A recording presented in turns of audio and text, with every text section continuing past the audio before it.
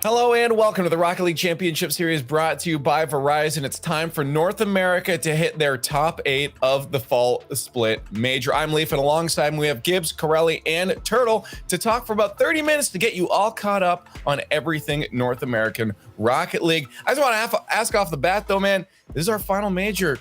Turtle, so much Rocket League leading up to this. Yeah. How excited are you? I'm ecstatic because this is where things come down to the end of the line, and I can't wait because all these teams are so close. We were even talking about it before we got into the pre-show. Like, this is the ideal matchups. There are a lot of underdogs, a lot of teams coming in on the come up, but this is where, you know, we were preparing to see the best teams of North America face off against each other. Every single match is planned out perfectly, and it couldn't have resulted in a better way. Corelli, we saw like a fairly on-point, predictable Europe yesterday. Do you think NA is going to kind of follow the same storyline, or is it a little more up in the air? It really depends, I think, on the first few matches. They'll set the tone for the rest of the day. So depending on how those goes, we'll see how NA goes. Okay, well, let's do a little bit of a recap then. Of course, these top 8 didn't just end up here magically. They had to earn their way here by getting enough points throughout the season, and then of course fighting in a top 16 Swiss last week. Just take a look back at that group last week, because there was a couple teams fighting down to the wire, Gibbs, right to the very end. You see them just outside that top 8. So one thing that you will not see on this bracket is basically how this all happened. Like Team Envy, they lost in round 1, so that screwed up the bracket. Space Station was 1-2, or 1-1 at one point as well. So things got a little bit crazy, but we look at the teams, United, XSET, and the Sonics. They were the teams that came from the 2-1 round and lost, and all 3 of them lost to KC Pioneers, Rogue, and the Peeps. We thought that like our top 8 was sealed, but it took a while to get there, and it made it all the way to round 5. Well, let's talk about some of those matches and let's get some visual highlights out there and get people caught up on just a few. There's so much Rocket League. I recommend to watch it all, as I always do, but we'll get you caught up on just a few important ones. Gibbs, I'm gonna let you start us off. All right, I want to talk about Team Envy versus the Kansas City Pioneers. Now, this was a 1-1 matchup in round 2, a very important matchup for both these teams, and a surprise matchup because both these teams should have been probably 2-0 because they made it to the Regional 3 finals. But Rocket League is a very hard game to be consistent at, and this series shows it. Both of these teams did not look as good as Regional 3. It was a little bit shaky, but at the end of the day, Team Envy, they found their form just in time to take the series. Yeah, and even reflecting, you look at these goals, it's very sloppy defense, but that's what made this series so fun to watch because there were a lot of shots that were coming in, you know, especially out of the corners. Team Envy were really exploiting that corner defense from KCP, who could not hold up. Turbo ended up popping off. He was hitting like every single shot that dished out to him. So very clutch performance from, of course, Turbo. Let's keep it rolling. Corelli, any match you had your eye on? Oh, XSET and KCP last week was a very fun one to watch, mostly because XSET was actually playing extremely well. It was a team that kind of sat in the middle, didn't qualify for some things, all of a sudden had this huge burst of confidence, this huge burst of quality play against a very good KCP team. T. Corral had some very clutch moments for XSET, but unfortunately, you look at it on paper, a 3-0 sweep for KCP, yet it was a 2-1 scoreline in every game. It took some great shots from KCP to finally break the defense of XSET. It was a very close matchup between these two. We got to talk about Memory. Like Beast Mode, we've talked about him all season, Rapid as well, but Memory coming up clutch right here with the flip reset dunk to win it in overtime, game 3 to get that sweep. So Pioneers, they didn't play well throughout the day, but they found a way to win at the end. All right, they both had one, so Turtle, it's your turn to pick a match. Oh, man. I have to go with Rogue versus Sonics. This series was, I would say, a nail-biter. Even though it was a sweep from Rogue, you know, they've been on the come-up. They made it to playoffs in Regional Event 3 and now proving themselves getting to playoffs again. This was a qualification match. They did sweep Sonics, but it was close. A lot of this came down to last-second shots and first killer popping off. He had like 42% shooting accuracy. Kronovi, the old vet, then coming in with the demo play with 35 seconds, getting that safety net. It was huge from everybody on Rogue, and they have been proving themselves these past few events. I think it was a great test for Rogue going into this final bracket as well. Sonics was a hot team coming into this, and to be able to 3-0 them here, well, like Turtle said, very close series, I think bodes really well for this Rogue team. Yeah. Well, we just saw, a couple highlights here, but I want to narrow that down into the best of the best. So it's time now, Turtle, for a top 3 plays. Why don't you take it away? Oh, let's do it. I mean, this is probably my favorite segment just because we get to reflect on all of the plays that we saw over that weekend. And we got to start off with some crazy mechanics. This was Arsenal coming out with the delayed flip reset. And I want you to pay attention to how he saves this flip, fakes out the defender, goes under the ball, and uses that flip perfectly to put one on net. He ends up scoring it because, of course, how do you not hit this if you're Arsenal? This was a crazy play and something that all of us were just staring in awe of. And it was probably one of the best delayed flip resets you'll see. Now, coming into number 2, though, we've also got a crazy play. And this was also using a flip reset. Flip resets becoming more and more of a threat in North America and just across all regions. Memory, getting the dunk, realizing he got the flip reset, and then squeezing it into the corner. The crazy thing is he has to react once he gets this flip reset. I wouldn't even have known that I got the flip reset. I just assume you get a dunk. But Memory, he has the reaction time to then go for the flip, squeeze it into the corner, and this was the overtime winner. How clutch can you get? Well, maybe there's more clutch plays because we're going to go into the number 1 play out of that weekend,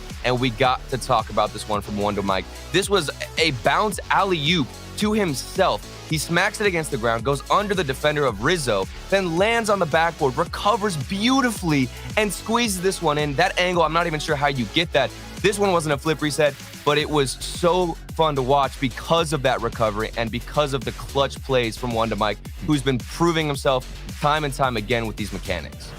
You know what, man? It blows my mind sometimes the reaction time some of these kids are having. I'm starting to, as I get older, to understand Gibbs and why he just avoids mechanics in the first place. It makes sense. This is why I zoom my camera out like crazy so I can see the field, but I can't do anything with my car. And that's all I need to do. All right, we just looked back at what happened last week, but we've got to start looking forward. Let's take a look at the bracket. Top 8. We had 16 teams last week. We come down to our final 8 for majors across all the different regions, and here it is, Gibbs. I love it. It's a perfect bracket. This is the same as Europe, where we're like, we finally don't have Vitality versus BDS. Now we finally don't have the top 4 of NA playing each other in the quarterfinals. They're all versus the other 4 teams that are trying to claw into that top 4. There is no question that we have the top 8 teams in North America here for this playoff bracket for the major. It's going to be an exciting day. Yeah, Corelli, I feel like there's a storyline in every single one of these matchups. Yeah. It's just from rematches to rivalries.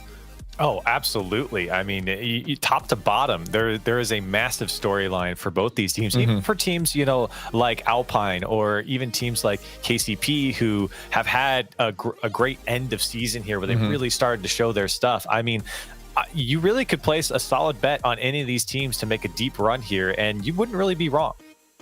Let's take a look at what they're fighting for. Of course, there's points on the line as well, but money to a lot of these players is going to be important. Getting that extra paycheck, and we got to be real, man. That number 1 spot is Chunky Turtle. Look at that jump from second to first place. That's what I love about this format and the way that things are planned out. We talk about the points. There's a huge difference between first and second place. And now with the prize pool, that massive jump, because a lot of times we're going to the grand finals and you're like, I'm happy that I made it to second place. But now these teams realize what they're fighting for. That big of a gap. You get into grand finals, you are not satisfied unless you get that first place.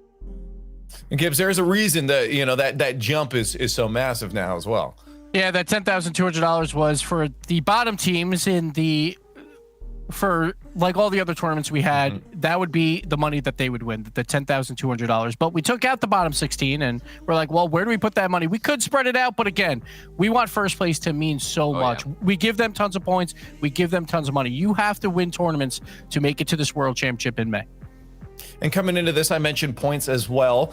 They're fighting for points. These points last you all the way up until Worlds. You need to get as many as possible. And coming into this major, these points are worth even more. But as it stands, coming into this major, this is what it looks like. It's a pretty close fight, Corelli, for those top spots. Yeah, I was mentioning it to you guys before when we went on air here, but it's actually quite close. I mean, sure, there is, a 400-point gap between first and 10th, but it's such a long season, and there's so many more regionals to come. There's so many more majors to come. You really just need one solid major performance, or even just a slightly above average performance in total in a split, and you can make up a lot of ground. Not to mention there are 2 more splits after this, so it's such a long season that it feels like you have a lot of time to make up ground, and with it being so close, you absolutely do.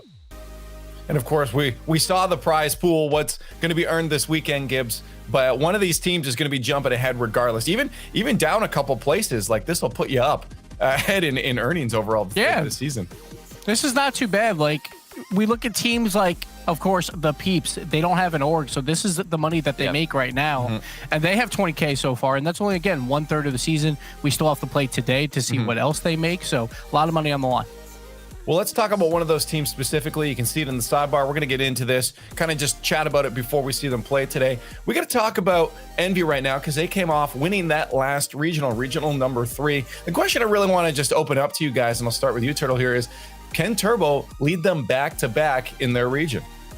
I definitely think so. It depends on how he performs.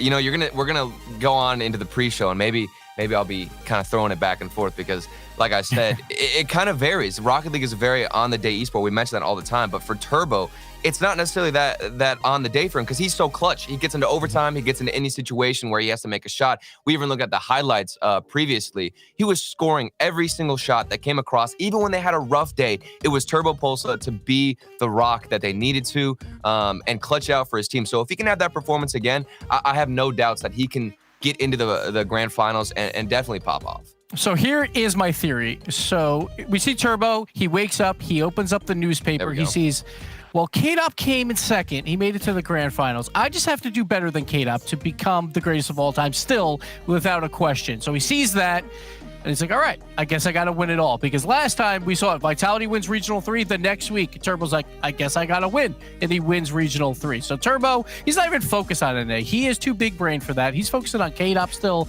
all the way in Europe, and he just wants to better him. Well, I think you guys, you covered most of that there. So let's talk about the rest of the scene here and talk about teams that have a lot on the line. Now, this is a tough question to really ask because I feel like everybody wants to win here. But looking at points, looking at the money, I really want to ask the question. I'll go down the line really quickly and ask, which of the teams do you think has the most on the line here in terms of all those, the objective numbers and stuff? Gibbs, I'm gonna start with you with, and it could just be, mentally as well. I would say 2 teams, Rogue and the Pioneers, because I think the Pioneers are one of those teams that they haven't been here before, that they obviously are brand new to like the top of NA, and they want to be here as long as possible. And then on the other side for Rogue, a lot of question marks around this team. They haven't had the best split so far, so they can turn that all around with huge wins versus G2. Okay, Corelli, do you agree, or you got someone else in mind? I partially agree.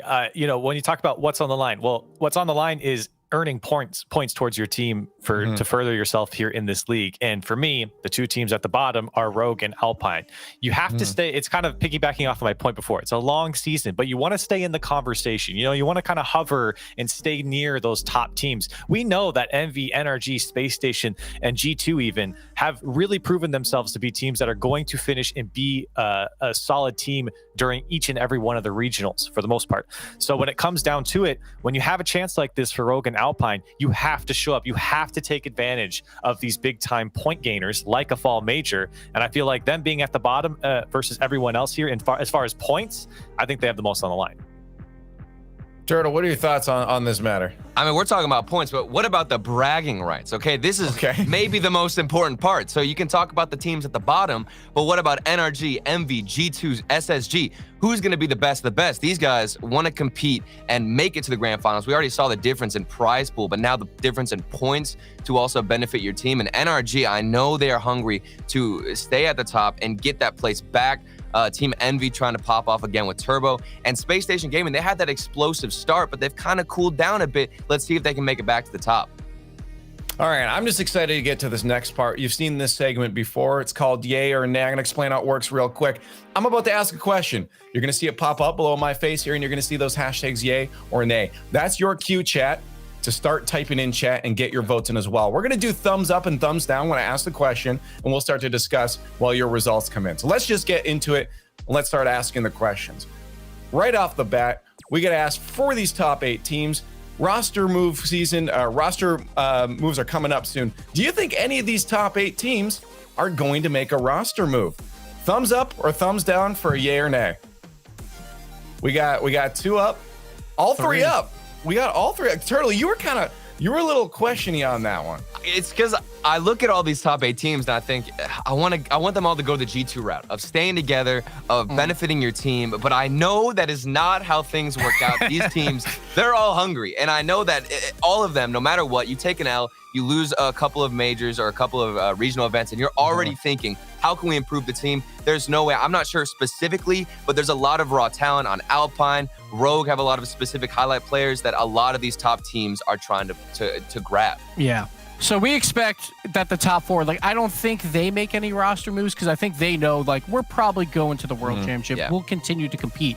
But then there's only 2 spots left, and everyone wants one of those 2 spots, and it's way too close right now. So if you can make one roster move to improve your team just a little bit, that's all you need to make top 6. So I could see maybe one of these bottom 4 teams, or maybe 2 of them, trying to throw some roster moves out there. I'm looking at Alpine, I'm looking at Rogue, maybe the Peeps. I think KCP, I don't know if they would want to make a roster change. I feel like they've actually kind of been on the up and up. That would be the only team in the bottom 4 here out of the top 8 that I could see being like, hey, you know what? We're doing really well. Let's stick together. We beat Space Station. Like that's a big deal. Chat is thinking that it's likely to happen. They were confused like Turtle at the beginning, but then he made up his mind, so they knew as well. It's hard, man. But let's move on to the next one. We only say this one because there are more good things to say than bad, but it's become such a tradition. Will Turbo end up own goaling today? Hashtag yay or nay in chat. No, how about you guys? No. Okay, we got 2 hands from both of these guys with the thumbs up, and you're straight down. Why? Yep. I'll explain more in about 5 minutes, okay? I'm just going to leave it at that, but This man. no, he is not going to own goal today. I feel like, Corelli, that if there isn't an own goal, Envy doesn't play well. It's the way they play well. That's what sets the tone for the team. A good turbo own goal is what makes Envy so good. Okay. I could actually see that, though. Like, it benefiting the team because Turbo, he's a goofy guy. He's going to own goal. Everybody's going to laugh at him. Everybody's going to goof around, laugh with him, not necessarily at him. The whole team, the spirits are going to get lifted. So maybe the own goal really is the key. If they're losing, maybe the tactic is to just have Turbo placed in his own net. Chat's pretty confident on this one. 82%. The number's just going up. They think it's going to happen. Let's move on to the next one here. We got to talk about rookies, and there's one name at the top I want to ask first. Beast Mode. Is he coming in to this split as that top rookie? Yay or nay, guys? We got a yay from Gibbs. Corelli's on the fence. Turtle's down. He's saying no. Okay, I'm gonna go with Turtle first, and then Corelli, I'll let you figure it out for a second here. Okay, I love Beast Mode. Don't get me wrong. I think he is a phenomenal player. I know a lot of the top tier pros like Reddles have respected him, but I think we're sleeping on Percy. Okay, I don't have any Alpine bias. Okay, trust me. I just think Percy, if you watch any of his highlight games, the dude's got crazy mechanics. He's a consistent striker, and he's one of those players that we all sleep on him until, we see Alpine really make it to the top into the top 4, and then we're all going to be thinking, wow, why did we not see Percy and acknowledge this man earlier? That's a fair argument. Corelli, why are we on the fence? I don't want to take away anything from Beast Mode. I think he's played fantastic, and he's absolutely in the conversation. And I unfortunately kind of agree with Turtle, not to make the same point, but I do think there are some other players, especially on the Alpine squad, that could, while maybe Alpine hasn't had, these massive results or massive plays, there's a lot of skill on that roster. And I feel like all those guys coming in here could make a great argument as to be rookie. See, all I care about is top plays, Leaf. I am very easy man. And Beast Mode, he's on that top plays all the time. Beast Mode, top rookie. It's as simple as that. Okay, I'll give you that one. Chat is positive today. They're just thumbs up all over the place. 75 for chat. We got one last one. We got to move on because we got some more important things to get to. Let's make this one quick. Do we think in the first part of this bracket here, you guys have seen it, that any of the top 4 teams, that's Envy, NRG, G2, or SSG, are going to lose in that quarterfinal? This will be a bold one if chat goes full yay on this one. How about you guys? Oh, Gibbs is going with a yay. Hey man, it's on the fence. You can't go Corelli, easy. what is it? Corelli, this is not. I'm sitting on the fence. It's yay or nay. You what is one of these teams gonna tie? What's that? Maybe. Maybe. Okay. Then I'll say this then. I think one might. I'm kind of looking at the NVs. I'm thinking maybe KCP could upset Space Station, but that's kind of how I feel. Chat absolutely thinks it's going to happen. 81%. They want chaos. That's what they want. They just want to give thumbs up. They're just loving thumbs up. Right? We have the perfect bracket. It's only right that we get some kind of upset where everything turns into chaos.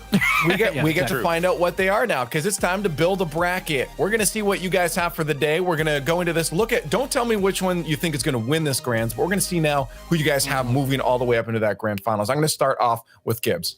All right, so Turbo is not going to own gold because he's only going to play 3 games today. Alpine is going to get the sweep on Team Envy and move on to the top 4. That is one of the top 4 teams that will lose. Everyone else will move on. Energy, G2, and Space Station, I think, as well. And then we all know that G2, they love to choke when it comes to playoff brackets. Space Station to the finals versus Energy, who I think were the 2 best teams throughout the split. They might not be number 1 in points, but I want that perfect grand final for me, and that would be Space Station versus Energy.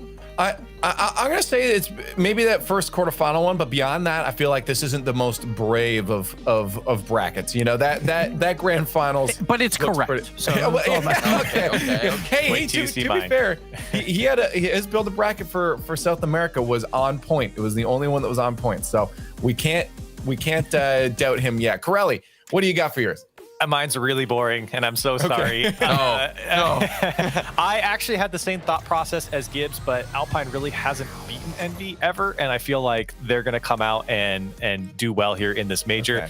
It's a really boring bracket. Wait, Corelli, but you just thumbs up that a top 4 is going to lose in the quarterfinal. You're playing both sides here. They might. That's what they might. Okay, that's why he's on the fence. That's why just clip both sides. I didn't pick it, but I wouldn't be shocked if it happened. That's kind of what my thought process here is. But I kind of picked all the favorites. It's really not the most exciting bracket in the world, but yeah. So there it is. Yay! Oh, we have Space Station Energy again. Well, yeah, that's to say. So we're two for 2 right now for NRG SSG in the finals. We have to see if Turtles change things up here. What do you got, Turtle? I thought I was supposed to come in with the sauce, but I've got some regular tasting chicken fingers here. Okay, this is really not where we're supposed to be. I didn't know this was my responsibility. I got a little bit of some crazy picks. Alpine, there it is. Alpine taking the dub. G2 then in the finals. Okay, I'm not your SSG fanboys over here. I still like SSG, but I think G2 in the major, we're going to see them pop off, get back to that peak performance, where they're going for the midfield passes.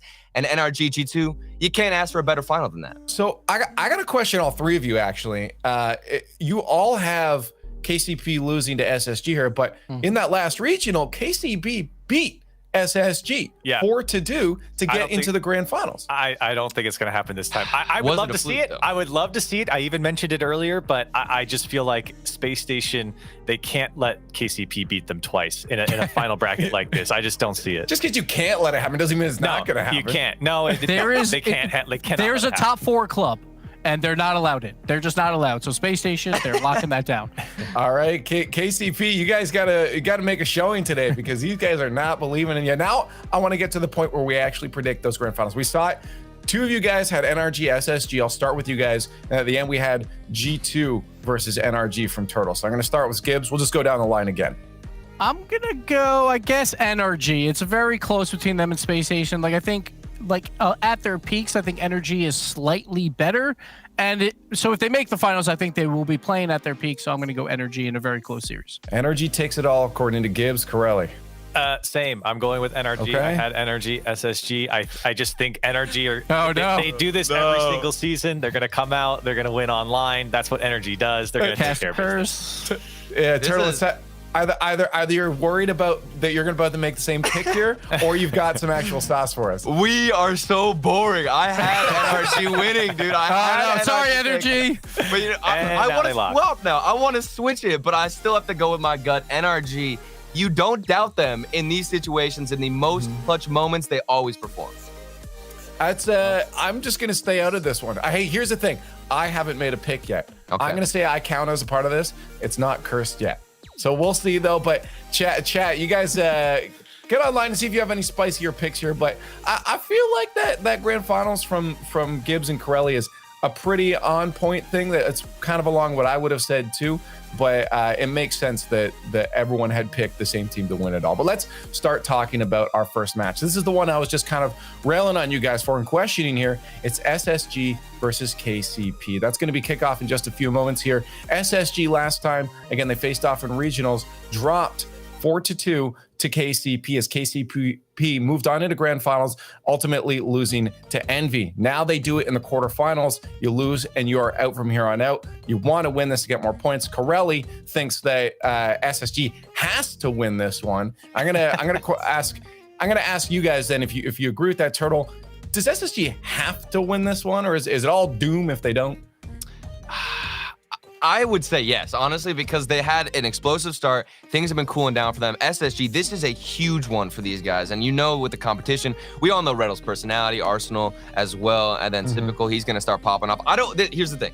I don't want to see a Rule 1. I don't want to see Typical in a Rule 1 again, and then they end up losing that game. Because these guys, they get in a Rule 1, they like staying there. And if it's Typical, that's some bad news. That's some bad vibes, and I think KCP will win it if we see a Rule 1. Otherwise, I see SSG taking it. I don't want to see that either, but we know with KCP, they got Rapid, and he tried to get in 10 different Rule 1s the last playoff bracket. Yeah. He is the master of the Rule 1, so it could happen. I assume Space Station will break it this time, and I do think they will get the win. Well, it's time for the Verizon fan vote. Get your votes in chat. Hashtag KCP if you think they're going to be able to take down SSG again, or hashtag SSG if you agree with Corelli that they have to win this one and that they will win this one. While that's happening, let's get some of our predictions out here and chat about them too. We can take some time on here.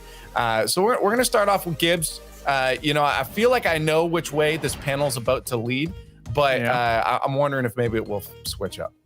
Last time, very low scoring. Not a ton of demos coming out from Space Station. I think they change it up a little bit. They get a little bit more of those demos and no more Rule 1s because they're just going to demo right through them. I think Space Station, they are the better team. We call them a top 4 team for a reason. They're more consistent. I think they show up and they take down the Pioneers. Okay. Corelli, what do you think? I mean, I think we already know what you think. Okay, so first of all, I want to kind of build on my point. I don't think it's all doom and gloom if they don't win this. I just think that for a team that has been so successful so far here in the first split, you really have to show up in the top 8 situation at a major. I just feel like that is the expectation, and you should live up to that expectation no matter who you play. Since they're playing KCP, I feel like even more so that they need to come out and win because they lost to them last time in a situation like this. So it just, for me, feels like you have to win as Space Station Gaming to really prove that you belong at the top, even after coming down from your peak. So I'm going with Space Station, and I think they're going to win. I think it's going to be a tough series. I don't want to downplay who KCP are. They're a fantastic team, but I do think Space Station does come out on top. So I'm going to disagree here. I think if Space Station loses this, you light that team house on fire. You absolutely do it. You leave, you get out of there as quickly as possible because it's not working. It's not working at all. Okay. I mean, I was going to say, I think Corelli brings up some fair points, but apparently not. Turtle, who do you have winning this one? I'm going to hit you with the Corelli, bro. I'm going to hit you with this because I'm still a little bit unsure. But I think I want to break it down into a little bit more specific with players. I think it's going to rely on Arsenal being patient in the defense. When I was watching SSG play, Arsenal is so patient in the defense. Even if he doesn't have boost, he will wait for the perfect moment to challenge, and he needs to do that against KCP. And on the side of KCP, Memory has got to be striking the same way he has the recent few series, because whenever Memory is on point with the flip reset dunks, plays like that are what set KCP apart. Maybe a rapid reset, but it's going to be Memory and Arsenal. I think Arsenal is a bit more consistent, and for that reason, I'm gonna go SSG, but it will be close. Yeah, this is difficult. I've had my hands tied the whole season, so I kept picking KCP throughout the whole thing. But at this point, it comes to even chat's a little bit split on this that's one. That's a fair prediction. Yeah. That's a fair prediction from chat. I agree. Chat's on point today. Good job, chat. I have been with KCP this whole time just because we've seen them do magic. The question though is, will it eventually fall off? We've seen this in Rocket League across the years so many times where a team will pop off and then for a whole season, a whole split, whatever, and then all of a sudden they just disappear for some reason. And it really surprised me, in all honesty, not that I didn't think they have the capability of it, that KCP was that team to start doing that. And I'm wondering if you guys think this is going to happen, or do you think they'll consistently stay maybe in that top 5 talks for the next little while here? Or is KCP really in that mode of we just haven't been figured out yet? So I think the question is, will one of the top 4 drop out as well? Because we know that it's so hard to be consistent at the top for so long. So I think that Space Station versus KCP, that could be the first block that falls out of that top 4. So it's possible either way. Yeah, this is it's going to be interesting, but the match is just about ready. First, you guys need to get online on Twitter at RL Esports, hashtag RLCS, to join us in the discussion on Twitter as well. But we know you guys want some Rocket League, so why don't we get into it? Let's head to the Verizon Skybox for our first quarterfinal. Thank you very much there, Leaf. And here we go after a fantastic weekend of Rocket League action where we have already seen 2 of our major regional playoffs go through. We now bring ourselves over to North America in a matchup that Space Station Gaming lost last week. And coming into this, up until last week, they were also on a 4-series loss streak against KCP. Now, Johnny, with NRG and Envy looking like favorites to face each other in the semifinals, this could not be more important for SSG with double the points on the line.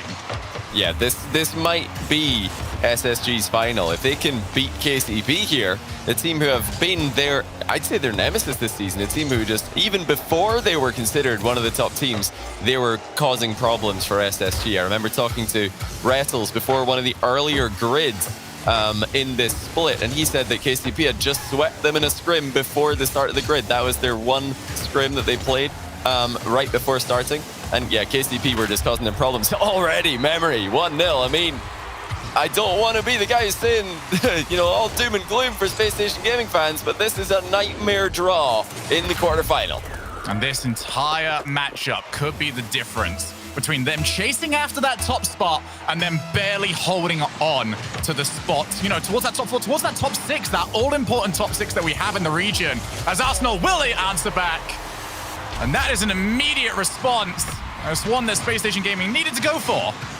Yeah, this is huge. So, looking at Arsenal to be making those intelligent plays today. So I think Space Station will be relying on him to be just trying to surprise Kansas City Pioneers. Rattles, in the earlier matches that Space Station were playing, back when they were dominating at the start of the split, he was the mind game man. But Arsenal, not trying to take anything away from Rattles. That's not really Arsenal's thing. He doesn't try to get to the top of the leaderboard and be the carry for his team.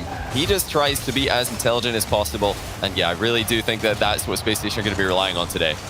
Well, so far, Turtle proven to be very correct. He highlighted both Memory and Arsenal to be the players to watch out for. Both those players going out massive in the opening minute. It's Rapid over to Beast Mode.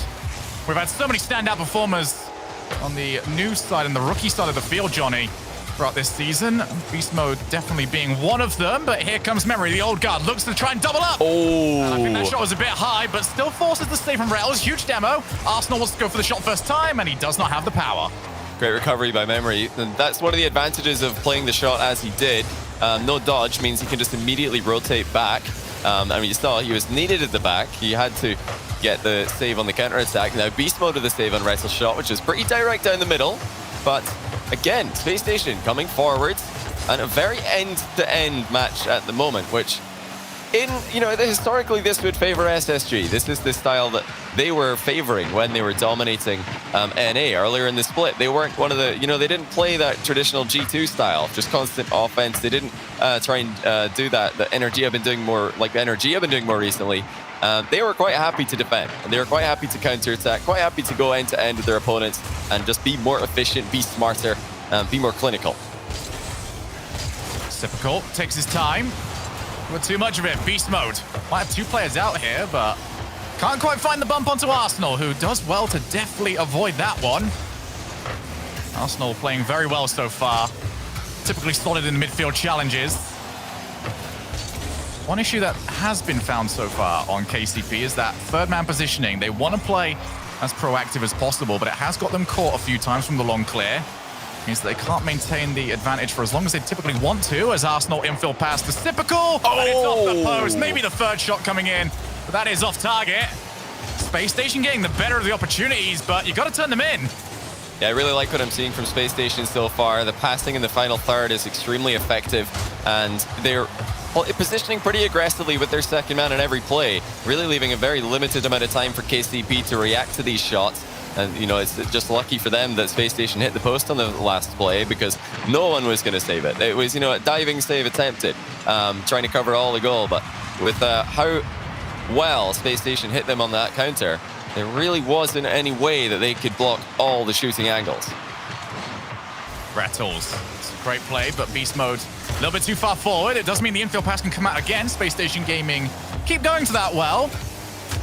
And the play has been working so far. They are just missing the shot to finish it off. So many times either just too high or directly at the goalkeeper. Now past the Typical, wants to go back to Rattles. That was a little bit different. Arsenal. Flip reset is on him. Is it? Yes, it was. Just a little bit too much angle. And now Rapid to the other side of the field. He went for a bit of style, and it's worked out. Well, for a moment there, I thought he'd missed this in the most horrendous fashion, because had this bounced up the wall, obviously there's no way to finish it, but luckily for him, it clips that flat part off the back wall, comes right back at him, and he's able to put it into the open net. Second time of asking. Where was the rotation for Space Station Gaming? That was just an open net, and after a very good try at the other end. I do actually love how he was able to avoid the demo into the midfield to try and make it too Rapid backs down. Don't want to leave their third man in the 1v2 on the counter-attack. Backboard unchallenged by Arsenal. They realize that KCP not looking for another goal right now. They just want to hold on to what they've got. Also, the passing plays have been working out. Oh, there was a mistake from Beast Mode. Was covered by his teammates. So right now, you start expecting to see maybe Space Station Gamer go for a little bit more individual brilliance. Here we go, one more time. Done. 7th time it feels like, but this one finally works out. Well, like you were saying earlier, the passing in the final third has been brilliant by SSG. The faith for Rattles in Arsenal to connect with that pass was clearly there. He really got very, very close to the opposition goal in order to be there as quickly as possible and to put the shot in before anyone could react. That's a good save actually by Rattles. He just landed on top of memory to stay relevant in a play that he was already semi-out of. Good look for Space Station in this first game, but unsurprisingly, KCP looked threatening as well.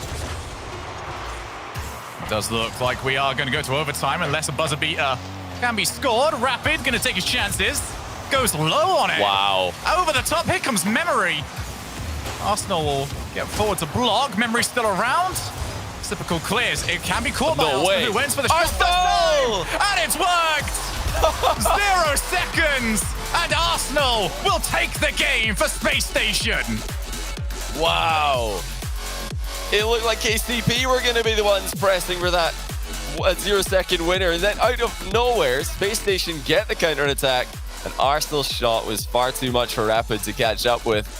Unfortunately, on this occasion, couldn't do as his name would suggest, but that's massive. Space Station Gaming, they looked good in that first game, and even though they conceded a couple of goals, well, one early on, which was just a brilliant finish by Memory, one later in the game, which was maybe a little bit careless for Space Station to leave open.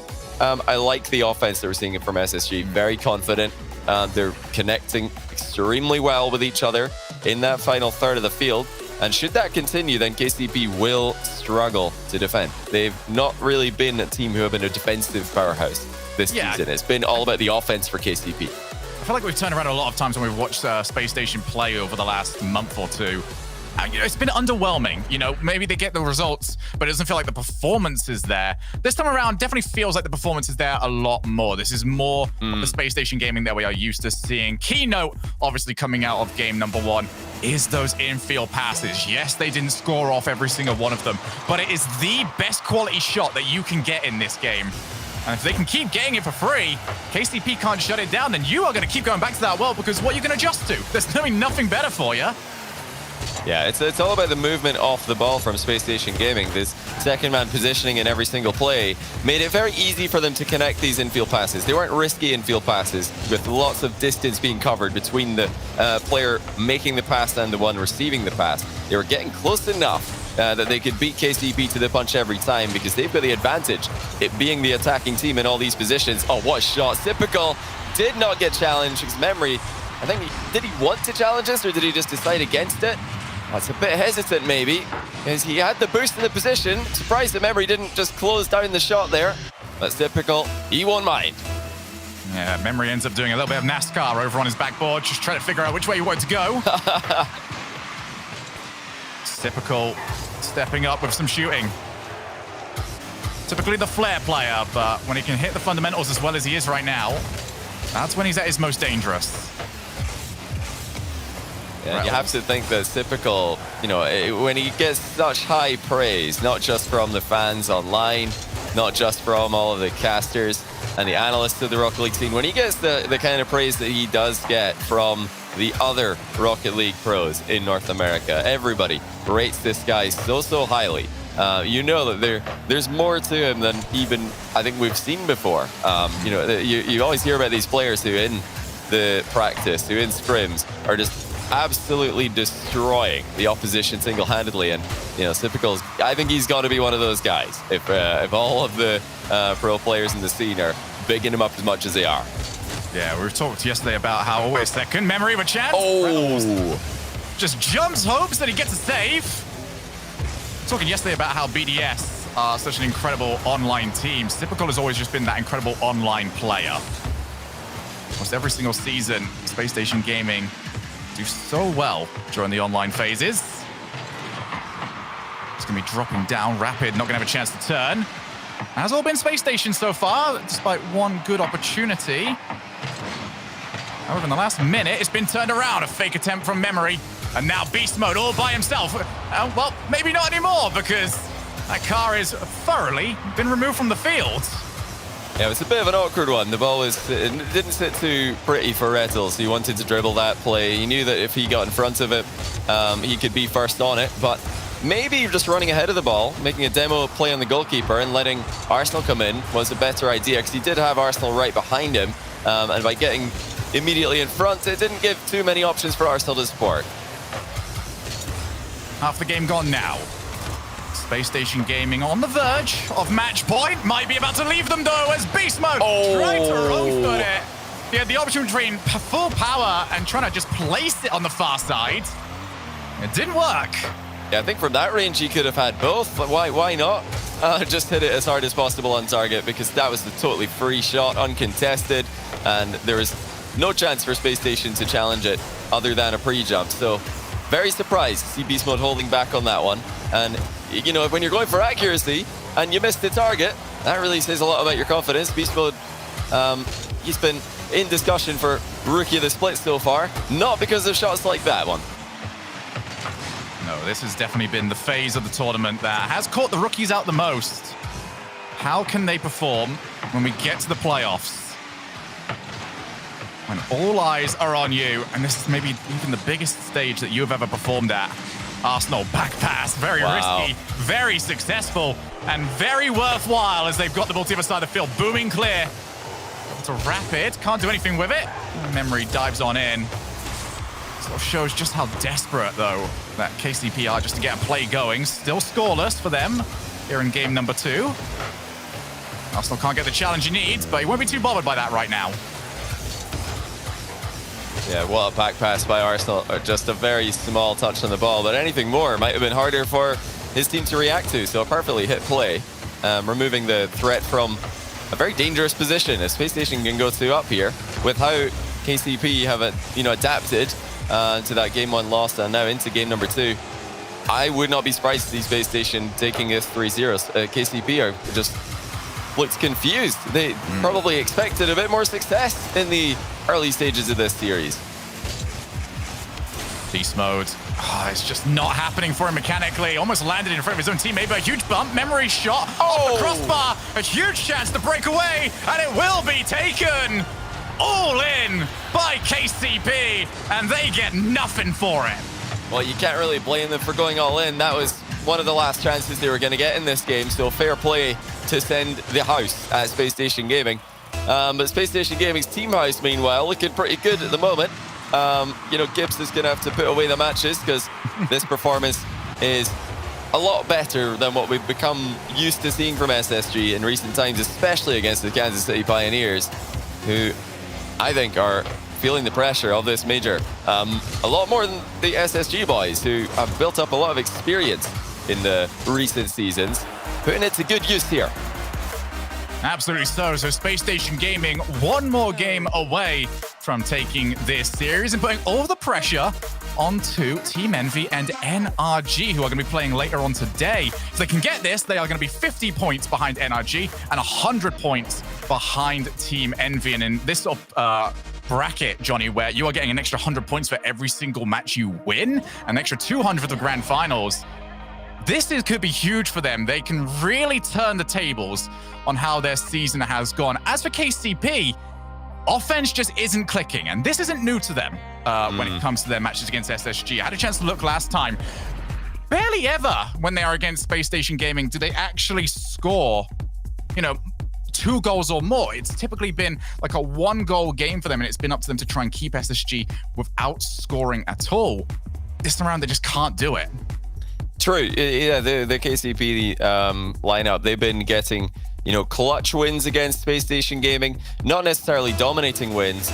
But what worries me is that some of the chances they had in Game 2 were ripe for the taking. Completely uncontested shots from, just a few yards away from the goal line. And they're being hit slowly wide of the target. The accuracy's been a letdown, the power's been a letdown, and that tells you all you need to know about KCP's confidence currently. It's a tough one to come back from. That Game 1 must have been huge, not just for SSG, but also for KCP in the other way. They just lost a 0-second goal after being in the offense immediately before it. So it's hard to forget that one and just move on to Game 2.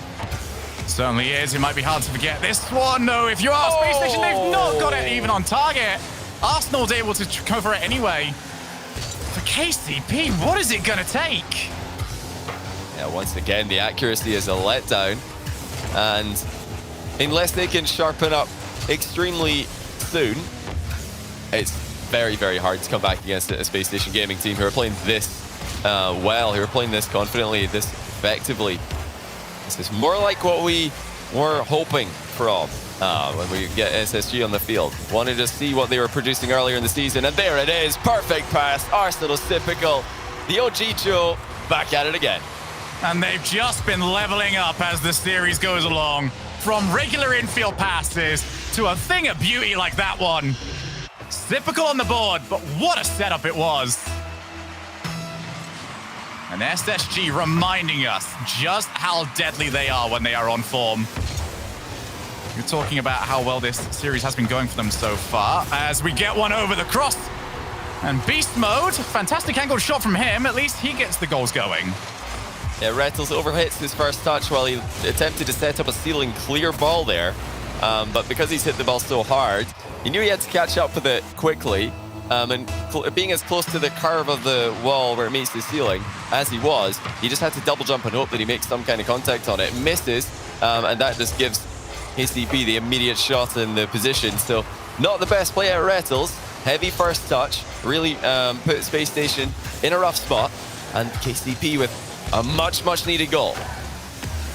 Plenty of time now to really figure out where they can get that second one.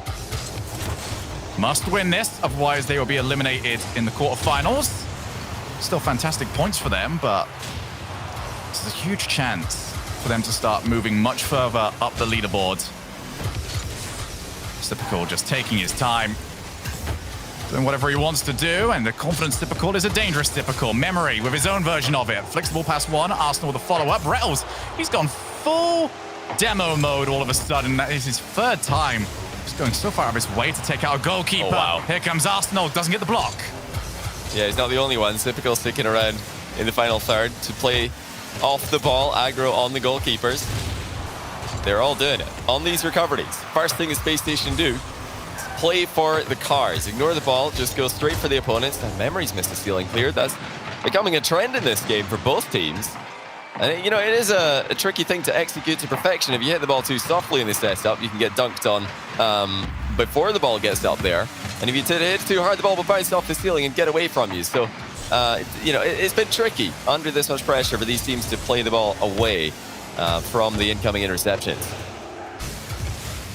Beast Mode. Good to try and read where the ball was going next. After I don't think the first touch was quite what he was after. Typical. He has got the infield pass. Might go the whole way by himself. Oh my Setup, goodness. but it ricochets off the crossbar. Might have even left a dent in it. It was hit that hard. Memory will just take his time, and Beast Mode just trying to hurry him up a little bit here, you know? we want to get this going here. Yeah, they had a momentary 3v2 where every time they get a demo, they want to attack and they want to try and exploit the additional space that they've created for themselves, but Boost wasn't there to make it happen. And now Beast Mode removed from the defense. That leaves Rapid all alone, and he doesn't have much boost in the position. The Space Station didn't know that, so they stepped back safely. And with the tie game position, I think Space Station is probably happy to just wait for a golden opportunity. Their movement off the ball continues to be a real problem for KCP to read. Midfield boost steal from Rattles. It did look for a little while like KCP was starting to struggle on the boost side. Sipical's touch as far as Memory, who tries to pass it off to Rapid. He backs down, realizes he's going to be second best to Arsenal, who's removed from the field. A lot of individual play now suddenly starting to become the main difference. Oh It's my. Beast Mode. He's out of position, and he's put the ball in his own net. Well, there's no way that he expected Rattles to get that touch on the ball. What a hit. He went, actually, Beast Mode was going to try and aerial that ball. He jumped up in the air and then realized, wait a minute, Rattles has absolutely smacked that at the end of his flip. It's sort of a pre-flip shot with almost no boost from Rattles. Really difficult for Beast Mode to read, and you know, he couldn't get back in position either. Nice reset by Rapid, but a save by Sipical. Space Station just need to hold on for 40 seconds. It's time to throw everything now. Here comes Rapid, chance to tie it up. And Arsenal, as always, exactly where he needs to be. Where is the passing option? Beast Mode looks for the backboard, already covered. Sipical this time around. Space Station Gaming looking to hold on to this 1-goal lead. Take it all the way through to the semi-finals. Can't quite get it past anymore, but they won't be too bothered by that. Yeah, KCP are going to be bothered, though. This is easily the worst performance they've had against SSG. They've still got one more chance, though. Rapid and Memory are in the area, but they can't get the ball up into the air. Space Station Gaming with the sweep. I don't believe it, Shogun. You know, the only thing I can think of is that for once, KCP might have considered themselves the favorites in the matchup. Even when they were farming Space Station, Space Station were still one of the top teams in the region. KCP were on the come up. And now, after that Regional 3 success, they might even have considered themselves the favorites here. And did it play to their advantage?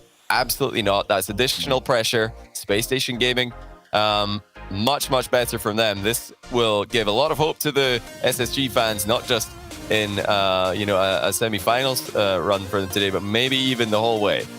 Yeah, absolutely so. I mean, we came into this, we were talking so much, pressures on SSG, pressures on SSG. No one told that to Space Station. Instead, it looked like all of it was on their opponents. This is now a huge chance for them because it is looking very likely, like we're going to get NRG versus Envy. So one of those is going to have to take each other out. Whilst on the bottom side of the bracket, you say SSG would have to be the favorites to make it through to the grand finals, but their opponents would like to say no to that. So whilst G2 and Rogue rev up their engines, we're going to go to a quick break, and when we come back, we're going to hear the reaction from the desk and get ourselves into our second quarterfinal.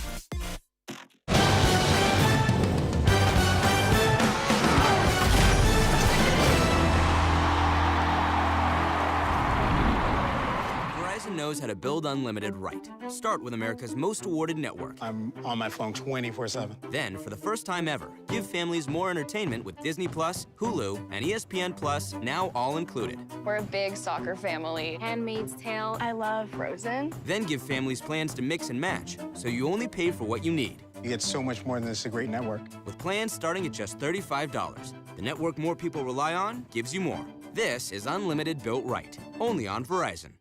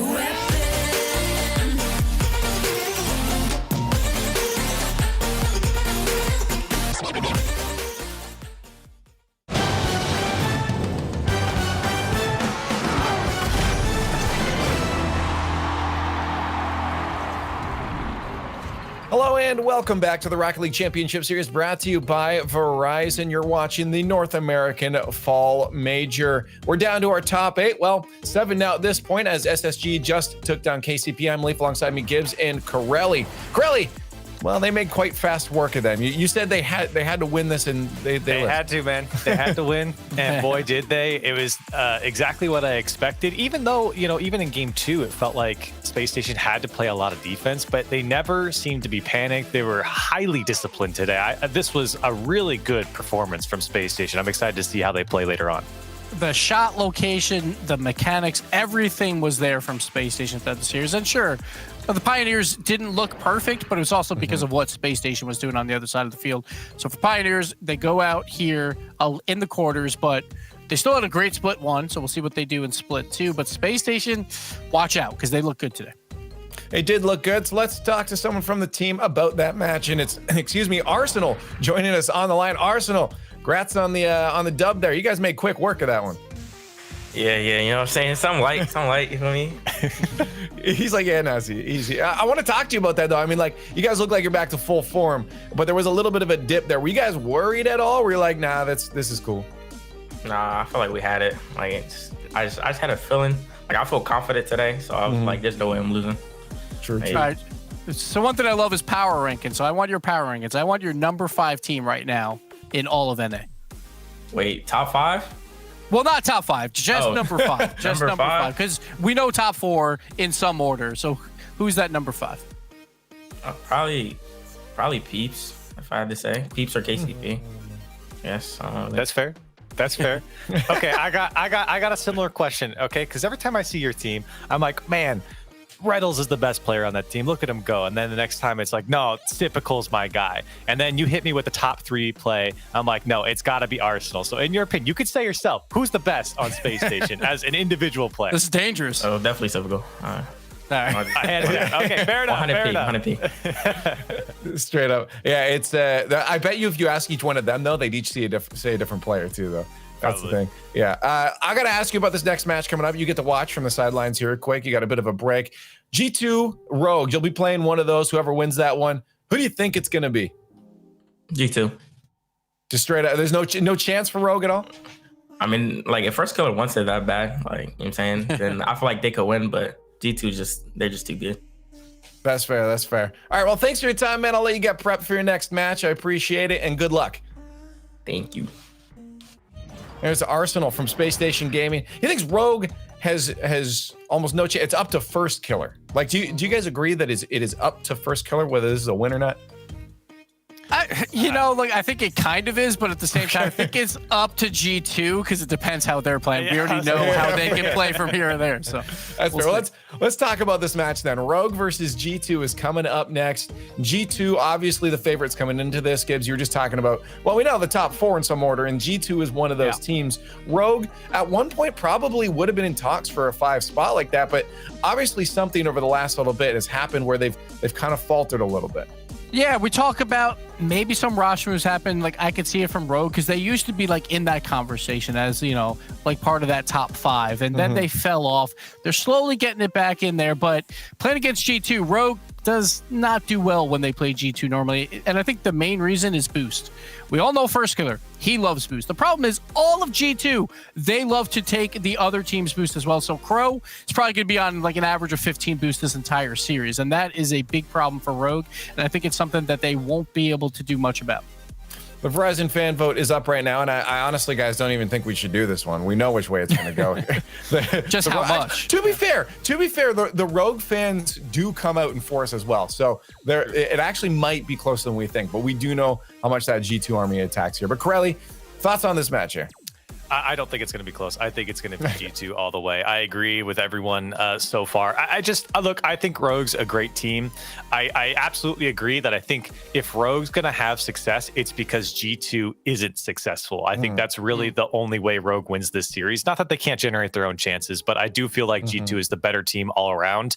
And again, it's a team that I expect to show up in a situation like this and to play at the peak G2 form that we, again, expect. And I feel like for them, taking down Rogue shouldn't be too much of a problem. Well, I'm gonna get give me a scoreline then. I want to say 3-0. I want to say 3-0. Okay. I'll say I'll say 3-0. Okay, 3-0. Gibbs. All right. So I'm going to say 3-0 for G2, of course. And I'm also going to give you goals. I'm going to say 12 goals to 3. I think it's going to be a high-scoring series for G2. They know how to put up numbers when they have that offensive role. They'll put in a few gimmies for Rogue as well, but I'm going to go G2 easily wins this one. I think it's not going to be fair. There's no way we get 2 in a row, right? I'm going to go 3-1, but I am going to stick with G2. I think G2. I think you guys made all the points that need to be made here. Is that Rogue has some holes that are still there that will be capitalized. If G2 on the day is there to punish them, their offense is on, it is going to be high scoring. I do agree with that. And in chat, there it is. Rogue fans, you did your best. you tried up there, but there's not much you can do when you're going up against G2, but there's a chance for that upset. So keep that energy going and keep that energy headed to Twitter at RL Esports, hashtag RLCS. Rogue's going to need it for this next match, but now we find out who makes it into the semis. Is it Rogue or is it G2? Let's head to the Verizon Skybox to find out.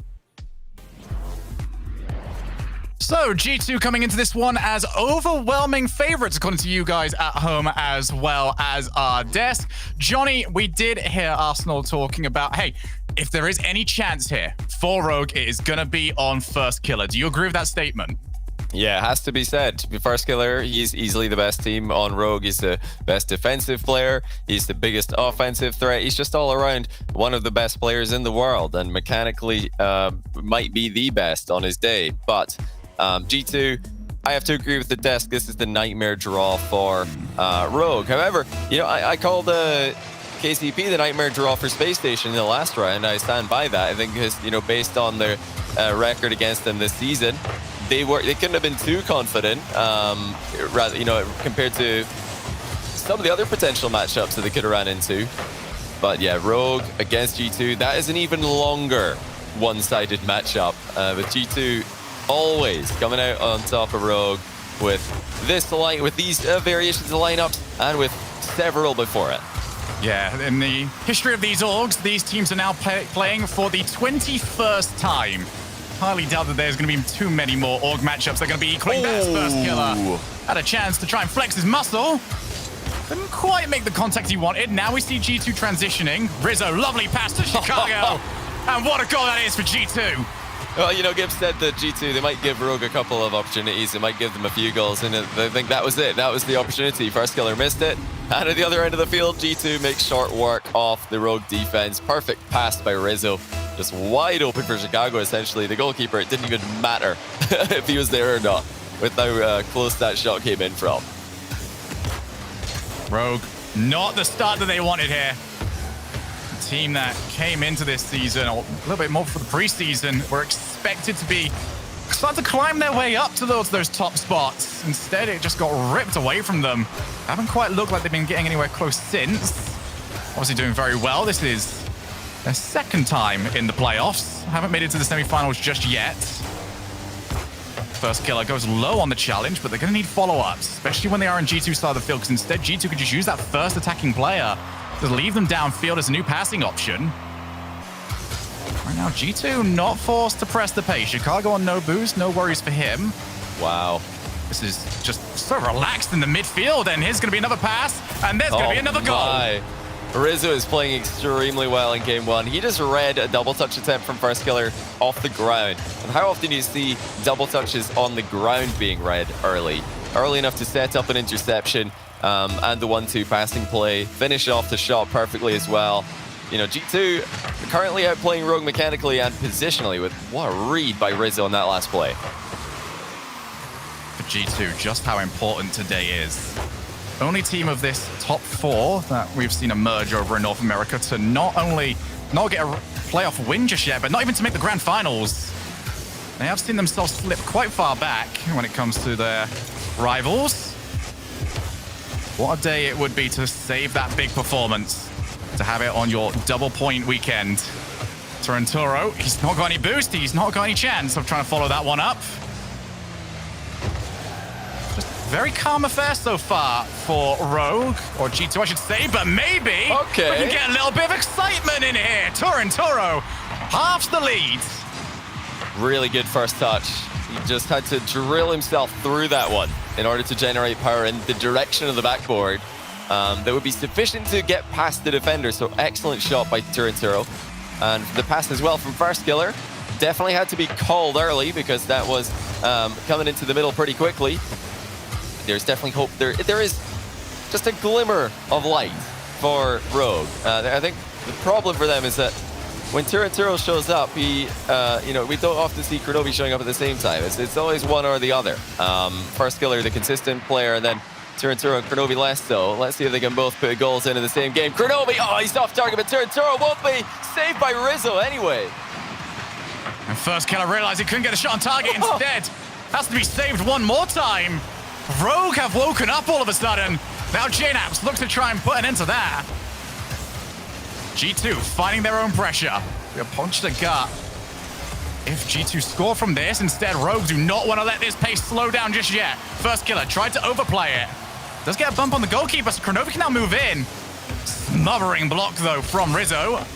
We do stay the current scoreline, but Rogue are unrelenting right now. They don't want to give up this passage of play. Double commit from G2. Kronovi didn't move in early. Demo on the goal line, and Rizzo has got it covered. Kronovi one more time. Rizzo, fantastic mid-air recovery, can get himself a second touch, and that will stabilize G2's defense. Yeah, what game Rizzo's having. It was all about the offense earlier on. Now he's just putting in save after save and positioning perfectly in defense. Now, you all know how it works. Whenever Rizzo shows up for G2, they can be the best team in NA. Chicago and JNAPS, there's really been no questions about them and their level throughout the season. If Rizzo keeps this up for the rest of the day, then G2 are going to be a contender. Here's going to be Kronovi. Wants the block. He found it. It was very much in the air, up in the air at that point about how that ball was going to go. 1 minute left. Rogue have suddenly found another level, another double tap, and a huge save from Chicago. But Turinturo, Rogue as a whole, are finding double tap attempts. That is their third. They've scored one, and they've barely missed the other two. That's 3v1 now. Can Rogue make anything off it? Not if Chicago is in the way of it. Actually, his touch falls right into Rizzo's path, who can't stop getting involved in this game. Ball's coming to him now. Doesn't even have to try. 25 seconds for Rogue. It's another double for first killer. This one's very, very difficult at an angle. And although there's been so much pressure for Rogue, so many opportunities on net, G2 have had an answer every single time. Just got to find a couple more of them as well. Here's JNAPS. Looks to pass to a player on the wall, but that player is Turinturo for Kronovi on target, but Rizzo again, equal to the shot. And if Rogue are going to do this, they're going to have to give us our second buzzer beater of the day. And it's not going to happen. G2 survive game number one, and that is a little bit of a confidence booster as well for Rogue, because, Johnny, if we saw what we saw in the first half of the game and got ourselves to this point and we got to have this chat, I'll be turning around and going, well, G2 are just breezing this. They are not even have to really put the foot on the gas. Second half of that game, however, Rogue really came to life. Yeah, they gave it a good go. That was impressive to see just how much pressure Rogue were able to put on G2. They just upped the tempo. They upped the speed of their own gameplay. 'Cause early on in this one, they were definitely caught out of position by G2, sorry, on several occasions. But mechanically, a confident comeback from Rogue. They were battering the backboard. They sent double touches on target more than once. But how about that for a save from Chicago into his own net, out the underside of the crossbar, in order to deny first killer's double touch. It is worth mentioning, though, had that double touch just crossed the line without bouncing, I don't think Chicago would have been there. So the accuracy, although it was a very, very hard shot, it had it been perfect, would have been a tight game there from first killer. One thing we did note in game one, though, is they got 3 separate occasions where Rogue were able to go for those double taps, and it was not contested by G2. Then get that sort of success again. What they need after that is the accuracy. As much as it sounds like I'm simplifying it, but it is a potential pathway to success for them. You're saying they just need to score, for goodness sake. Score the opportunities they get. Just put the ball in the net, and you're going to have more success. That is chapter 1 of Shogun's novel on how to win competitive Rocket League. Hey, we've definitely seen certain players that have made full use of, just taking the opportunities that they get. G2 can't find an answer to that sort of pace this time around. This could be a lot more competitive. We have a full 5 minutes to work with. Here's Chicago, not quick enough to find JNAPS' pass. For occasion where it looks like if G2 are going to score, it's going to be a play featuring this man, Rizzo. All over the field right now with one of his best performances that I've seen from him this season in game 1. Gets rid of that ball yet again. Rogue is spreading out extremely well at the moment. That ball was coming in from one side, and we had one player sitting deep, and first killer all the way over on the right side. So all angles covered, really. That's something that quickly falls off for Rogue whenever they're losing. Or it can fall off very quickly when they're losing. Now, they're losing here, and so far, they aren't really getting in each other's way. They're not even giving themselves opportunities to double commit for the ball because their positioning is still spread out. And I want to see that continue. Should it continue, Rogue still have a chance in this one. Oh, here is Torrentoro. Goes for the set. Rizzo times his interception fantastically on the backboard. Now they look to pass over to Chicago. Good block again. So Rogue keeping us at 0-0. There's a massive block from Rizzo. A massive takeout of the goalkeeper. They might have a chance here, but Kronovi intercepts. They're breathing room now for Rogue. And that was open as well. JNAPS and Chicago were both pushing up aggressively. And obviously when the dunk comes in, you're just hoping that it doesn't fly on target. This time it did not. It was safely into the corner. But that's a classic G2 maneuver. Just getting ready to get involved in the offense at maybe the expense of your third man positioning. Kronovi looks for the defensive pass to first killer. Risky. G2 will happily half rotate if they see the chance. JNAPS over to himself. Passing option might be Chicago, but can't quite communicate that quick enough, and Chicago is already halfway back. Maybe a double tap from him, and it's going to be set up. Torrentoro realizes he's got all the time in the world. That might just, as it was on the far side. Camera angle definitely made that look a little bit closer than it might have been. Rogue are starting to get all over the place. They've got to prioritize boost control here. Yeah, they really do. They just they need to get rid of this ball, whether it's from a 50-50 or a hard clear. They need to buy some time so that all three players can reposition, that they can grab those corner boosts and start to prepare for the next G2 offensive play. Now they've done that. That was the clear that they needed. So now a bit more even of a position to work with. But both teams have had their opportunities on open nets. They've not been easy open nets by any stretch of the imagination. But there have been openings to exploit. And this is another one. Torrentoro doesn't have the boost to get around it. First killer bite, and he will make sure of it. 1-0 Rogue. Just like we were saying, it's these open nets that are being given by both teams.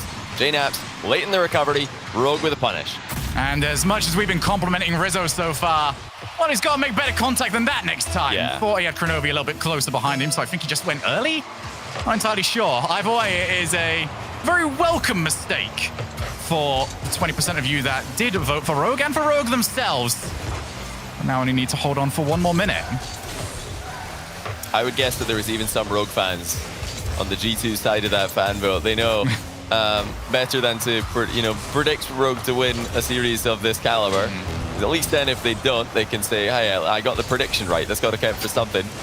JNAPS sends the infield pass wide of the Rogue net. Just less than a minute left for G2. Demos are opening up the Rogue defense, but still, the remaining defenders are doing well. Torrentoro got goal side of that ball, stayed like that until the shot came in.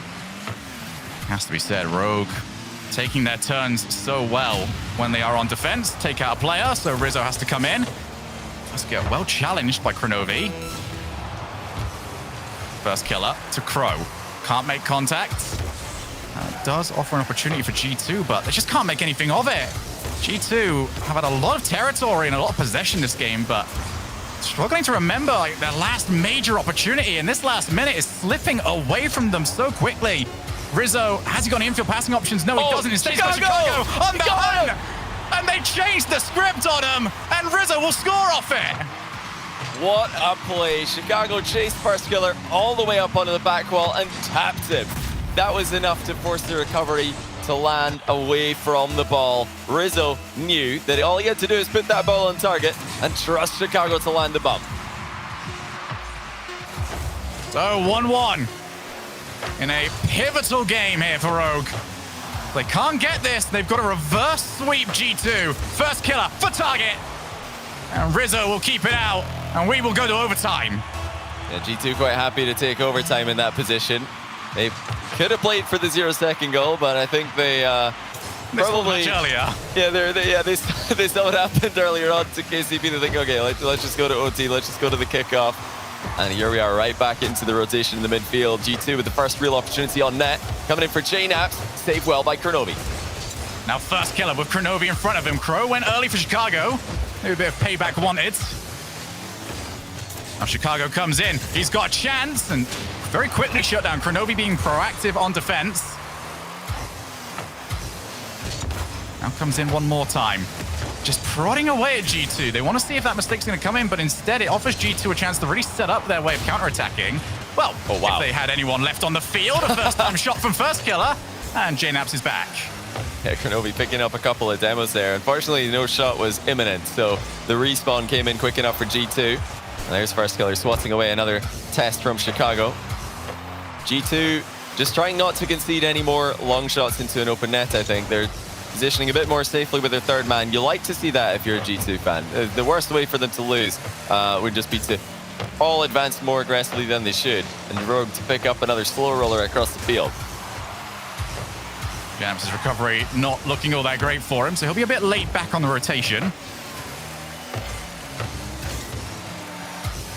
So far, Rogue not setting anything up too big so far. It's just constant attacks looking to roll the ball or just hit the ball off the backboard. And G2 have not made the mistake that they want to see on the Rogue side. Torrentoro can't recover. Instead, it's to JNAPS. Good recovery on the wall for him as he got a midfield option. Chicago might have been it. And Rizzo, good avoidance of a demo attempt. He was the third man back, and after two players were tried to be used for the passing play, if he got hit, that was going to be wide open for Rogue. Oh, just off. I think G2 trying really hard for the passing play. Yeah, well, that was just an attempt to not get dunked on by a goalkeeper there. You know, sometimes it will send the ball wide, but you'd rather not take a 50-50 with a goalkeeper when all of your team, your full lineup are that far advanced, especially G2. They know what it's like to concede those, and they've got a better opportunity here. Rizzo makes sure of it. What a day he is having. G2 2-0 in the series. Huge read from Chicago to set him up. And Rizzo, today of all days, will simply not miss. That is 2-0 for G2 Esports. 3 chances to try and book their match against Space Station Gaming in our semifinals. Yeah, I think it's happening, Shogun. And as much as, you know, we'd like to tell you guys that this is going to be a Game 5 series looming, don't worry, Rogue are going to make the comeback. You know, history wouldn't suggest that that is likely. Rogue, they've really struggled in this matchup. And although they've performed pretty well today, I think that they've overall had a very solid performance from all 3 players. Maybe even more than G2 at times. The difference is that G2 have just got that extra connection in offense. The synergy is plain to see. It wasn't an assist in this game, but it was a run-on demo by Chicago, and that's just as important as an assist to tie the game with a few seconds left.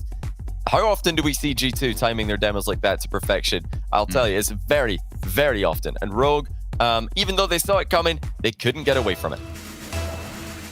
So here we go, Game 3. I'm going to have to hope it's the first of many now for Rogue, if they are going to force us over to Champions Field. Thankfully for them, they have kept these games very close so far. There's been a couple of mistakes from G2, but not all that many defensively. Got to see if they can do what they did in the second half of Game 1. Here is Torrentoro. He'll bounce down awkwardly, but JNAPS doesn't care right now. Those backboards have been very well drilled in this series. They were uncomfortable with them, then they're certainly happy with them now. Torrentoro blast high, Kronovi, one more chance, and couldn't get the power from the angle he was coming in at. Rogue starting positively, but they've got to hit those better. Yeah, the backboard seems to be a weakness for G2. Oh, what is going on there? Well, G2 with a couple of whips already this game. We've been praising them a lot this series, but not for plays like that. However, the backboard, clear weakness for G2 if we look at both games before this one as a whole. However, JNAPS is going to make the Rogue backboard look just as juicy. 1-0. Perfect pass, perfect first touch, and again, G2 take the lead. So G2 make one mistake and then just put their hands up, say, calm down, all right, it happened, whatever, we're just going to go score. And they have got themselves in prime position to head through to the semifinals. Just need to maintain their current lead. First Killer was pointed out to be the difference maker in this series. Struggle to be that so far. Rogue are performing well, but they need that X factor. Kronovi over to First Killer. Looks to pass over to Torrentoro. And even when they do get these passing plays off, you can already see that G2 player ready for the interception. Yeah, Rogue are not at the same level as G2 are for, number one, disguising those infield passes. Number two, making sure to have a connection with the follow-up player. That's G2's speciality and something that Rogue are going to need to keep practicing at if they're going to get anywhere close to G2. However, it's good to see First Killer playing for that pass. It's been many times in the past where Rogue have been in positions like this, down by 2 games, down by a goal in game 3, needing to win every game from that point onwards. And what do we usually see from First Killer? Just solo plays being attempted left, right, and center. But that was, a great assist from him. Didn't land. Chirinturo's arrival and timing for the shot wasn't quite in time with First Killer. It's good to see them try it. And, I want to find more plays like that from Rogue, but unfortunately, G2 are merciless. It's looking like another sweep, Shogun. Certainly is. G2, just every single time we see Rogue attempt to play the ball at their own side of the field, it's just not working because G2 are on them immediately. JNaps wants to try and just seal this series. They can find themselves a third. Rogue, you get the feeling that goal has got to be coming soon. It almost did. JNaps, be a bit scared about where that one could go. First Killer, I don't know where that one was supposed to be. Half the game gone here, and it is dire straits for Rogue. Infield pass, immediately stopped. This play is not going to work. G2 have it scouted. It's really good to see G2 continuing to play to their strengths, using that full team in the offense and using the full team in every single attack that they play for if they can. There's no fear of involvement for these G2 players. Never has been. Oh my goodness, they've even got a 50-50 goal into the top corner. 3-0. Rogue have tried. I think this is heading towards another failure in a matchup which has never been kind to them. First goal, a challenge from Chicago that lands straight on Rizzo for the net. Next goal, an attempted play out from Torrentoro, immediately challenged, and it goes in net. And the third one, well, I feel like you can already tell what the pattern is at that point. Has not been working. Thankfully, we get something a little bit different this time. G2, after having such a close battle in games 1 and 2, are rolling away with it in game 3. Now, where are all those... I think it was a Twitch chat majority, wasn't it? Who were predicting that there would be at least one upset in the quarterfinals. Where are all of those people now? I have to imagine that either the Space Station versus the Pioneers or G2 versus Rogue were the series that most people would expect that upset to come in, not Envy or NRG in the upper half of the bracket. Yeah, how everything's going so far. Top 4 in NA, very much looking like they're in a league of their own. We need to make a separate region for them so that everybody else can have a chance to see what it's like to get to the semis. But with BDS playing so well in EU at the moment, Shogun, with that same style that G2 have always tried to prioritize, 3-man offense, extremely aggressive, extremely fast play, backed up with impeccable recoveries. I think G2 are going to be motivated to just keep on doing that, keep working on those recoveries, keep on getting better and better at that, because I'll be honest, for now, I think BDS do it better. I think their recoveries are a little bit cleaner than G2's and leave less open nets for their opponents to shoot at, but no doubt, G2's offense definitely up there. They continue to smash Rogue. 5-0. I think Rogue wish they could just forfeit right now. It's been a good try, but no luck. Hat-trick hero for JNaps. And it seems to be a story that we are seeing so often this season, Johnny, where those first 2 games, no matter how close they are, if you can't get anything going there, the third game always seems to just be a blowout. Seen it so many times. We are getting yet another one. G2, this will be the message to Space Station Gaming. Reminder that G2, they're talked about as if they're in that top 4, but points-wise, quite far down on them at the moment. It's time to start taking all that talk and putting it into some points. And it could be G2's turn. NB, Space Station Gaming, NRG, they've all taken down regional events earlier this split. Now their majors come around, and G2, the only top 4 team who haven't won a championship yet. Maybe it's their turn. Rogue getting a bit of a consolation goal here, I would say. 27 seconds left. Maybe if Rizzo and JNaps get their controllers tied up in a knot, both of them become unplugged at the same time. You know what? Even if that happened, they still wouldn't lose. I think Chicago would be fine 1v3 with 27 seconds left. But Rogue earlier on in this series, they could be quite proud of how they played, Shogun. They were competitive. They all had, individual performances, the likes of which we're not used to seeing simultaneously. It's quite normal to see one of the Rogue players, or maybe two of them, playing a good series. But all three of them looked good on the field today. And even though it's been a sweep, I think there's plenty to take away from this on a positive note. Yeah, this third game is not flattering to what has been a solid performance from Rogue. There is statement sent by G2 that there are levels to this game, and they are a level above. For those of you out there that was expecting an upset in our quarterfinals, all your hopes now rest on Alpine and the Peeps, because G2 Esports send a message to Space Station, and they are through to the semifinals. Just incredible in game 3 from G2. They got a few fortunate bounces, few fortunate 50-50s, but they didn't even need them. Even without that, they would have comfortably won this game. I think the key moments for me were earlier on in the series. Game 1, First Killer had a double touch, which could have won the game for Rogue, but he hit it just a tiny bit too low. Game 2, G2 left a couple of open nets, and Rogue were not able to capitalize on them. Not on all of them anyway. So it's all about being clinical. That's the difference between these two teams. When G2 needed to score, they did. When Rogue needed to score, they didn't. Certainly so, and with that as well, it looks like G2 are needing to perform today, and they are certainly doing that as well. They will continue their story later on today against Space Station Gaming. But when we come back for a break, we are going into our third quarterfinal as we've got Alpine Esports against Team Envy.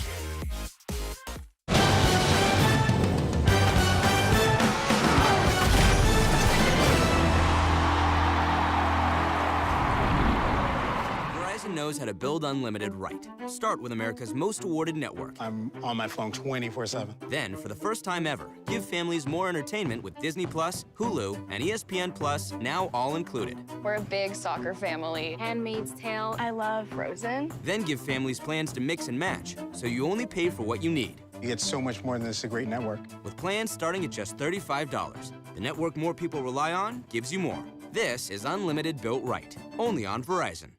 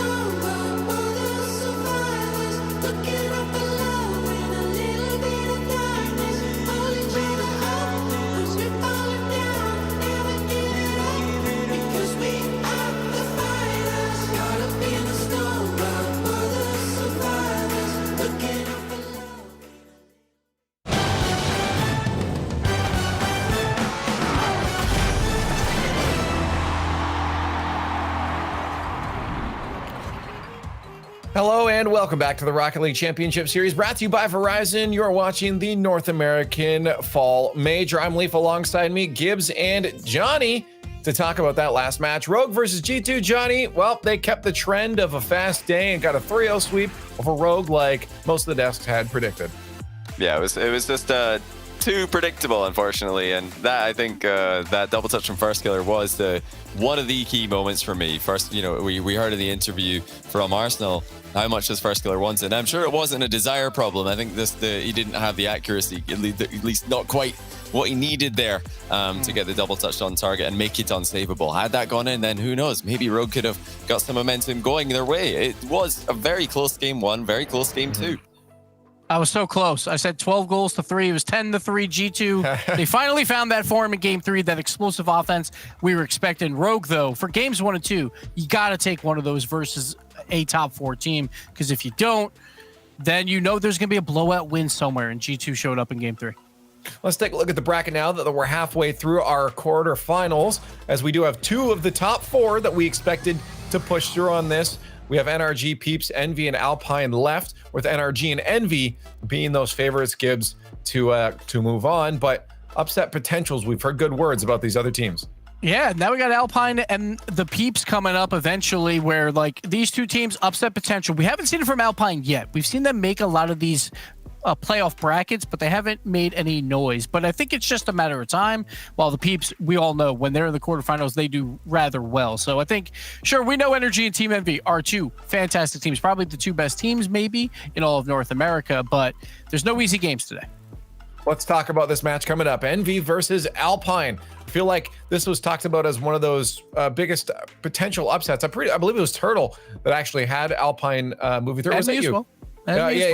Yeah. So there's that chance for this one, Johnny. I'm very curious though if you think that this is the match out of all these matches here that could be that upset.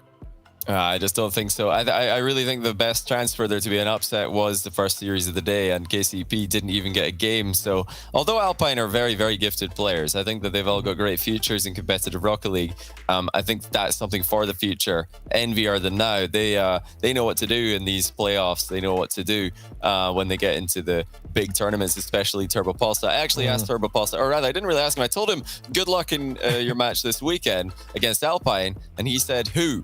And then I said Alpine. He said who again, just to make sure that I knew he was being toxic. So he's a bit of a character, of course, but I think that tells you all you need to know about Turbo's confidence and as well the confidence of the entire Envy lineup.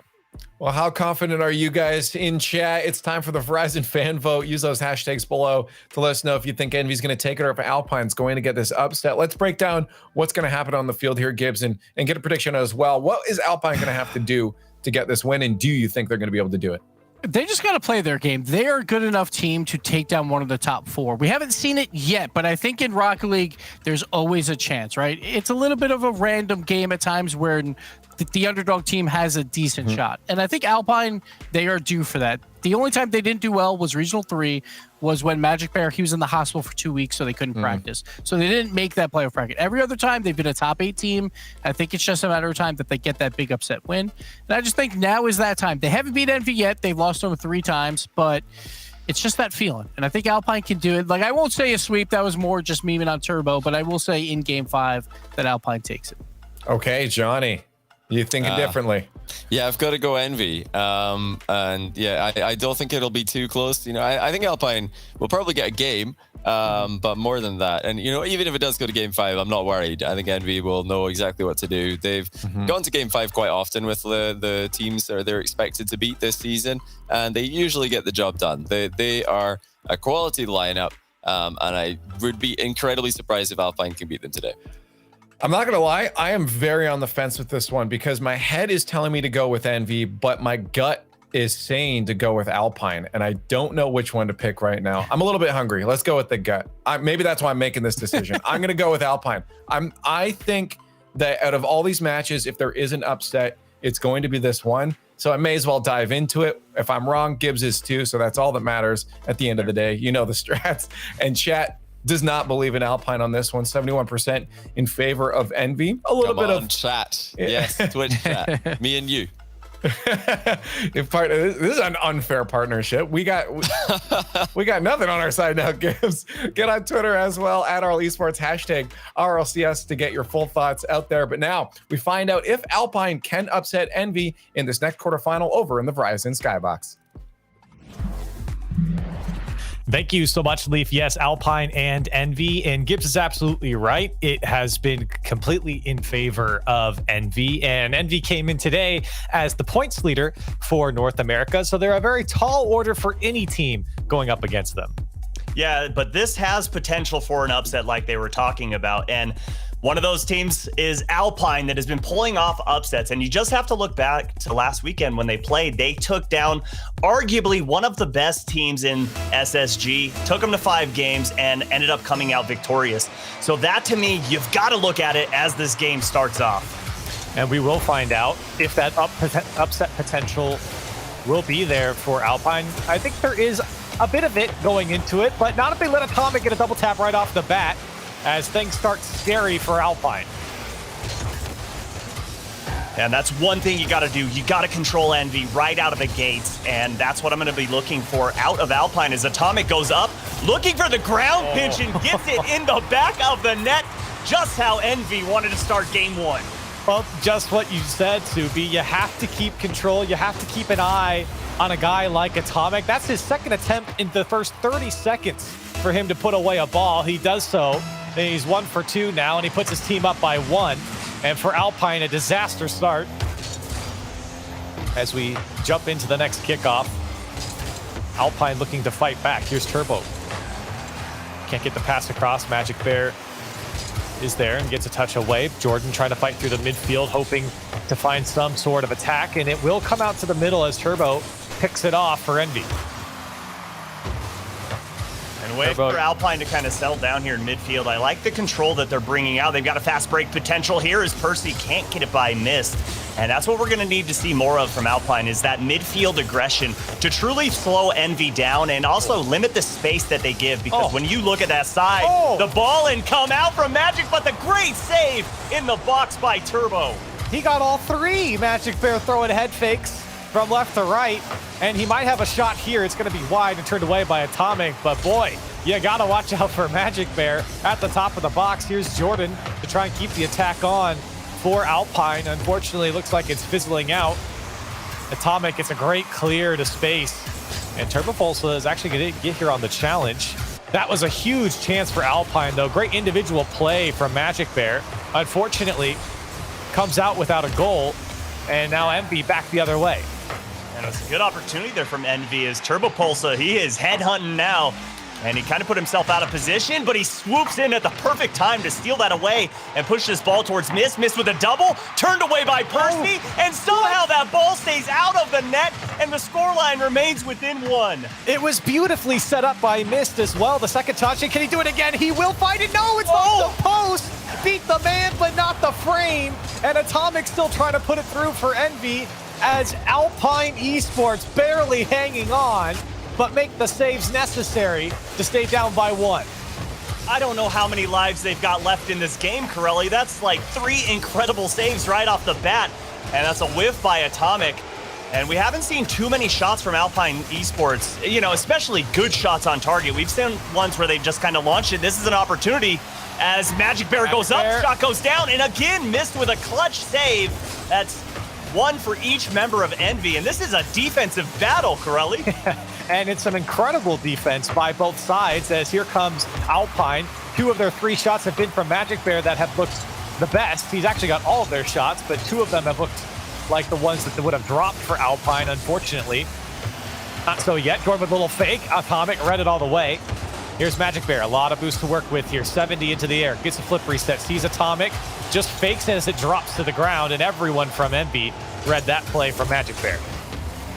I don't know if he got the flip reset. I know he touched it, but did he get all 4 on it? Because he should have wave dashed in front of that ball, but either way, it doesn't matter now as this is a precarious ball, but Magic Bear pushed up a little too far forward. Mist has Turbo midfield, but Turbo can't do much with that as Jordan's going to clear this ball away, and Team Envy looking to get a goal back here in the next minute 23, but their work is cut out for them. Yeah, and what felt like a commanding start from Envy, especially in that first 30 seconds ago, has dwindled to more of an even game here against Alpine. It feels like Alpine definitely has a foothold. That's a great pass. Percy was there and cut out by Atomic. Still some good defense from Envy as they're forced to play a bit more late into game one. That was great defense by Atomic, facing the defender and cutting off that angle in front of the net. Incredible defense, but the final minute of gameplay could be all for naught right now as Team Envy seems to be getting pushed back into their own half, but Atomic trying to change that here. So that was a good opportunity, but Jordan is downfield and Turbo Post smartly moved forward to avoid that demo, but to go for Team Envy, but this ball goes way too far towards midfield for anything to substantiate. No boost for Jordan, had to drop it down for Percy. Big clear coming out from Envy. Miss gets a second touch. It will be turned wide. Great pass out to Turbo. Can he finish? Right side shot turned away by Magic Bear. 20 seconds left now for Alpine. This has got to be their opportunity with Percy on the ball. It's cleared away back towards the midfield. Here's Jordan for Alpine. 15 seconds left. They got to tie it up. Magic Bear just lofts it towards the net. Tried to land back on top of it.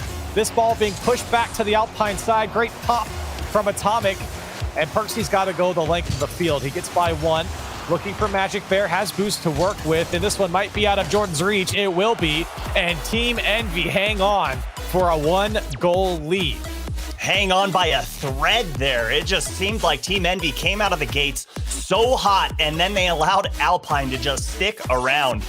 But I'll tell you, Corelli, this match really upset my expectations because I was thinking this was going to just be a shootout. When you compare goals per game for both of these teams, Team Envy sits at third because the majors go, and Alpine Esports sitting at fourth. These guys know how to shoot the lights out, but this was just a defensive stranglehold.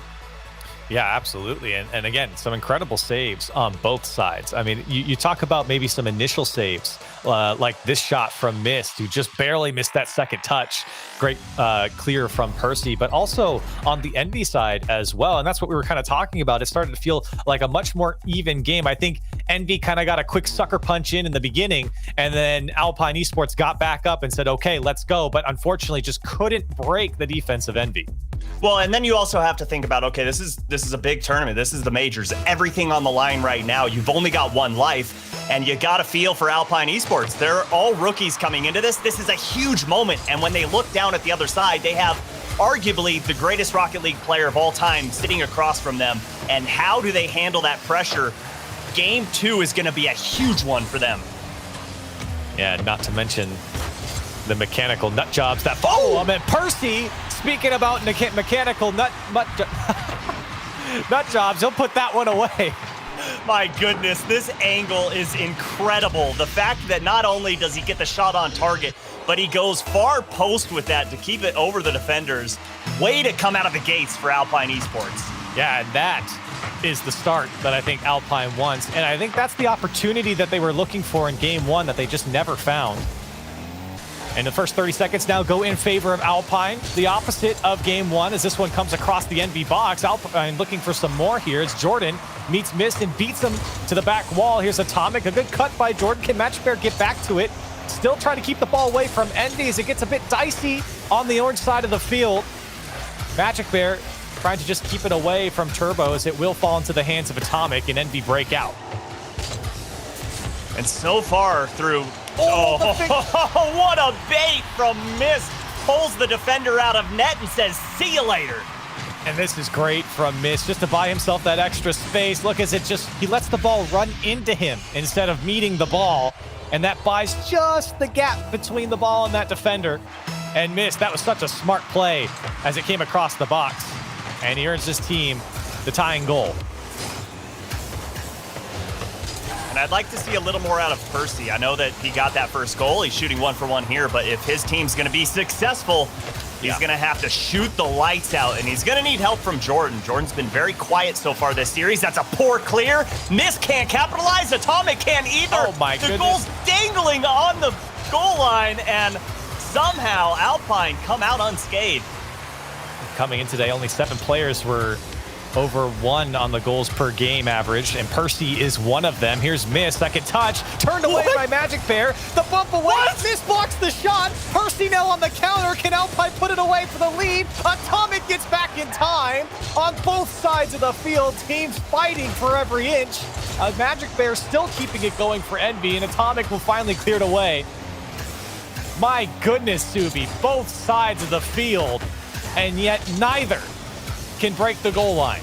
We have seen some of the most incredible saves so far in just 1.5 games, I'm sorry, as the pass comes out. Great defense from Jordan to cut that angle away. But Team Envy, great defense on both sides of the field, denying the shot as Miss was there. But my goodness, we love to see this. The pass midfield, and Envy open up game number 2. It's just so smart from Miss, because either way, this is going to be a tough challenge for him if he just went into it. Instead, lateral pass back to Atomic, puts it top shelf. Tough for the defender to read that play. It happens just so quick.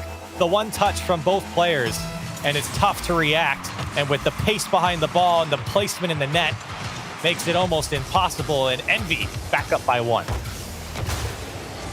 Right now, it just kind of feels like Alpine are trying to do too much individually. They need to work together as a team. That's a great clear to push this ball all the way back to the orange half, but I'd like to see him slow things down, but tighten things up at the same time. You know, once you slow it down and tighten it up, you take away those 1v1 opportunities from Envy, and you also give yourself a little more aggression on offense. Ooh. And Mist is looking...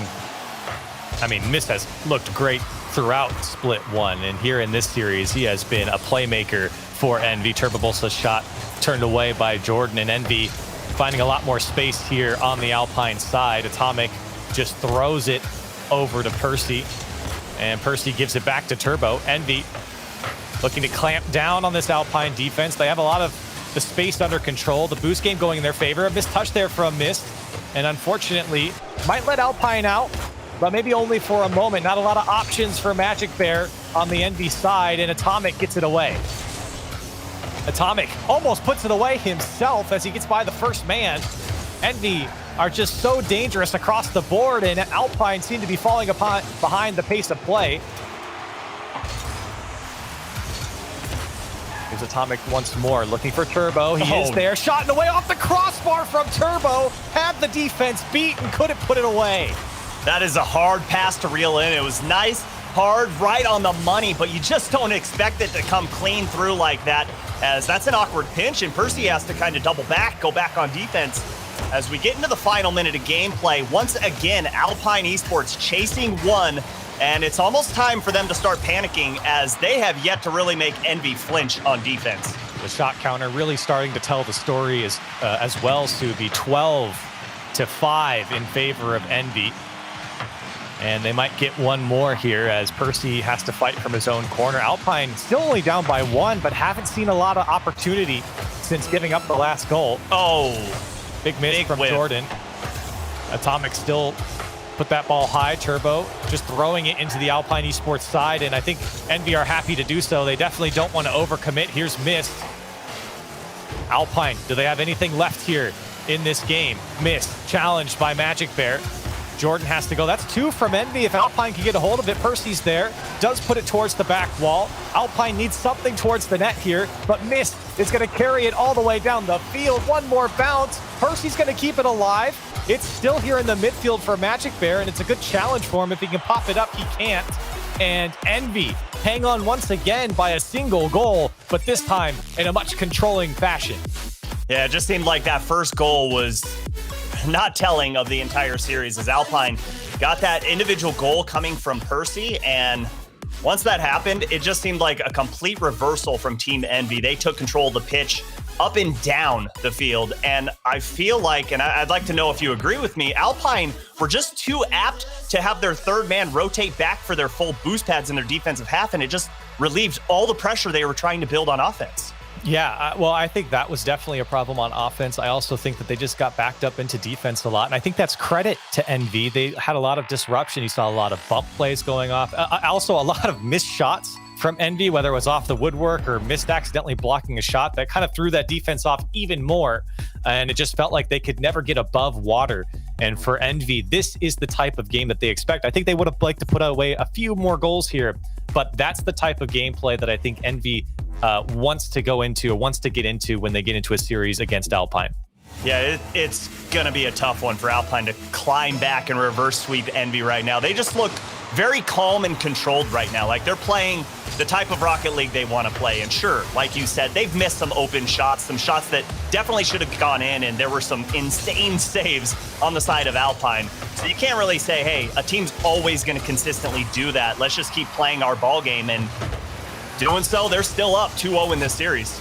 They're up 2-0 in the series, but give credit to Alpine. These games have been close. It has not been a complete blowout from Envy in the first 2 games. So Alpine know they have a fighting chance. They would love to find a bit more offense here in this game than they did in the last. As Magic Bear, that's a big missed touch. And Turbo actually puts it too high. Jordan there on the clear. And Jordan again gets a good cut through the midfield on the ball. Percy trying to fight Atomic. Here's Magic Bear. See what Alpine have in store. Magic Bear wanted to go up in the air with it. Unfortunately, was read perfectly by the defense. Percy kind of slow playing that and checking. He does have plenty of boost. Think he should have went a little sooner. That's a great redirect. It's on target. And Alpine caught the defense cheating. That's a great little flick on from Percy. He knew that this ball needed some help from Magic Bear. Mist was in the midfield, but a great flick that gets so much speed. Mist on the rotation just couldn't get back in time. There's just really nothing you could do. And again, a good start for Alpine. Can they hang on now?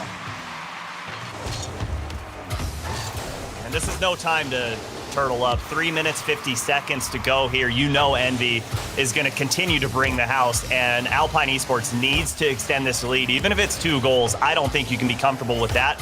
Try and get as many as possible, obviously, but you can be comfortable with a 3-goal lead, I feel like, if you're Envy, because the way Alpine Esports has been playing defense, it's been so hard to break through them. And just finding a bit more control through the midfield as well would help Alpine at least create some more chances for those much needed goals to hold on to this lead. That's a demo from Percy. This could be a second one. It's missed to help out Envy's defense. Jordan wants to play it down to Percy, but read by Atomic. Magic Bear, not a lot of boost to work with. Couldn't get back to it. Still, this is good for Alpine. Keeping Envy on the back foot. That's a missed touch. It missed there to bail out Atomic. Shot from Magic Bear. Jordan almost gets a piece of it, but instead goes over him, and it slips under the defender. Magic Bear, 2 up for Alpine. And Corelli, keep your eye on Turbo right here. He has to react to Jordan. He doesn't know if he's going to touch it or not, so he's got to go up and pre-jump that to respect the shot that could come out. Great play from Alpine as they extend their lead to 2. Yeah, and Jordan was certainly a factor of it, and he might just be the major factor here for the 3-goal lead as he gets a kickoff goal. My goodness, not what you want for Team Envy, but exactly what you want if you're an Alpine Esports fan, as Jordan goes backdoor on the defense, and this ball game has opened wide up. And Subi, you said it. Alpine's going to need 3 goals. Here they are, sitting 3-0 up, a little less than 3 minutes left to play. And obviously, to say the age-old line of plenty of time to get back into the game, but the way Alpine's been playing here in this game in particular, it seems like Envy are going to have to really pick it up. Here's another pass from Magic Bear, a bit too slow. Over to Jordan. Here's Turbo. Can he get one back? He does, and Envy on the comeback.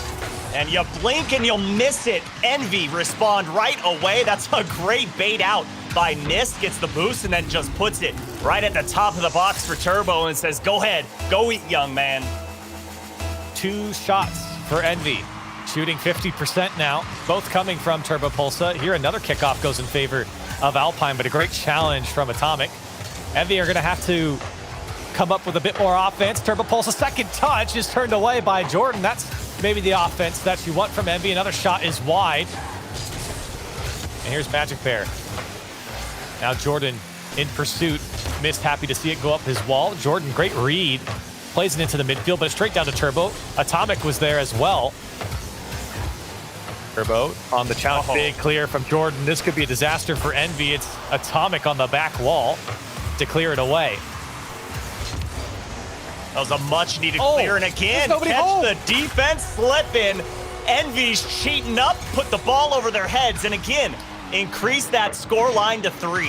Wow, Mist was the one to touch that ball downfield, and Atomic and Turbo were almost inside the Alpine box. There was nobody back, clearly, for Envy and Alpine, and a very comfortable 3-goal lead with little under 2 minutes to play. And it's just incredible to see the response that Alpine Esports has brought out here in game number 3. It's just a complete inverse to the games that we've seen as Team Envy, only 3 shots on target, and all 3 have come from Turbo Pulsar. When you look over at Alpine Esports, sitting at 11 shots, they're just shooting the lights out right now.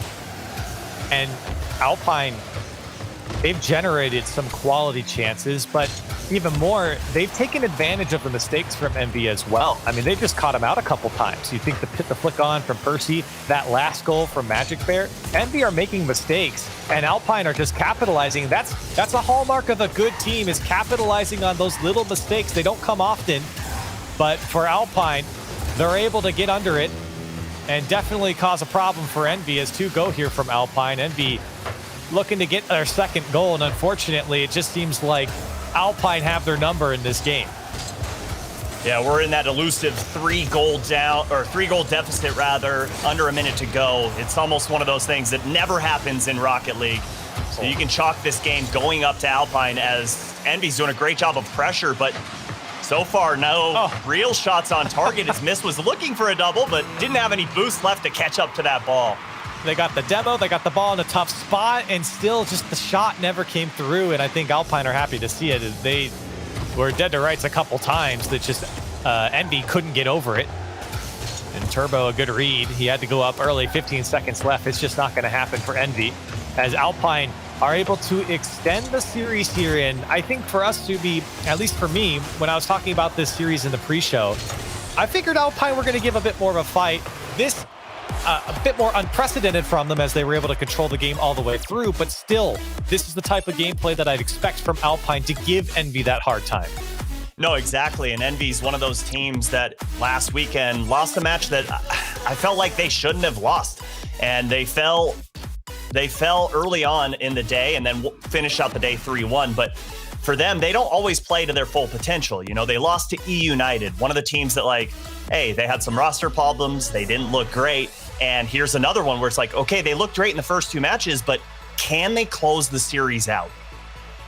I think that is the question. I think most people would say yes, it's Team Envy and they have the players to do it, but it really is up to Alpine to keep up the gameplay that we saw in this last game. You're not, because Envy's going to make some changes. You're not going to get some of these long-range gotcha goals where you're pushed up too far. Those were massive mistakes from Envy. But even with those goals, or even without them, rather, Alpine were still in the lead here. They still looked like the better team, and they shut down Envy's offense. For most of that game, it was only 2 shots that Envy had up until the end there, where Envy started to really force those shots to go through. So for Alpine, if they can replicate what they had in the previous game, they're off to a good start.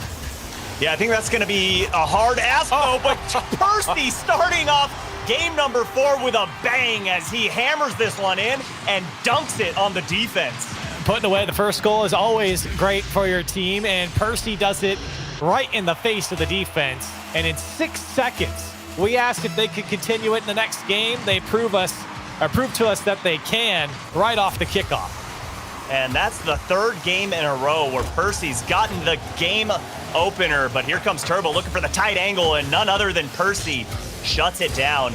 And I was going to talk about the opening of this game as, Turbo Pulsa catches the defense sleeping here, as I don't think Jordan saw him in his peripheral.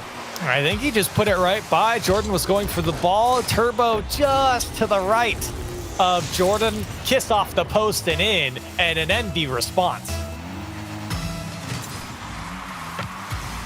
And this is what we saw last game, where Envy was playing very aggressive and pushing way far past midfield, as Mist almost got the defense turbos up. That ball's in. No, Percy turns it away. He is single-handedly keeping his team alive in this series. And 2 big saves there from Percy. And for Envy, what more can you do? You had the defense beat. Mist trying to force the issue now into the corner, as Alpine are experiencing a lot of offense. Here's Turbo again. He has just been sitting on the top of the box through all these games, and Envy have been just dishing him up. Here comes Alpine now, but a big clear. Turbo Pulse there, and it's wide open on the touch. A 1-goal lead for Envy. Just uses his double jump to his advantage and gets the quick pop over the last defender. Magic Bear's got to play a little smarter there. He's going up against one of the greatest to do it, and Turbo Pulsa catches him in a crucial mistake. And Turbo Pulsa is playing with vigor today against Alpine. This is one of the fastest series I've seen Turbo play, and it's not because he plays slow. It's that he just seems to be all over the place, especially on offense. He is just in the face of Alpine, and Envy are better for it. 2 goals in 4 shots here in a crucial game for Envy. Here's Jordan's second touch. I think caught the defense out a little bit. Everyone goes for this as Atomic and Turbo try and help out Mist. Not going to be the biggest touch from Atomic here. Jordan's coming onto it. If he can get around and pass it out to the midfield, Percy gets demoed. And this ball gets past Magic Bear, but only for a moment. Magic Bear whips back around on the flick, but it wasn't hard enough. That was a great catch to keep that ball alive, but better defense from Turbo, and Turbo's up, but Jordan beats him out, and this is going to be numbers down the opposite side of the field, but good cut from Atomic, and great clear from Mist, able to turn on that, use the wall to his advantage, and pinch it into the blue half. And Corelli, I don't feel like Team Envy has changed much in this Game 4 compared to Game 3. I just think that they're running their offense much better and limiting those mistakes. Oh, do it.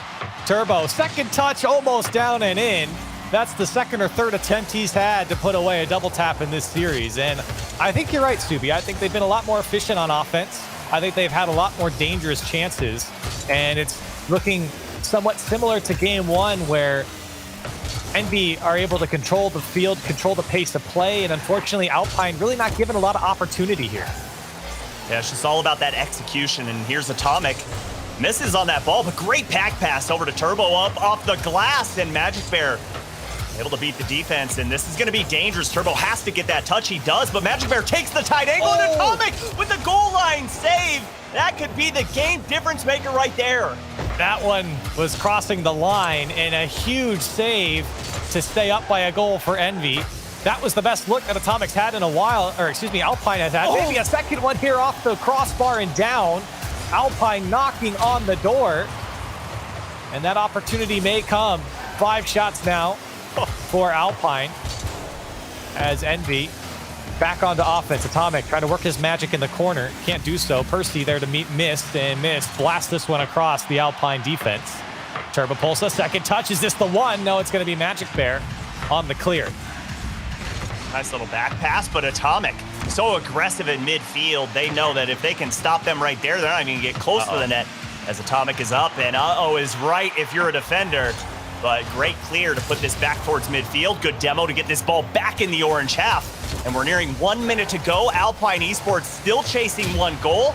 If they can't do it, that's the end of their tournament life. And again, I said it before, Alpine certainly knocking on the door here. They are here with the shots. Magic Bear top shelf, crossbar down, and Alpine finally get the game-tying goal.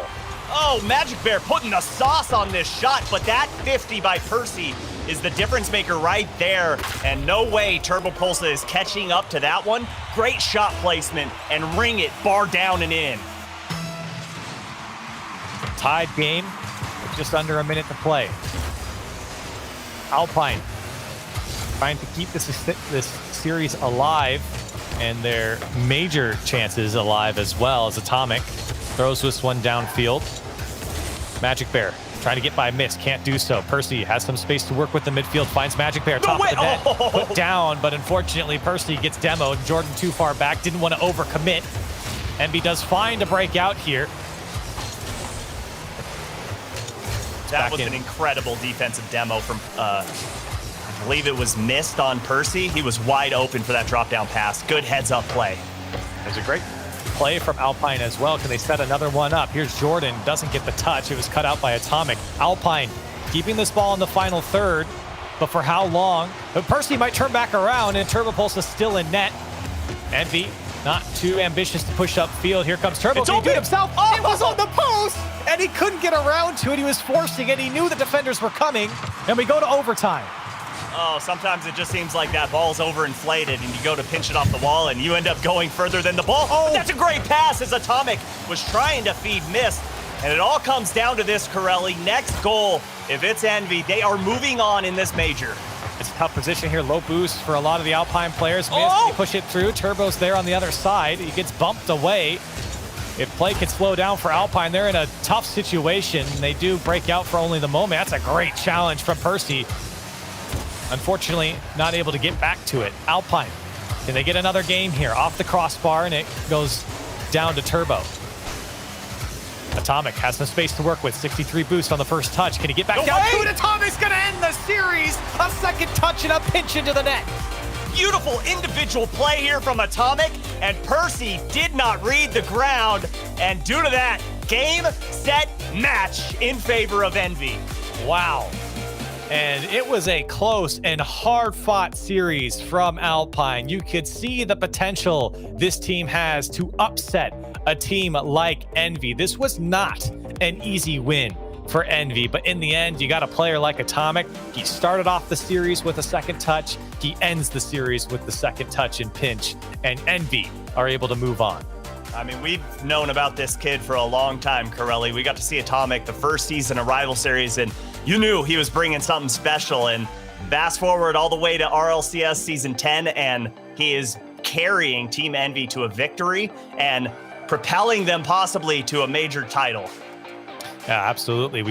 That is yet to be seen, of course, but they are on their way. And unfortunately for Alpine, their day is done, but not for us. We've got more Rocket League North American Major action coming up. Stay with us after the break.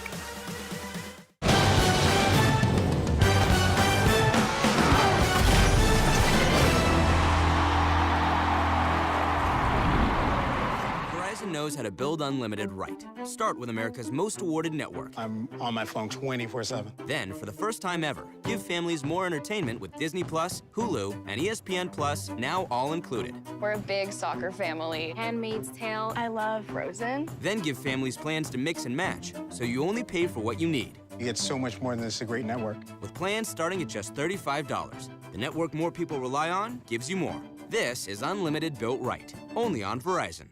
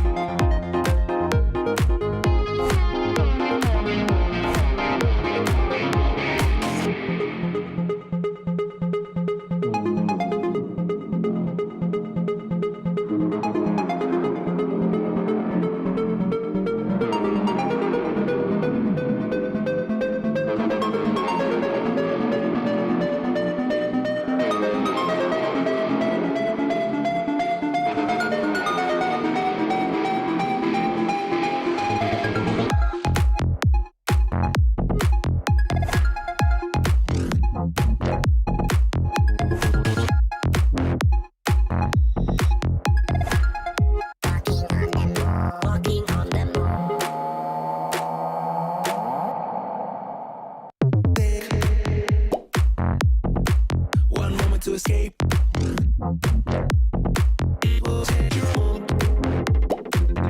When you're walking on the moon, walking on the moon, chase your happy place.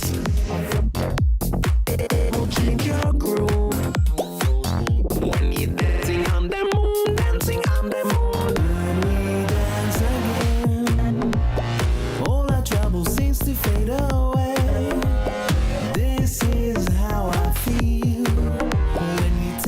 Some levels that I've never been. When we dance again, all our trouble seems to fade.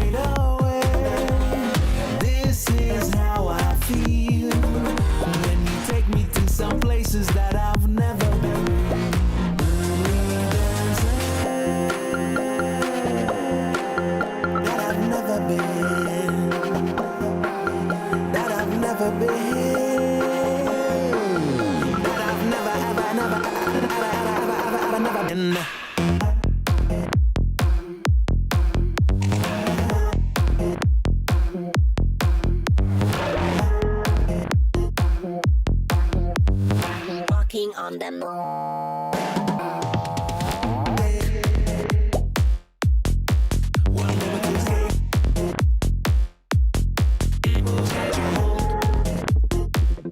When you're walking on the moon, walking on the moon, taste your happy place. It will change your groove when you're dancing on the moon, dancing on the moon. When we dance again, all our trouble seems to fade away.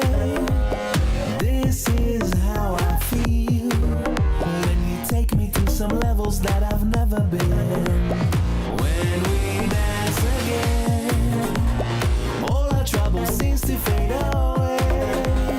This is how I feel when you take me to some places that I've never been. When we dance that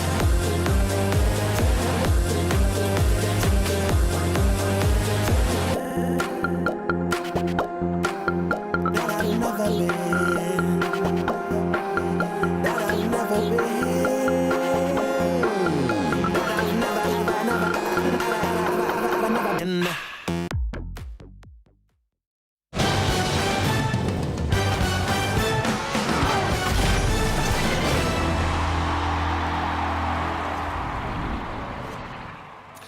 Hello and welcome back to the Rocket League Championship Series, brought to you by Verizon. You're watching the North American Fall Major. We are whittling down all the teams that we have as we almost get all our teams for the semifinals. I'm Leaf alongside me, Gibbs and Shogun. We got to talk about that last one that just eliminated Alpine. Shogun. Yeah, certainly so. And it seems like our chances of getting that upset in the quarterfinal is getting slimmer and slimmer by the moment. Team MV looking for their second win. And based on what we've seen today, maybe not quite the performance that they would have wanted, especially after what we have seen from G2 and from SSG. But it was good enough.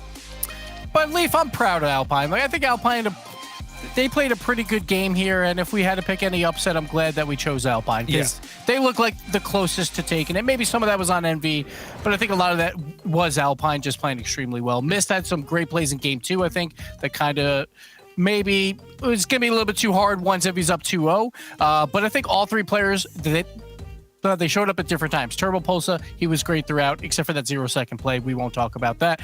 And then Atomic, he shows up at the end to win it for them. And then Mist is always so solid. So Envy, they're looking strong. Maybe not as strong as the other top 4 teams, but it's only the first series of the day. They can improve. You say arguably the best pick. They're literally, like, objectively the closest to getting an upset. The other ones were 3-0s. This one was a 3-0. They took a game at least.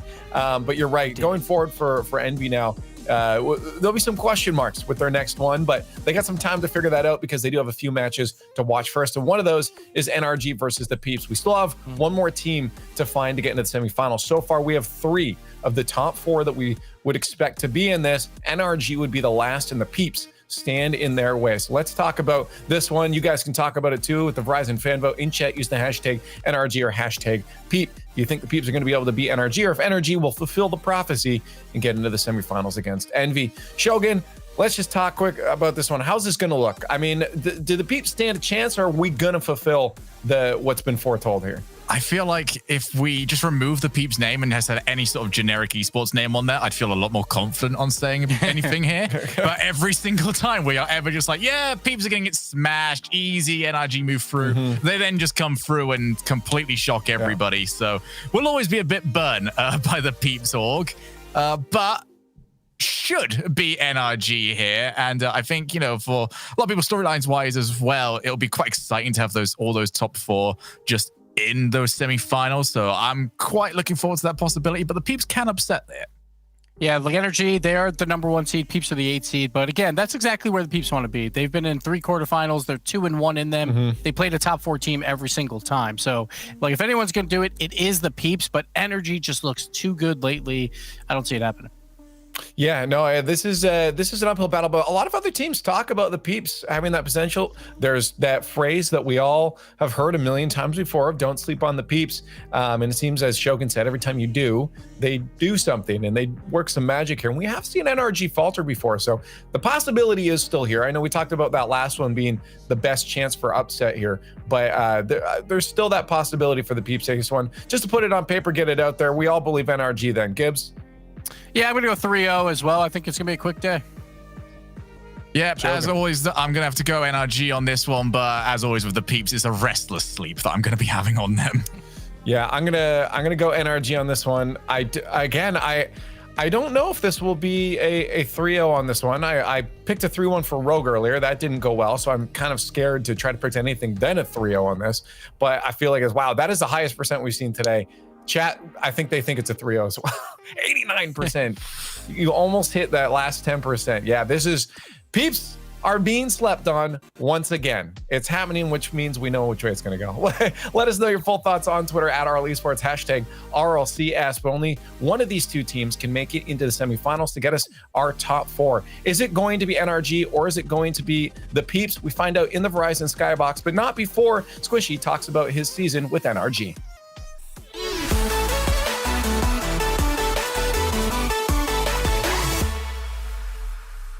I was extremely excited to join Energy. Like, I think that Energy have always been one of the best teams in NA, but leaving C9, that was so tough for me because obviously we're the longest standing roster in Rocket League, but at some point, all journeys come to an end, even if it was amazing. We're still really good friends, and I talk to them all the time, so it's not all bad. So joining Energy, I did feel a lot of pressure. There's always going to be that expectation from the community to do well, especially when you're replacing someone like Turbo Pulsa. He's won 4 world championships, and as soon as you join Energy, they won one. The only thing you can do to match that is win the next one. I've won an RLCS before. I know how hard it is to do, and this season's even harder than ever before. I'm just hoping that I can come through and win with the team, show people that I was the right move.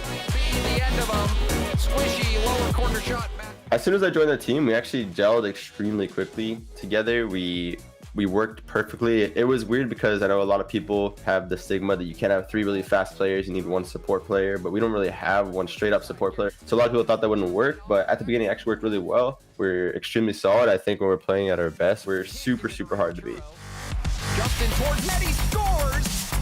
My aspirations for Energy long term, I really do want to finally have a chance to play on LAN with them because I think we're going to be at our absolute best on LAN. Us 3 together in that environment would be amazing. And of course, looking forward to the future. The main goal is to make the World Championship. No matter how we do that, focus on the big picture and trying to make it to the World Championship where we can take all the marbles. Make a panic hit off the backboard. Infield pass. Garrett's there. And NRG will answer back with NRG has a history of making bold roster moves. Squishy Muffins in place of Turbo was a massive one, Turtle. And I just want to ask you straight up, do you think Squishy has done a good job of filling the shoes of Turbo Pulsa? I mean, if you had asked me at the beginning of the split, I would have been hesitant. But as these guys have progressed as a team, they developed their own play style. Squishy has been fitting in wonderfully. That's why everybody now has the respect for this NRG roster. Earlier on, we were like, we don't know how to place these guys. They're not winning against the top 4 teams. But that has been changed so far as the rest of this split has gone on. NRG looking like the most dominant team in North America. NRG, these guys, the last time we had an in-person LAN, got the title, but that was with Turbo. So that is, you know, I think really Shogun was talking about it on break. Once we get back to those LAN situations. Oh, hold on a second. Justin with the double tap to start out game 1. Oh, man. And the defense already looking shaky on the side of the Peep Solution with a big miss in the midfield against NRG. You have got to find a challenge almost every single time because these guys are so fast, so quick to punish NRG. They love playing that game where they don't even have to force their own opportunity. Instead, just wait for a mistake, and they're there to capitalize. And speaking of LAN excitement, Justin, probably the player that is most familiar with that energy. Oh, yeah. The moments that he has generated and been a part of, some of the best moments, if not the best moments in Rocket League history. And at such a young age, too. That's the crazy thing. You come out here on a world stage and pull off moments like that. I mean, how are you going to feel pressure in a situation like this? He's going to be fully confident coming into this game. Just another day in the office for Justin as he opens up the score sheet for NRG. We heard the desk. We saw chat. Everyone's sleeping on the peeps. Oh, yeah. We're tucked in. We're ready for bedtime. And perhaps that's because we've seen NRG put so many teams in a sleeper hold. Okay. That was nice. Thank you, Turtle. But we've got a game to focus on. NRG, they've had some ups and downs, and we've played the peeps NRG has played the peeps quite a bit. Yeah. In the grid, they've played them in the regionals. They have played this team quite a bit and not really struggled with them. Well, I mean, speaking of the history of them, they started off exchanging wins early on in the grid. But then, like I said earlier, as NRG developed into that top 4 team and started taking wins off of the big dogs in North America, they started destroying the peeps. I mean, even in their most recent matchup in the regional event number 2, NRG 4-0'd the peeps, and they didn't even concede a single goal until the last game. The peeps scored 1 goal, and even in that game, they got Braziled. So it has been dominant, to say the least. Now, Garrett G, the double tap, already looking strong. The mechanics coming out. Justin and Garrett both hunting for those double taps. Justin hit his. That was almost a second goal for NRG. Squishy will go airborne and hit it off to the side where Garrett's on the wall. Hard backward bounce. Gyro will take some space, but doesn't get a great flick and gives up possession, but it does come back to AJ. However, the peeps not in a position to really put on a threatening attack there. Ball pinches up in front of net. Squishy. First tap off the ceiling. Going for a ground pinch. He saw Atomic do it for that overtime winner. Maybe wanted to get one of his own. One of the best things about watching NRG is the mechanics they can pull off with Justin being at the front. But I don't mean to disrespect the peeps. Gyro has been a monster lately. We're going to need to see a lot out of him. Now the bumps too in the midfield. Justin's there for the challenge. But I like the aggression from the peeps. They're still keeping it close. We've got 2 minutes left. It's game 1. It's a feeler matchup. But you want to see the peeps come out with an explosive start, especially against NRG. You can't let them build momentum. But the peeps have had such a good performance in not only the grid, but these regional events and now in the major. Such consistency. And North America, getting to the top has been hard to crack. But if there's anyone that seems like they're about to crack the code, it is the peeps. AJ will move upfield low on boost. Finally gets some at the midfield and will be able to prowl around, going for this pass off the ceiling from Illusion, but Garrett shuts that down. Now some open space. Garrett, the net was open. He only had enough for a backboard pass, and it's saved. Somehow Gyro predicted the trajectory of that shot. That was huge. Yeah, and that was a lot of responsibility on Garrett G. There was actually an instance where he was on defense when he got that clear. He had to dodge the bump. He did so, then moved up forward with a huge clear. He had an open net, but again, it's difficult to put that one on if you don't have enough boost to get over the ball. Still set up Justin, but the defense, like you said, from the peeps comes out strong. Garrett left defending the backboard. Can this peeps defense hold on for just a bit longer? Now, offensively, getting a chance. Double tap backboard pass, but Justin will break up the play. Rebound out to Illusion. Second challenge, he has no boost. Now gets bumped. He'll be out of the play. Gyro, a huge play as well on the offensive end to get that ball in a spot where NRG couldn't counterattack. And yes, the counterattack comes through. Squishy in position for that pass, and now the 2-0 lead. Yeah, and this is something we were waiting for with the earlier clear from Garrett G, where he wanted to find a teammate. Nobody was up, but this time Squishy's lurking on the other side, waiting for that hit. Justin slots it in perfectly, leads him into that pass, which is the big deal, so that way Squishy can get all the power he wants. A booming shot, and he nails it. The peeps trying to stay in this. The double commit from Squishy and Justin. Illusion gets bumped, but does tip that ball forward. However, it's not going to be enough. NRG hit the ball away from net. A team bump from Gyro and Illusion. The ball touches the ground, and NRG will take game 1. A solid showing, and I don't even want to say this is, unexpected at all, because NRG, like we talked about, the history for them. They have so much history against the peeps recently being dominant over them. There is no mental block coming into this game for NRG, but on the other side, the peeps, they've been going up against NRG time and time again, trying to crack that defense, and they have failed to do so recently. And that's got to be a mental drought, because you're coming in here, you want to have confidence, but you don't have any results to prove. And now it was the clears with finding a teammate downfield, hitting them for the redirect. And that's what happened for both the goals, James.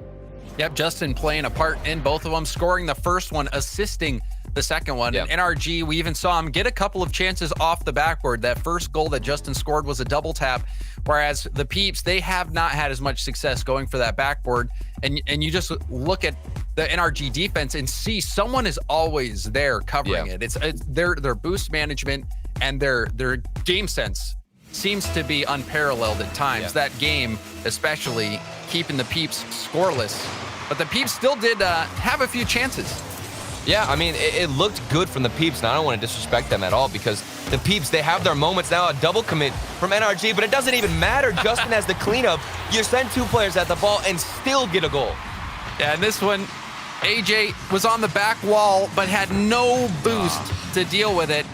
And the light shot from Justin, that was enough. It wasn't a hard shot, but it didn't need to be. AJ was flying across the net with no boost.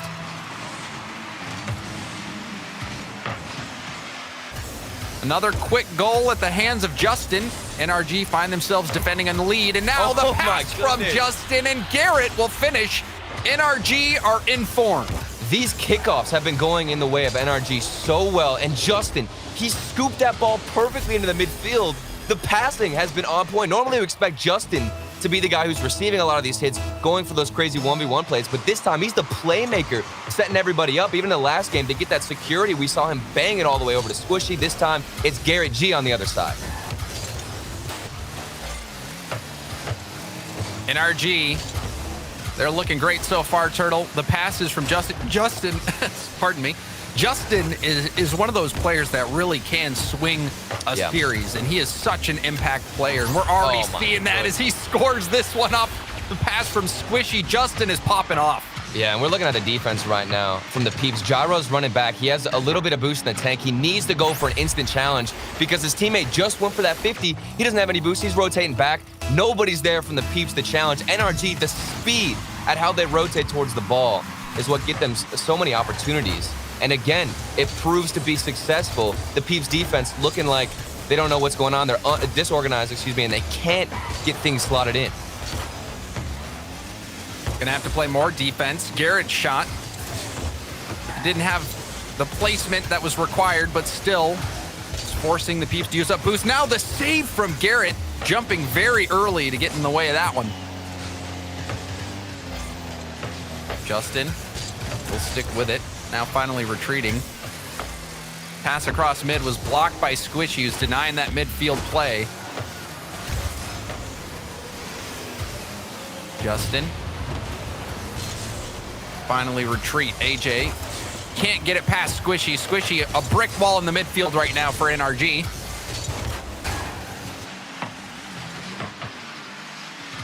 Off the sidewall, Justin will pop it up high. AJ. Demo. First tap.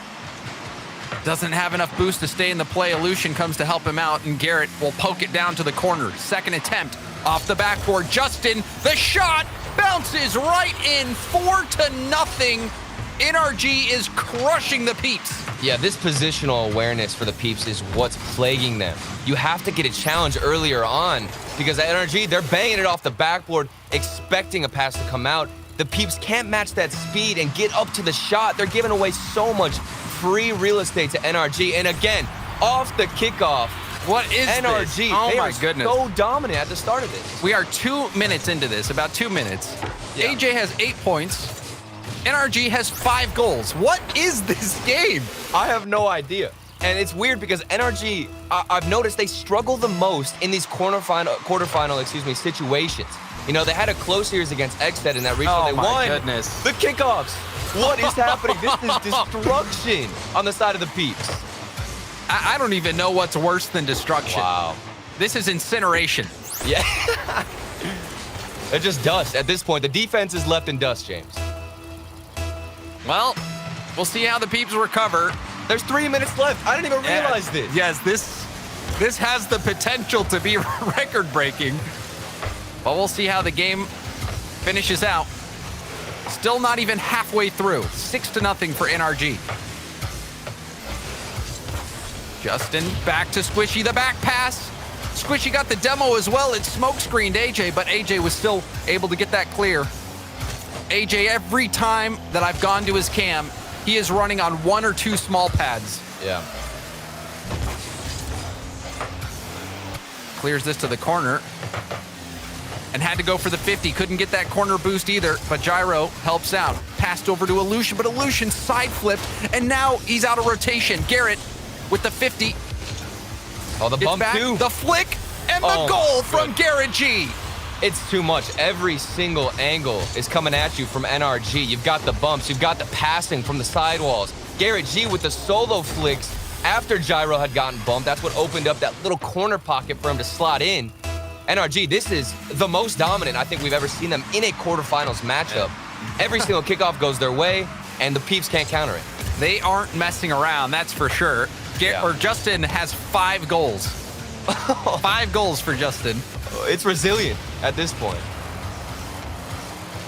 We'll see if NRG decides to score on themselves to get that infamous score line.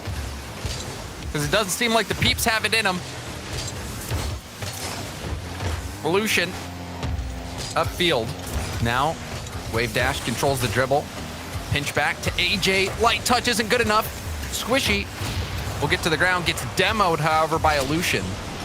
And now back-to-back demos for the Peeps. Maybe they'll finally get some space. Another demo from Gyro. We're seeing the physicality. Yeah, it's still not working, though. You're taking them out, but you're also out of rotation. Now Gyro has to get this hit. You're scrambling around on defense. I like the physical plays, and it's still not working against NRG because their defense rotations are planned to handle that type of panic situation, and they always have somebody rotating in net in case that happens. Squishy up early to block that shot. And Turtle, I don't think there's anything that the Peeps can do right now. They've tried bringing out those demos. They're just struggling for boost. Every time I look, the boost is so low, and it forces them to dive for balls and get out of position, and NRG keeps punishing them. It's brutal. It's really tough to watch, too. Oh, and here's another one. A double hat trick. 6 goals for Justin. We don't even get the Brazil anymore. There was a Brazil previously when these guys faced off in a best-of-7 against the Peeps, and now we've gone even farther. An 8-0 scoreline here in Game 2. There were 3 minutes left. How many goals are there? Like 5 already?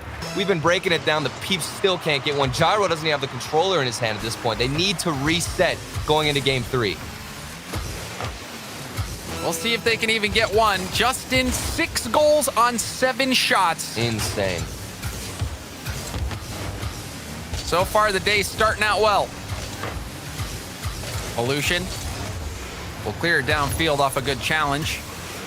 AJ up early, but doesn't get the greatest hit. And Justin will leave it for Garrett. Testing net. Squishy to the corner.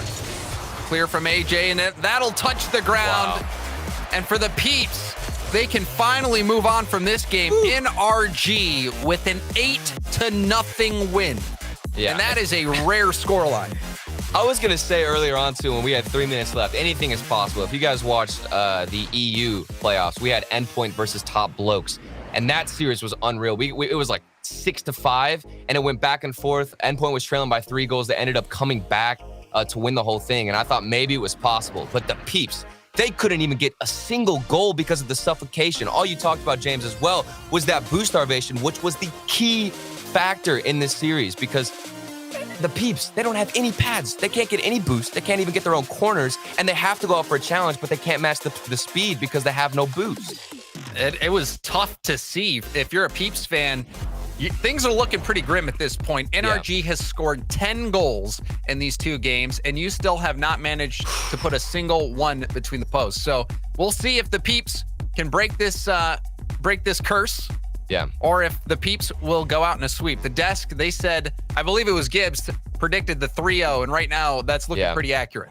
I thought that was a bold prediction, too. I heard Gibbs on the desk say it's going to be a 3-0, and I was like, I don't know. I feel like this is a big potential for the Peeps to get some revenge on NRG, and they still can. They got to work on those kickoffs. This one finally going in their favor a little bit more. Still pressure from NRG, but there were 3 or so kickoff goals just in that last game alone from NRG. Well, it's not over yet. The Peeps still have one more game that they can lose before they are eliminated from this fall major.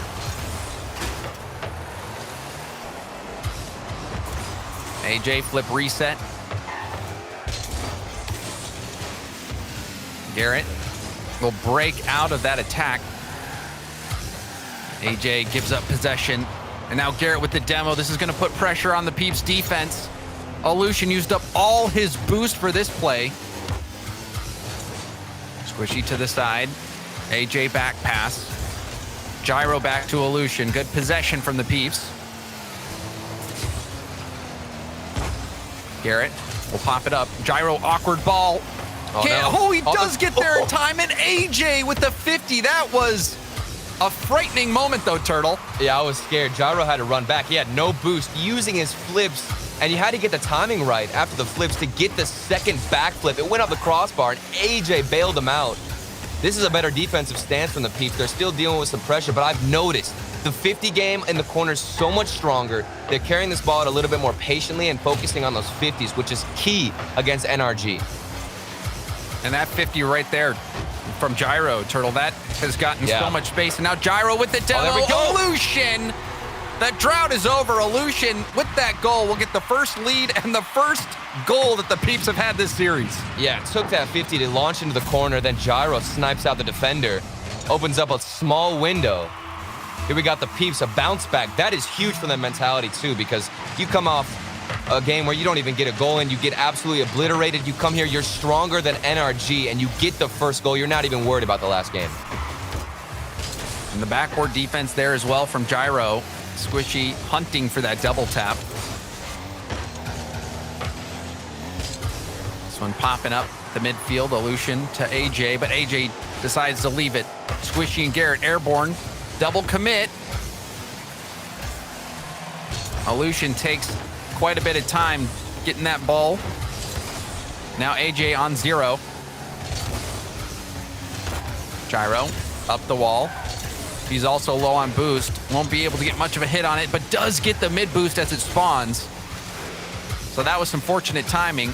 And now he'll be in position to challenge, and he'll need it. Garrett taking this slow play. And a good 50 from Gyro. Yeah, it seems like they're positioning a lot better for those challenges. Once they don't have any boost. In the previous game, they were just trying to hit the ball as fast as possible, giving away possession right away. And then now, you see them, when they don't have any boost, they keep it to themselves, focus on the 50. It gives their teammates time to go and get boost, to then move forward for a better clear. And Gyro has been a bit more tactical with those bumps and demos. Yeah. And even that touch there, looking very good. Gyro also with some quality 50s, so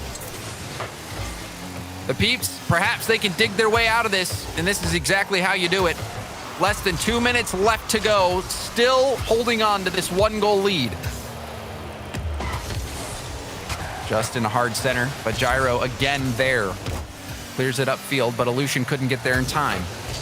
AJ, too slow, and Squishy will hit it past him, but Gyro another chip past that oncoming attacker. He kept it close to. Now the double demo from Gary G, though. This has got to be surely an opportunity on net. Justin has all the time in the world. Once he got a flip reset, doesn't work out.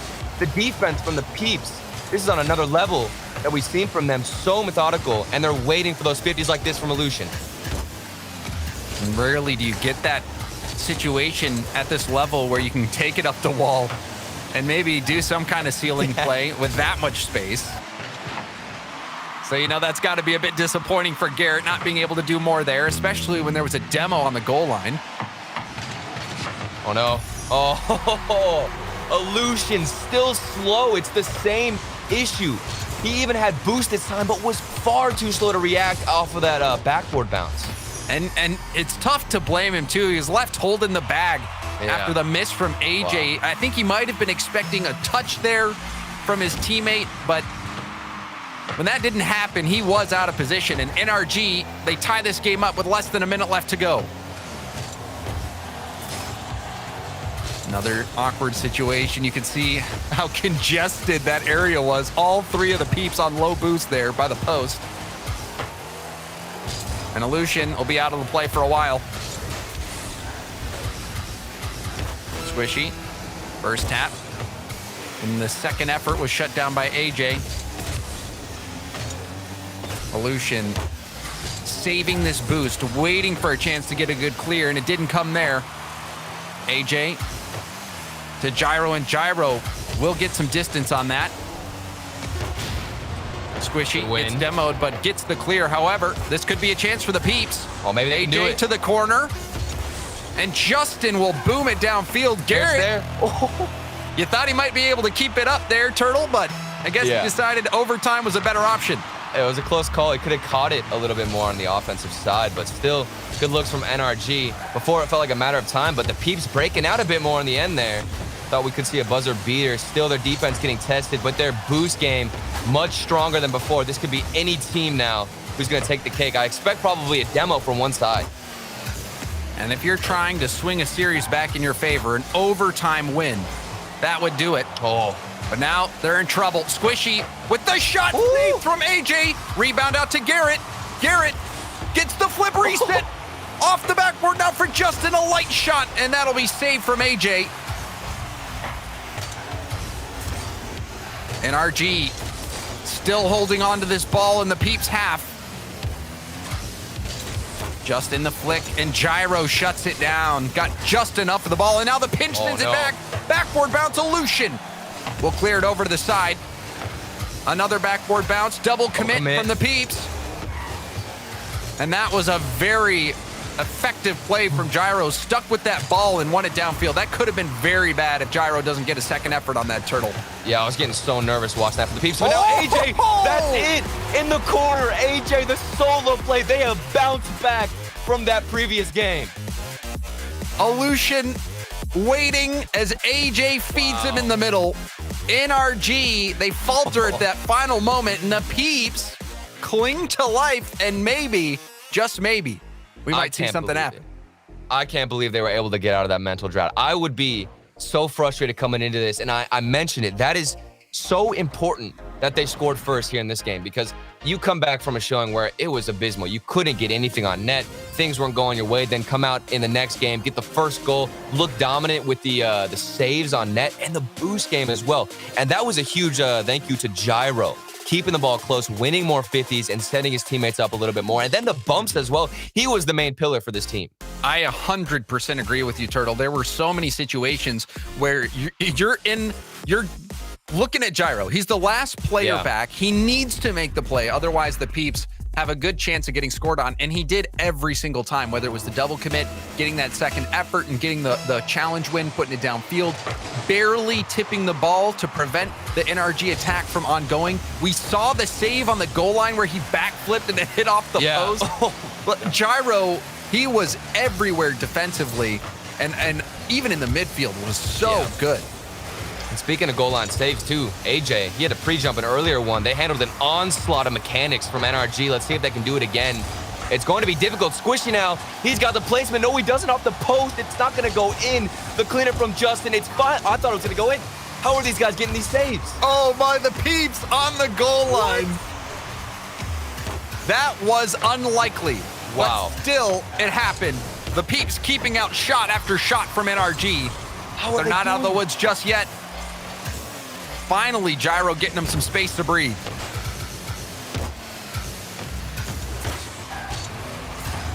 And the Peeps, Turtle, they are resilient. Yeah, this defense, I'm telling you, man, they are determined to get every save possible. And they're also determined to get the first goal yet again in this game. Garrett G doesn't get the touch. It bounces out in the midfield, and AJ, the snipe. And this was a perfect shot, splitting the defenders. Justin couldn't get there. It was right where it needed to be. AJ, even on low boost with that shot, that was absolutely perfect. Garrett, self-pass, now the backboard pass. Another backboard pass comes through, but Squishy had to turn from quite a bit away. Justin with a bit of space. Looks like he wanted to flip into that air dribble, but it was shut down.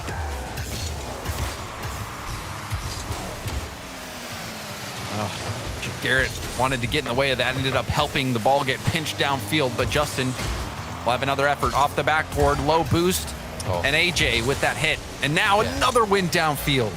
Huge. Those are the little moments. It doesn't look like anything flashy, but in terms of the defense, that is the most important part for the Peeps. And now they're a little bit slow to get the aerial yet again. The backboard exploitation from NRG gets them a goal. And that was a very good touch from Garrett. Oh. He was in a position where the ball was contested. Yeah. Not only does he win that, but he gets a hard bounce off the backboard. Justin, it wasn't the most precisely placed shot, but it was with enough power to get past the defense regardless. And that had some nice placement, but Gyro, who's been so good on defense all series long, denied it from Justin. And now the bump. That'll give AJ some space. Ball gets switched to the other corner. Gyro, light first touch, gets bumped. Justin can't make the read. Garrett will come in time. Ball pinching across middle. Justin with the shot off the post. Is it in? No! AJ will pinch it out. And the Peeps stay alive on the goal line yet again. Oh my goodness, I'm feeling for Justin. He read that play beautifully, saw the snipe. Maybe he'll get the double tap here to make up for it. No, AJ again. The saves, he got the pre-jump in the previous game. Now he's coming out here, he gets the post save and squeezes it out. Now the follow-up after the double touch attempt from Justin. I mean, if you're NRG, AJ is starting to become a nuisance. What's gonna work against these guys? They're getting the saves every time. The Peeps, despite having a lopsided start in favor of NRG, have stabilized. They won the last game in overtime, and now they're tied up. The defense has really been that difference. They've been able to find those stops, get the boost, and also make some spectacular stops. Yeah. Well, the benefit for the Peeps now, as I see Gyro on the backboard, has been that positioning. You want to have somebody there all the time. Squishy now the demo. Things getting scary. But NRG, what's worked so well is banging it off the backboard. That has really been the most successful moment and strategy for NRG. And the Peeps, they're positioning a bit more on the backboard. They realize that, and now it's getting tightened up even more on the defense. We'll see how NRG adapt. Going for the backboard again, the double tap. Now corner pass. Justin, Flip double tap backboard pass. Garrett gets contested by AJ, who yet again gets credited with a save.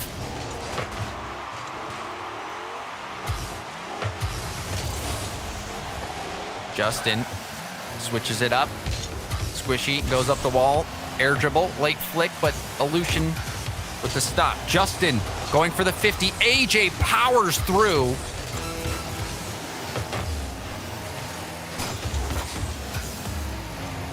Justin going for the double tap. Gyro stops it out. The Peeps have been so good at isolating this ball in the corner and not letting NRG get that center ball. Yeah, they don't want to keep this ball in the air whatsoever. They know they're getting outpaced, so instead they're going for dribbles and just forcing 50s. It's working so well. Garrett G now fakes, going for a little bit of a solo play on the ground. It doesn't work out. We've got the final 5 seconds, James. Oh. Will we see overtime? Yes, we will. The Peeps won in overtime in Game 3. Game 4, their tournament life is on the line. Can they do it again? NRG, they had a strong start, but they're showing some signs of weakness. However, they can finish it here and now. Squishy can't get that second effort on the ball. Garrett, pop it up down the sideline. Aleutian, double tap, going for the triple tap. It does poke out to the middle, but Squishy has some space. Gets the boost, takes it up the wall. Wrapping around the corner. The pass down to Justin, but Gyro will deny it. However, Squishy was able to get a lot of boost and now gets the demo. The pressure starting to build for NRG. Squishy will leave that. Goes for the bump on Gyro, but Gyro dodges it. Justin will have some time. Doesn't get the greatest first touch, but does get a good challenge. Still AJ trying to carry this one out. And you can see he's carrying this ball so close. He doesn't want to give away possession right away and force some kind of awkward 50 or maybe boom it to the other side. These guys playing so smart. The defense is standing tall. Double commits here, but we've seen NRG in panic situations, which is a rare sighting. So the Peeps are doing something well. Justin got a light touch that got it down to Squishy. The flick denied. Garrett, airborne, backward pass. Justin, a weak shot, but everyone goes. Collisions in front of net. Midfield pass. Squishy infield to Justin. Justin shot finds its target. And NRG, they stop the bleeding, get the win, and they're moving on to the semis. We've been waiting for it. The Justin Squishy duo up top. Squishy, great recognition to go for a slower pass in the midfield instead of banging it off the backboard, where I believe there was a defender position. NRG, after that huge game win in game 2, it looked a little bit shaky. The Peeps prevailed a bit with their defense, but overall, it's almost impossible to handle that pressure from NRG without slipping up once, James. Yeah, Justin had such a phenomenal series. Oh, yeah. 6 goals in game 2, I believe. He's a beast. He was, and even in this game, scoring both of them. And that light touch that he had at the midfield to get the ball to Squishy, that helped set up that final attack that proved to be the attack that got them the win and helped them move on. But what a series that was. The Peeps, Turtle, you felt like they just didn't show up until game 3. I think my favorite part about this series as well was NRG and the fact that they were able to continue with their passing even though they got frustrated. Huge credit to the Peeps, again, being resilient and also determined, not letting that game get the best of them mentally. But NRG, I'm impressed because they didn't panic. They weren't too desperate to get those goals, and they continued passing, and that's what got them to win. So NRG will be moving on to the semifinals, and we've got our first semifinals coming up after the break. It'll be G2 versus Space Station. Stay with us.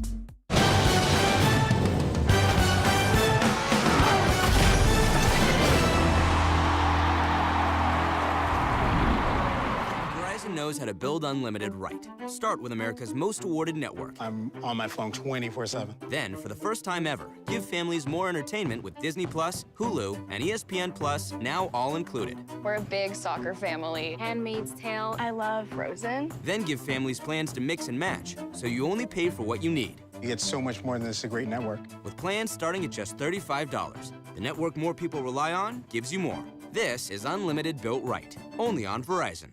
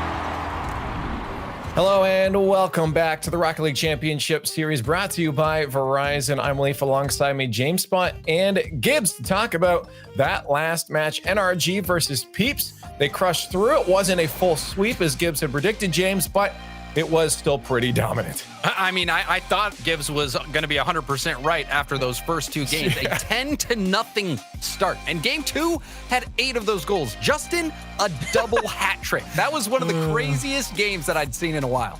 2.25 goals per game for him, 5.25 throwing shots on net. That is absolutely insane. And the Peeps, at least, they got some highlights on defense, I guess, and they did steal a game in overtime, and maybe there was a chance here for the Peeps to make a comeback, but because of game 1 and 2, you knew there's no way Peeps win 3 in a row. And Energy, they look very dominant, and now we have our perfect top 4 left.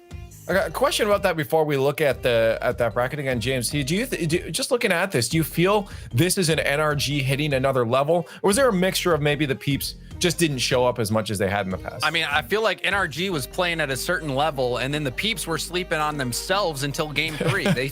They woke up, but it was a bit too late. They stole that game in game 3, and game 4, they almost had it. If they get that overtime winner, maybe we're going to see something happen in game 5. But I think this is the situation where NRG really excels. And I think Squishy, just like Turbo, is one of those players that thrives in those high pressure situations. And Justin may be the best at it that we've seen. He's so good.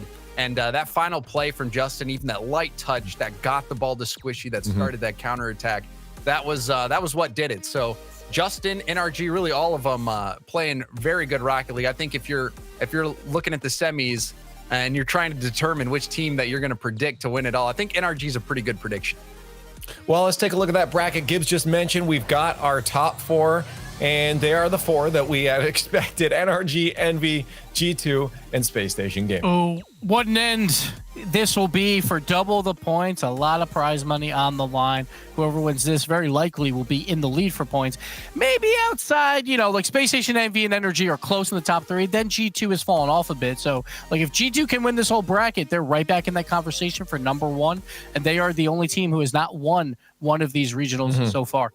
Well, they got to get through Space Station Gaming because that's our next match. G2 versus Space Station Gaming. Up next, G2, we've talked about them in the past, having these ups and downs. They've been a lot more consistent lately, but Space Station Gaming has only really had one down, and a lot of that can probably be attributed to them having a couple players moving. So this is going to be a very, very close match. We want your thoughts in chat for the Verizon fan vote. Use the hashtag G2 or hashtag SSG. Let us know how you think this one's going to go. A lot of them have been lopsided so far. I feel like this one's going to be a lot closer. But James, I want to get your thoughts. Let's get some predictions out here. G2 or Space Station Gaming? We saw Gibbs' bracket, but we didn't get to see yours.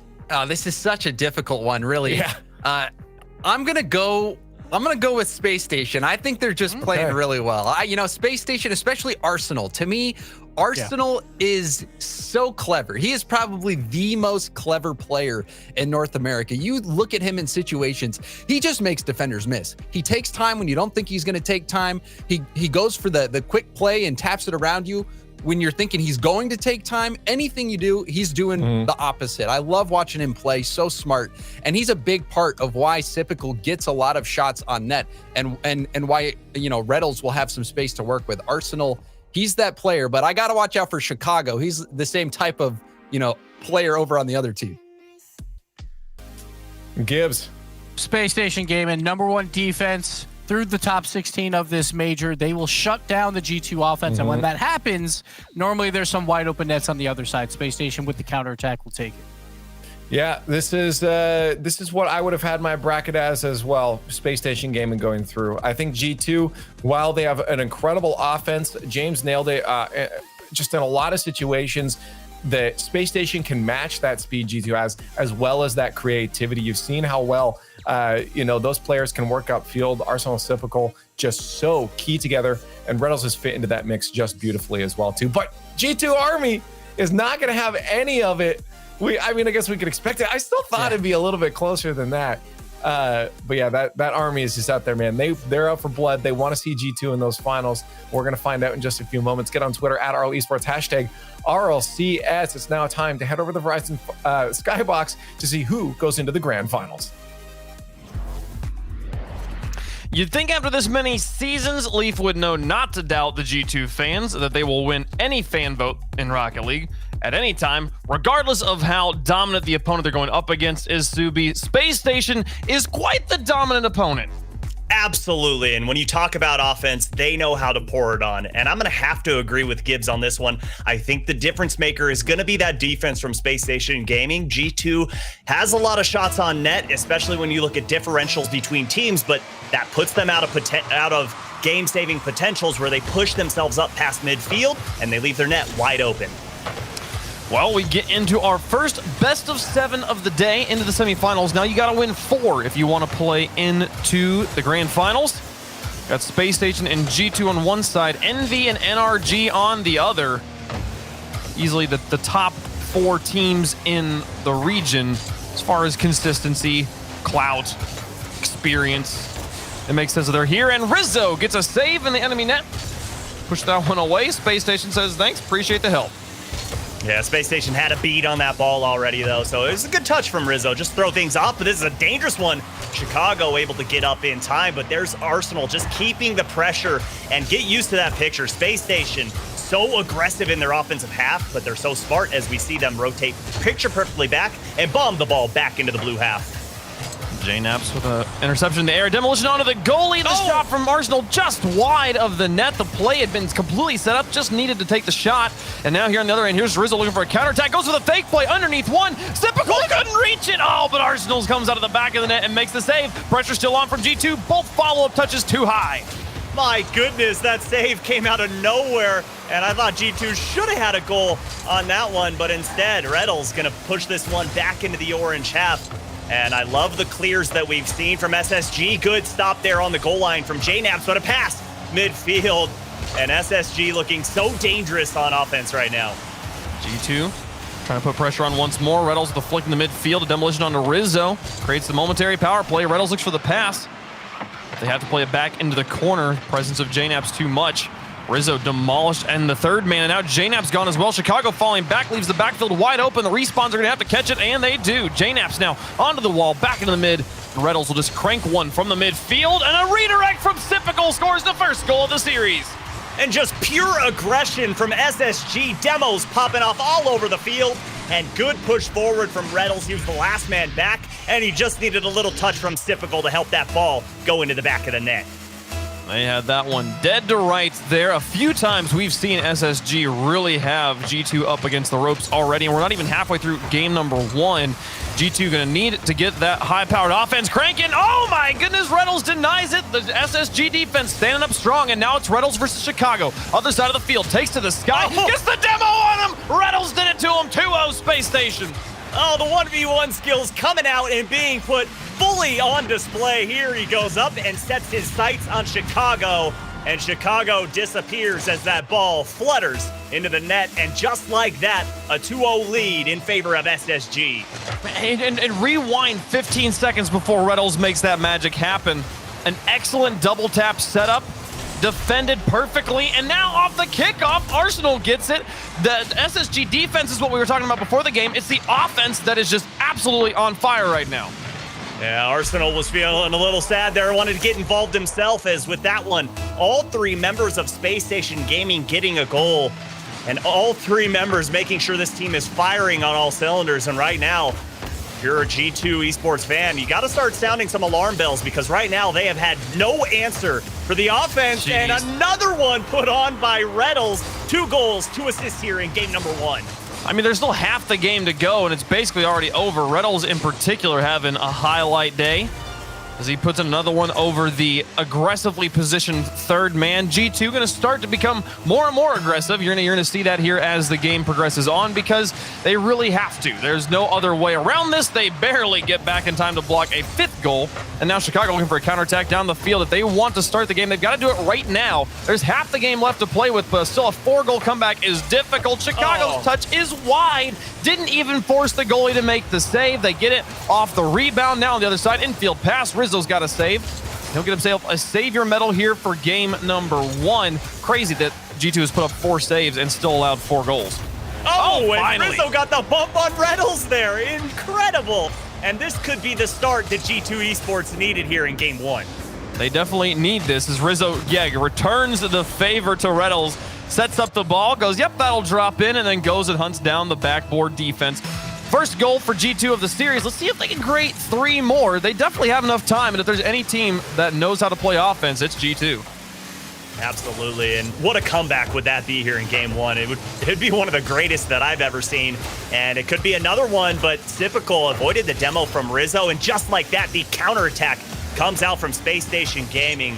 Man, they can create offense just at the flip of a switch, and not just the shot that just, it's soft on target, but a shot that truly makes your defense make their heart kind of flutter. Arsenal picks it up out of the corner, only got Rizzo to beat.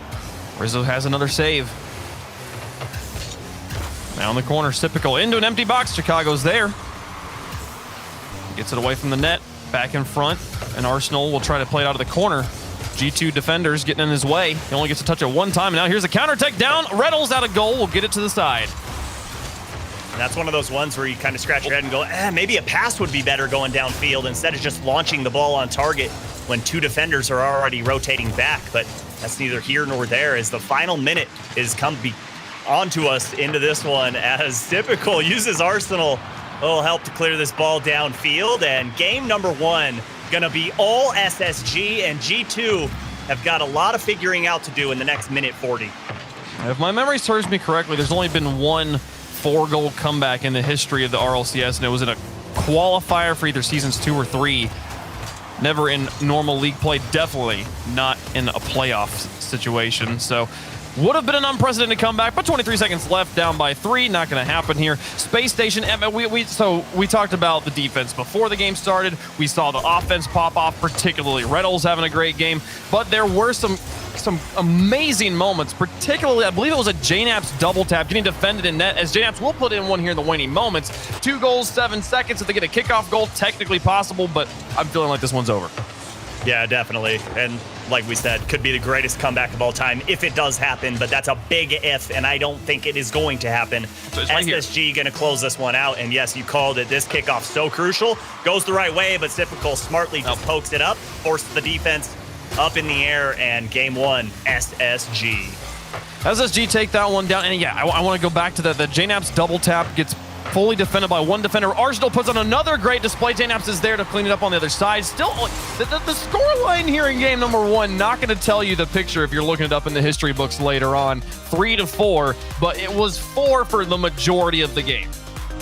Yeah, it was all SSG, and G2 didn't have the answer to slow down SSG at all, and I think it begins at midfield. You've got to take some of those boost pads away to slow SSG up, and doing so will give you some more space. So let's see how G2 come out in game number 2, because I'm really going to be looking at the first 30 seconds. I think it's really going to implicate how not only game 2 is going to go, but how the whole series is going to go. Yeah, and the goals they scored here in the waning moments, while they won't help them win the game, are a nice demonstration of ways you can deal with the Space Station. We saw the first 2 goals both involving bumping the goalies off the goal line, which is something that players like Reddles and Arsenal are going to be very, very familiar with. This is Reddles' bread and butter back on the Peeps and the Pittsburgh Knights when that was his primary roster. So it's not that he's not going to understand that style of play, but it was working very well there at the end of the game. So I'm interested to see if they get a little bit more physical, combine that with some boost control in the midfield, and we might see an even series. Yeah, and one thing that seems similar on all those SSG goals was the spacing of G2. It's like, where are all 3 members? You consistently would see one guy close to the ball, and then the other 2 nowhere to be found. So G2 need to tighten things up, especially on defense, if they're going to want to hang with SSG. Well, game number 2 underway. Space Station currently leading in the series. G2 looking to bounce back after dropping game 1.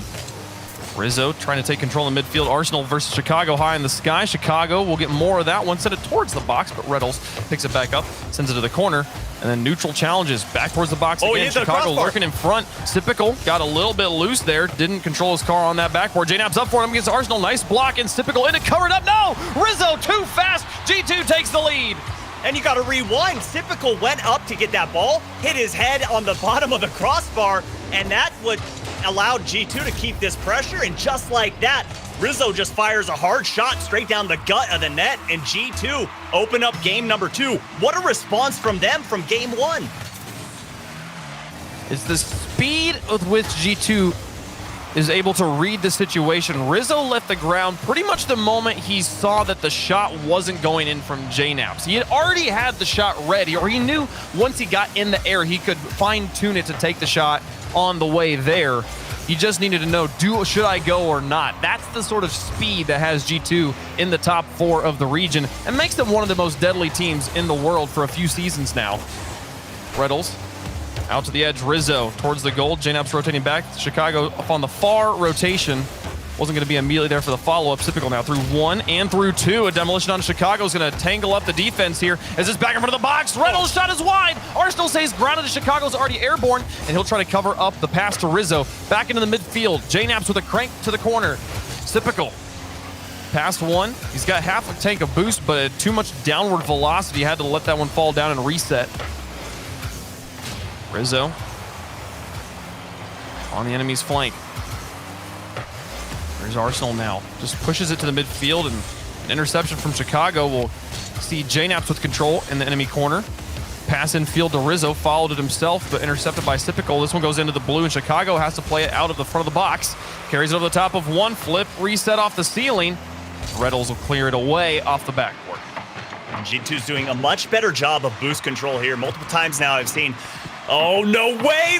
JNaps gets turned away by Sipical. Great opportunity, but SSG hold on the ball downfield. And just like that, G2 Esports got caught a little too far forward. They committed to that play. Third man again in no man's land in the midfield. A boom over the top of him. Puts it into the goal. Arsenal will just guide it away and steal the goal. That's a tie game. Space Station catch them with their pants down again. Yeah, and you think, oh, we're doing so good. We're keeping the pressure on them. And I was talking about how well they were doing with the boost deals. They were controlling them in their defensive half. But all it takes is a snap of the finger, and SSG can break out on offense. But JNaps snaps the shot on target, and this game's going back and forth. The neutral vertical play, and then the dunk from Chicago on Sipical to set it up off the corner. JNaps has the read. These guys are so fast on the reads of the ball. They know where it's going to be a few seconds out from whatever trajectory it's currently on.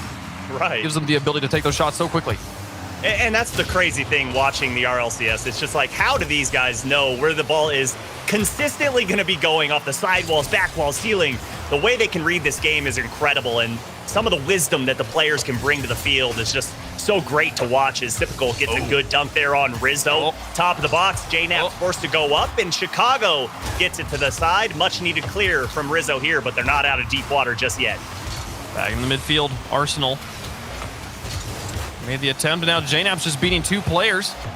Reddles will now try to bump Rizzo. Doesn't find him. Rizzo gets all of it and puts it back to the box. He's out of boost, but it gives some space for Chicago down in the corner. Passes down to JNaps. JNaps removed from the field, and here comes Space Station. Typical will beat Rizzo in the midfield. Arsenal on a loose ball. JNaps gets there first. Arsenal has to flip off, take the midfield boost, and now over the top of 2. Arsenal to the corners here. He's going to try and land on the wall, gain some traction once more, and challenge again, but G2 holding on to in the midfield. Arsenal up for it. This one looks good. No, it's just too high, and Rizzo will push it to the edge. Reddles shot again high. Arsenal back into the box. Back down in front. Here's Typical towards the goal, and JNaps will get it back to midfield.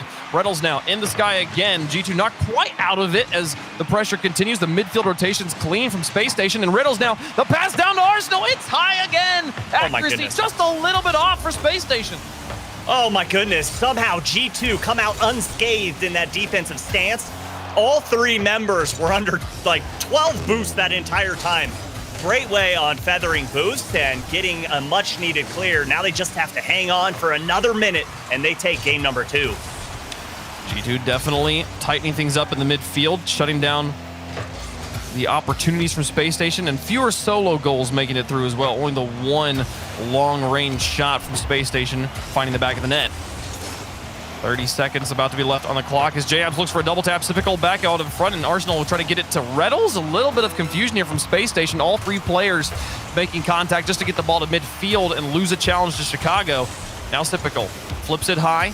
JNaps had backed off. He's out of boost, but he stalls the ball in the midfield and gives his teammates time for the reads. Chicago now, long one down, and Arsenal catching in midfield. Holds it onto it on his hood, wins another challenge. Reynolds thinks for it. He's in the air, up against JNAPS, back across the box. Here's Arsenal, typical, to put it in front, and now it bounces off the goal line and out. The clears come through. 3 seconds left. Ball still airborne, but boost is going to be a hard commodity, and the time will expire. G2 take game 2 and bounce back. SSG were continually knocking at the front door there, but G2 Esports able to latch the deadbolt tight there and hang on. And I love the turnaround and the quick goal we saw from Rizzo in the early moments of the game. Took 29 seconds, and bang, G2 were right back in this series. Yeah, no, the aggression and the accuracy from G2, I think accuracy is really how I would summarize game number 2 here on both sides. The teams, when they had opportunities to take the shots, were they good? Were they on target? The times we saw Rizzo just attacking as quickly as possible and doing the fine-tuning adjustments he needed to make the shot happen while in transit to the ball was the difference between him scoring there and not scoring, because the defense was collapsing on it so quickly. Space Station's defense is going to get up and read the ball more quickly than the offense. Generally on defense, you're going to read more quickly than offense just because the play is so much less precise for you. Like as a defender, putting the ball just in general anywhere other than your net is good. So you always can get in the air a little bit faster. Also, the ball is generally heading towards you. So the Space Station offense is going to always have a slight edge over any, or Space Station defense, excuse me, and have an edge over the G2 offense there. So Rizzo's speed in reading the difference between scoring that first goal or not. Absolutely, and I think another huge difference maker there was limiting the opportunities that Reynolds had. He was on fire in game number 1, 2 goals, 2 assists, and then he comes out of game 2 with a big goose egg. So if you're G2, you try and just keep the leash on Reynolds and limit the opportunities that you give over to him. Typical off of kickoff here in game 3, puts it above the G2 backboard, or onto the G2 backboard above their goal. Chicago now with a response after the backboard clear. Arsenal down to Reynolds. Intercepted by Rizzo. But a win from Typical, gets it to midfield. Now Chicago with a bit of space. Sends it towards the box, back and forth. Counter touches from both sides. Neither team really able to string too much together here. It's a long touch from Arsenal. Responded by JNAPS. Here's Chicago and JNAPS trying to push it down the other side. Rizzo in the third man will challenge Arsenal here. Gets a neutral touch. Reynolds should have this one, but an awkward approach. He'll actually find Arsenal, who's just got enough boost to get it towards the goal, and the ball will be just high as he runs out and has to rotate out. And then somehow got a flip reset on that ball. The mechanics that these players have just always put me in awe, and to be honest, a little jealousy behind it, because it's just anytime they want to do it, they can bust it out. As Typical gets a great double touch there and puts it over to Rizzo, who's forced in an awkward spot. You see him kind of flipping around on that side wall just to try and get a touch. Typical going to steal it right back away, and here comes SSG on offense. Chicago puts it to the side, and the clears are the difference maker for G2 right now. They're smartly putting the ball where SSG are not. When they're able to get these clears to these empty corners, it gives them the space to reset, refill their tanks, and then go on the offensive. Rizzo there, having to play it out of his own corner. They had a little stint there of actually struggling to get any clears. Chicago now sets up Rizzo. Back to the corner, Reynolds will have this one. And Chicago, what a read onto the wall, setting up JNAPS in the midfield. Typical reads the pass, finds a block. And Reynolds touch just a bit strong now out of this corner. Chicago try to get it back to JNAPS up against Typical and Arsenal. They'll play in the midfield. Rizzo shot just a bit high of the goal. Arsenal trying to connect with Reynolds on the outside. And then a demolition onto Typical as well. A bit of pressure from both sides. The demo game starting to get stronger from both sides of the field. Yeah, and you love to see it coming out from Rizzo, getting involved on the offensive half. But Arsenal gets an insane angle, but turned away by the post. And somehow Reynolds able to get a 50-50 on that ball. And we're nearing the first half of gameplay, and still both teams all tied up. This is a defensive battle up and down both orange and blue sides of the half. Chicago out of this corner as we approach halftime. Neither team on the board. Reynolds now with control. He's got a friend upfield looking to create bumps. Arsenal tried to find Chicago, and that bump probably would have given us goal number 1. I think it was under the crossbar from Reynolds, but now Arsenal up against Rizzo in the midfield. JNAPS quick reads, keeps this one high and in neutral territory, but Reynolds over the top. You saw the defender out for boost, left it wide open. Where is the defense? This ball should never come this close to the net, and just a simple breakdown on the rotation from G2 Esports puts the first goal in for Space Station Gaming. And with the way this game's been going, that one goal might be all you need to get a win. Absolutely. Towards the box. JNAP's following kickoff, looking to equalize. The far wall, Rizzo will put it to the corner. Arsenal. One touch, no, and an infield pass to JNAP's accuracy on the far side. Shot placement will tie the game. Just a disgusting play from G2 Esports. An indefensible midfield pass, and JNAP's goes far post. Good IQ there to put that all the way away from the defense. And just like that, the turnaround, G2 puts themselves right back in game number 3. Okay, so we're tied up in the series, tied up in the game. And a reminder, it's a best of 7. The downfield, oh my goodness, the pass was solid, but Rizzo covers it up and sends an awkward shot away to take away the shooting opportunities from the rest of Space Station. Chicago now across midfield. He gets a demolition on the 1. Loses the challenge against Typical, and Rizzo will move in to take over control. Gets a pinch in front of the goal. JNAP's up for it, and Reynolds gets just enough in the way. Here's Typical, long-range shot. Chicago far back this time and not getting boost. He will get up and make that stop. Now Arsenal with a touch pass. JNAP's down to Typical. Nice setup here, up against Rizzo. Rizzo will just tackle that shot, get it away from his box. Reynolds turns it back in. Space Station pressure starting to build once more. And there Typical it is. in! Off the goal, off the ceiling there. That's the lead back for Space Station. And that was just too much pressure from Space Station. They had a 3v1 situation, and they kept the ball in the blue half, and it opened up a perfect shot for Typical. And Space Station Gaming feeling comfortable going into this last minute of gameplay. 106. Space Station, they took the win in game number 1 now, looking to get that lead back. Here in game 3, Arsenal follows behind this one, and Chicago takes it away. He's going to get it past 2. He's got JNAP's to work with in the midfield and only 1 defender to beat. JNAP's just looks for the goalie. Chicago was in no position to take that shot at the end of that run, and now JNAP's turning this one back in onto the backboard. Chicago up for it. The defense missed. Tie game. Oh my goodness, you can't have this mistake. This is a ball you have to clear, and look at the turn on that ball by JNAP's. Gets the picture-perfect glass pass off of the glass, and Chicago ties it up. As soon as Space Station scores, G2's right on their heels to follow suit. That miss from Typical, man, we were talking about the Space Station defense, but finally a crack in the armor. And G2 strikes. 35 seconds left in the game and tied back up. Overtime starting to glint on the horizon. Typical not able to beat Chicago. It's above and on the backboard. Defense not really set up, but the shooters nowhere to be seen from G2. And now the attack back the other way. JNAPS will turn this one around. Rizzo follows it. And now looking for defenders to help pave the way for Chicago. Here's JNAPS. Challenge at the point of contact. Rizzo. JNAPS in the midfield. A win from Reynolds. Final 8 seconds. Chicago in the sky. Lots of boost. Follows this one over the top of 1. He's going to need some help. Out to the corner. JNAPS was following too closely with the ball and won't be there to get the read on it. We'll just go to overtime in game 3. And just by those last 30 seconds of gameplay, Space Station Gaming playing a little hesitant there on defense. That split second that they consider going up could be the difference maker, but Typical. Nice challenge on that ball, but Chicago's there to follow suit. Gets the touch. Dangerous ball midfield, but a double commit comes out from Space Station Gaming. So not too much danger for G2, but this one could be dangerous as JNAPS gets the much needed touch.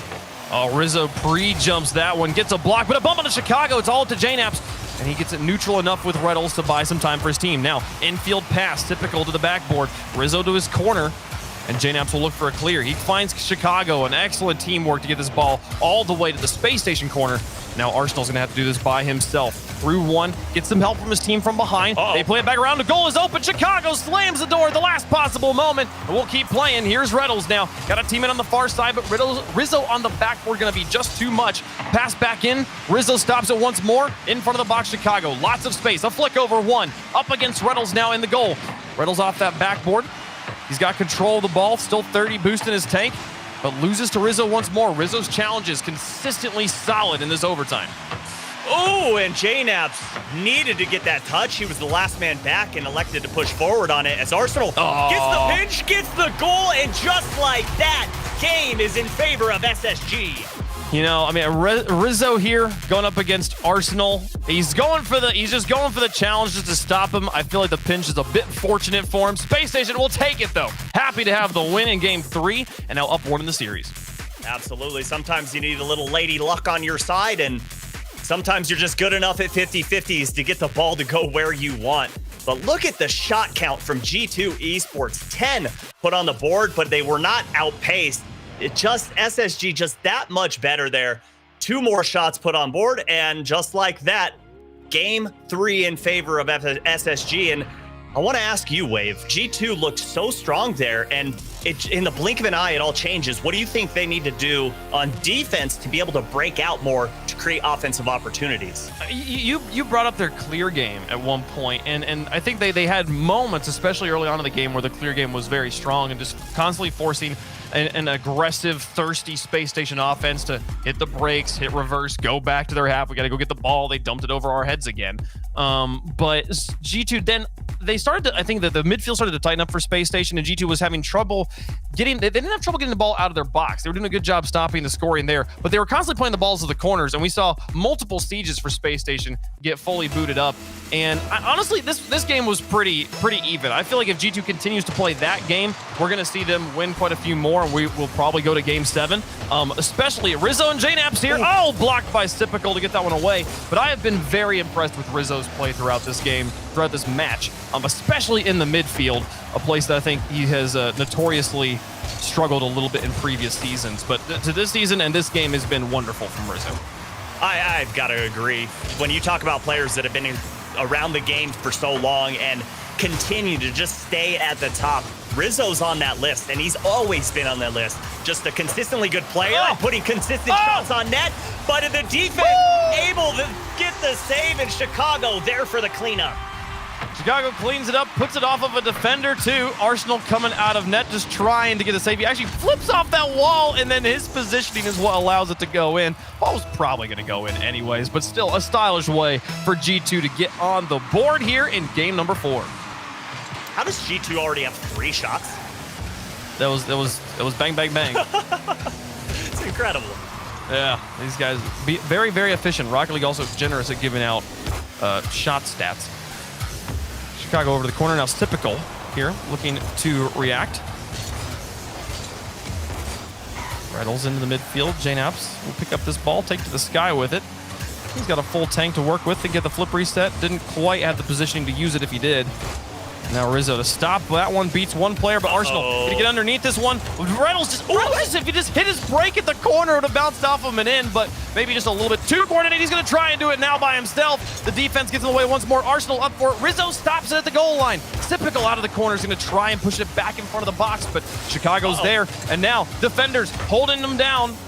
Typical was absolutely just in JNaps' face in the back of the net. Chicago and JNaps here are going to try and get this one away from Typical, and they'll do just that. Now Chicago on the outfield pass, blocked by Arsenal on the goal line on the retreat.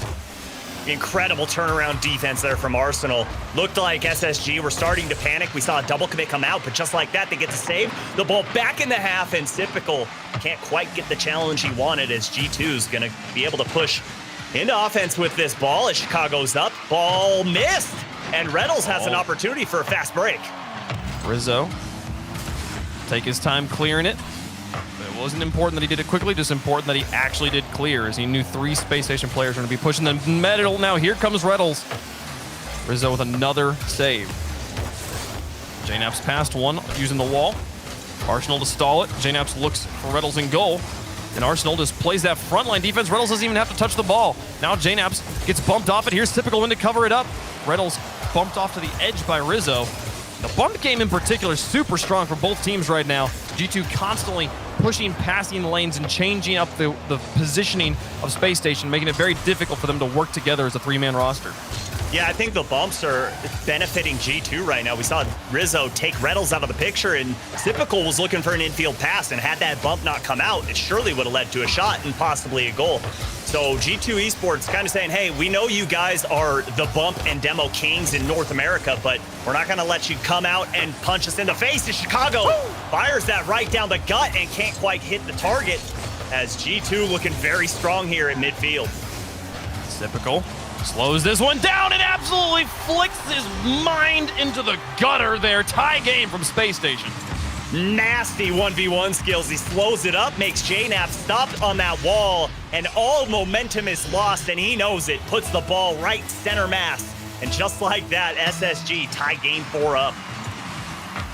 My goodness, what a shot from Typical. And now trying to steal the corner boost. Actually misses the corner boost. Arsenal will come through. They were looking to immediately take the lead back on kickoff. JNAP's in Chicago, bit of a double commit, leaving Rizzo grounded, but Rizzo has been the star defender and gets the stop on the outfield pass. Typical not going to be able to create the opportunity just yet. Arsenal bumped around, kills all of his momentum. I think he stole the corner boost, but still, that ball going to be neutral in the midfield, high in the sky. Arsenal with the touch. Chicago tries to, and Arsenal counters him into the corner. JNAP's lots of space here. Getting pressured quickly by Reddles.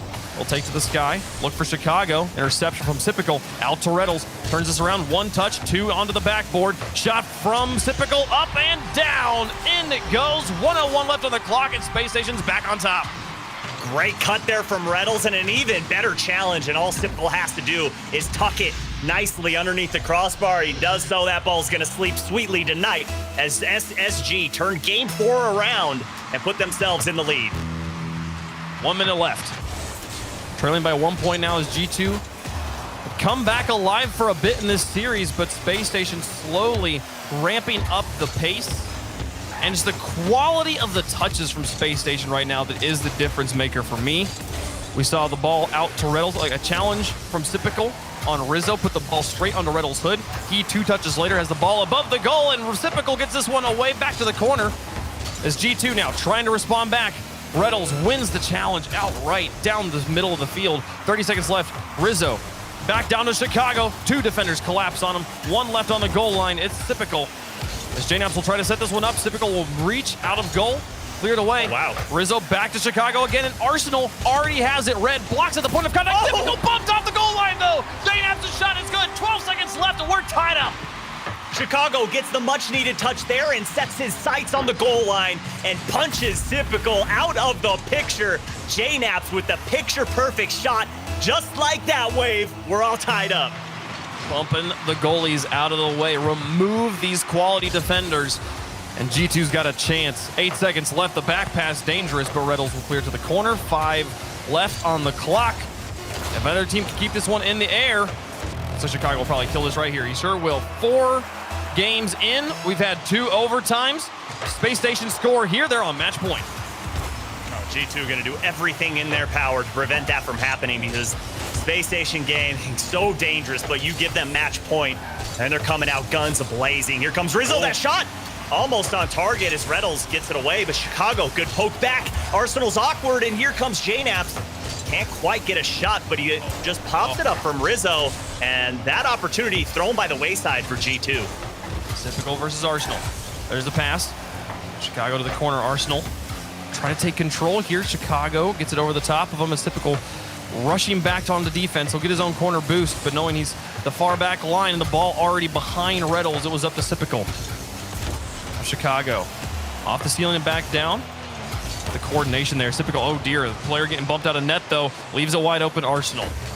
Get out of this guy. There's the last man back. Gets the clears he needs, but here's JNAPs now trying to pass to Rizzo. The 2 defenders committing, both of them missing. Arsenal, the backbone right now of the defense. But finally, they're all in position. Chicago shot is good. G2 takes the win. This placement is absolutely beautiful here from Chicago. Sees all 3 defenders bunched up on the close post, and he just launches it far and wide. And G2 tie this series up. Man, Space Station's defense here in overtime, they got a little bit on the back foot. Just for a moment, they were tripping over themselves, and then they, like, I don't know, a clown on an escalator. They couldn't stop tripping over themselves as the ground continued to move a little bit too quickly. And eventually G2 did get the open net shot and accuracy. Kind of like game 3 was the story here. Game 4 going to be going back to G2. 2-2 in the series right now. Space Station's pace, though, has been increasing. If they're able to keep that up and win games in regulation, they're going to run away with this series.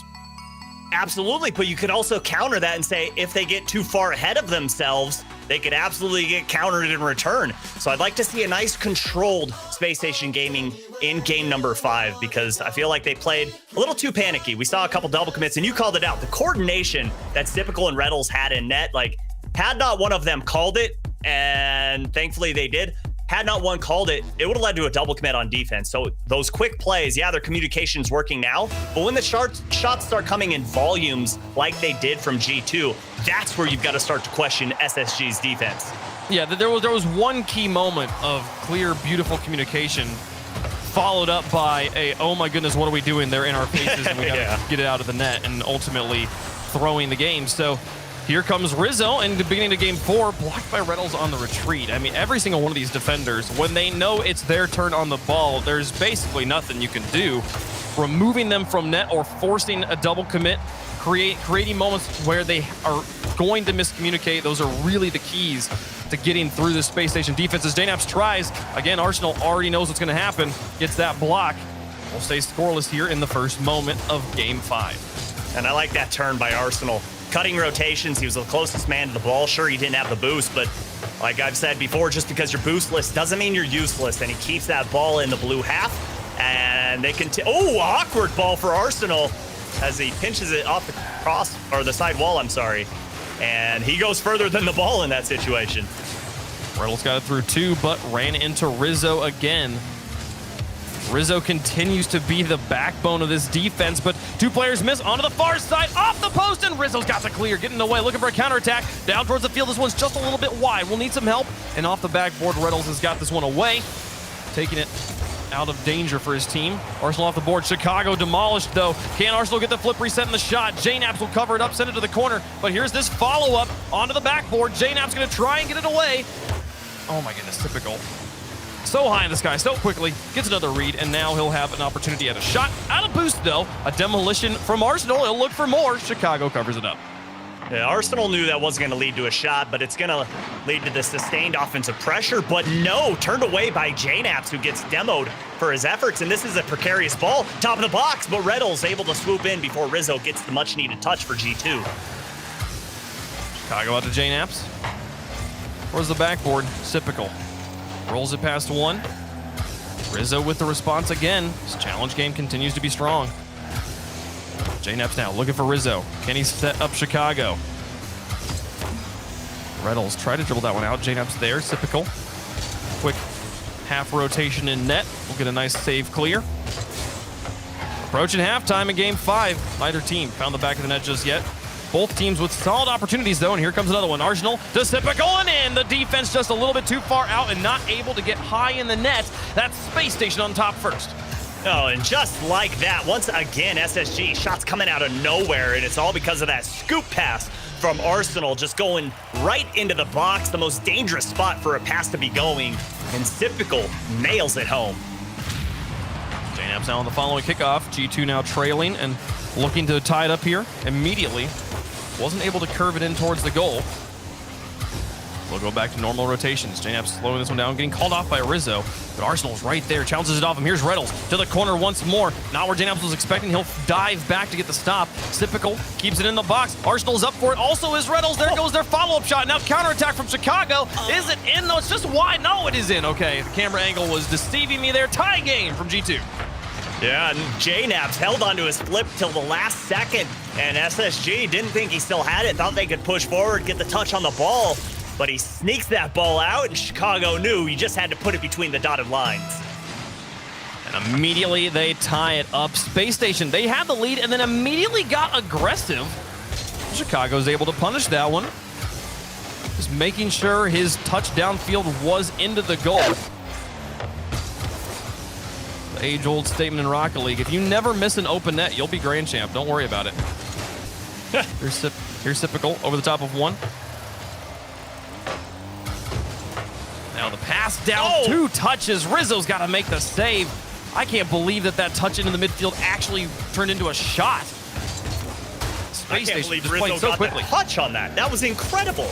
He had to pull out the crystal ball to think where that ball's going. He pre-jumped that an hour before the shot came out, and Sipical misses that one. JNAPS just pokes it up, and Sipical again there for the clear. And talk about a speedy player. Every time the ball's in the air and you don't think someone's there, there's Sipical shining bright.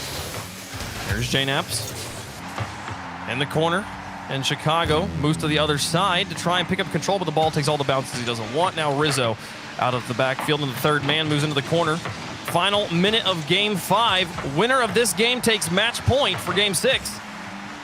Arsenal behind this ball actually gave us some space. Chicago backs up, takes control. Sipical will neutralize it to the edge. Chicago called off by JNaps. JNaps to the back pass to Rizzo. Rizzo removed from the field and now onto the backboard. JNaps looking to catch the guillotine. Here's Reynolds up against Chicago. Clears it over the top. Rizzo far in the back will move in. Back to Chicago. 2 wide. JNaps inbound. Shot is good and in. G2 takes the lead in the waning moments. Oh, and all of SSG started to push forward here. No one had the backside covered. JNaps saw it. Best eyes in the business and able to squeeze it inside post. 26 seconds left. Space Station now trailing.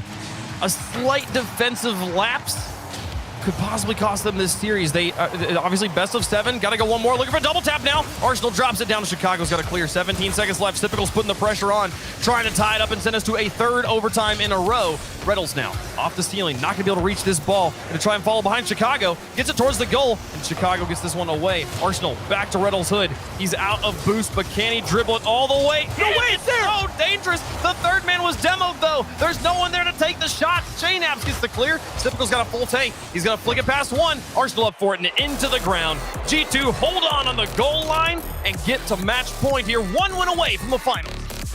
Oh, if you're a G2 fan, your heart had to stutter there as that ball was just floating above the goal line. But they were able to stand tall and keep it from going into the back of the net. G2 Esports on match point and looking to push themselves into the grand finals.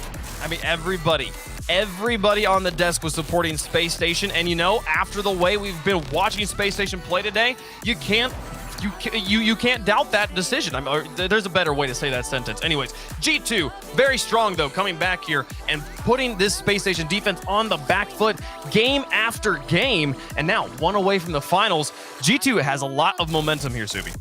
And the difference in that game was just capitalizing on opportunities. G2 only had 4 shots to Space Station, doubling them in that game, but it didn't matter because G2, anytime they saw a glimmer of hope, they just turned it into a sunburst. It just, boom, exploded in front of your eyes. The passing plays, the bumps, beautiful gameplay from G2. Now all they have to do is just strap in for game number 6. Can they finish it here, or do we go to game 7? Reynolds, the midfield. Can I answer that? Absolutely. What do you think? Can I just be thinking all for myself and have a game 7? I mean, just those are my favorite things. I think the only people here that don't want game 7 is G2 and their fans. So, you know, I think the rest of us are on board for that. As a neutral party, game 7s are super exciting. So, and I don't even care who wins the game 7. I'm not choosing, you know, it's just those are the best moments to see who gets it. And Typical catches the defense, pushed way too far forward. His teammate teed it up on his hood, and he smacks it downfield.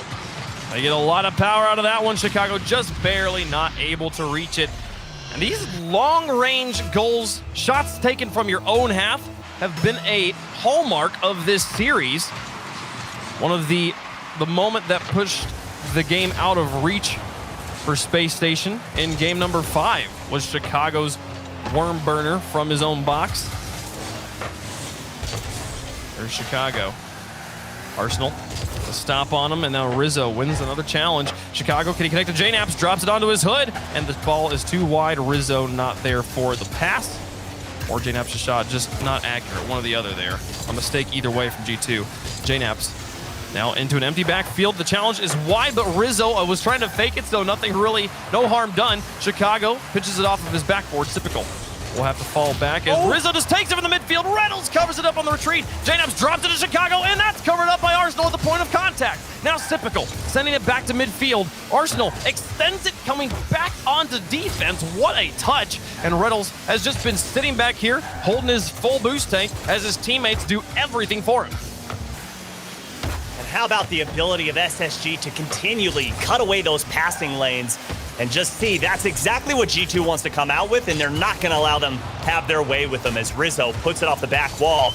Typical gets a very easy hit, gets the demo, and Reynolds going to have a ton of space, ton of time to get this ball back into the blue half. Oh, Reynolds doing his best to get this ball onto the backboard.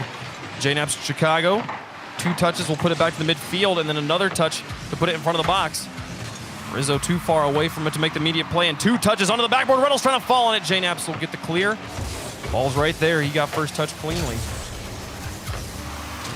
Approaching halftime, Space Station have the goal they need to get to Game 7. Chicago onto the wall. JNAP's with a shot, and Reynolds sideways in goals. Typical. Will take it away, allow him to reposition. It has been the Arsenal typical show on offense for Space Station in this game. Reynolds just holding down that back line. Yeah, kind of different to see. Normally you're used to Reynolds coming out with those shots, and Reynolds standing tall on defense there, and that's another shot, and Typical takes away the passing lane. Chicago had a good look at it.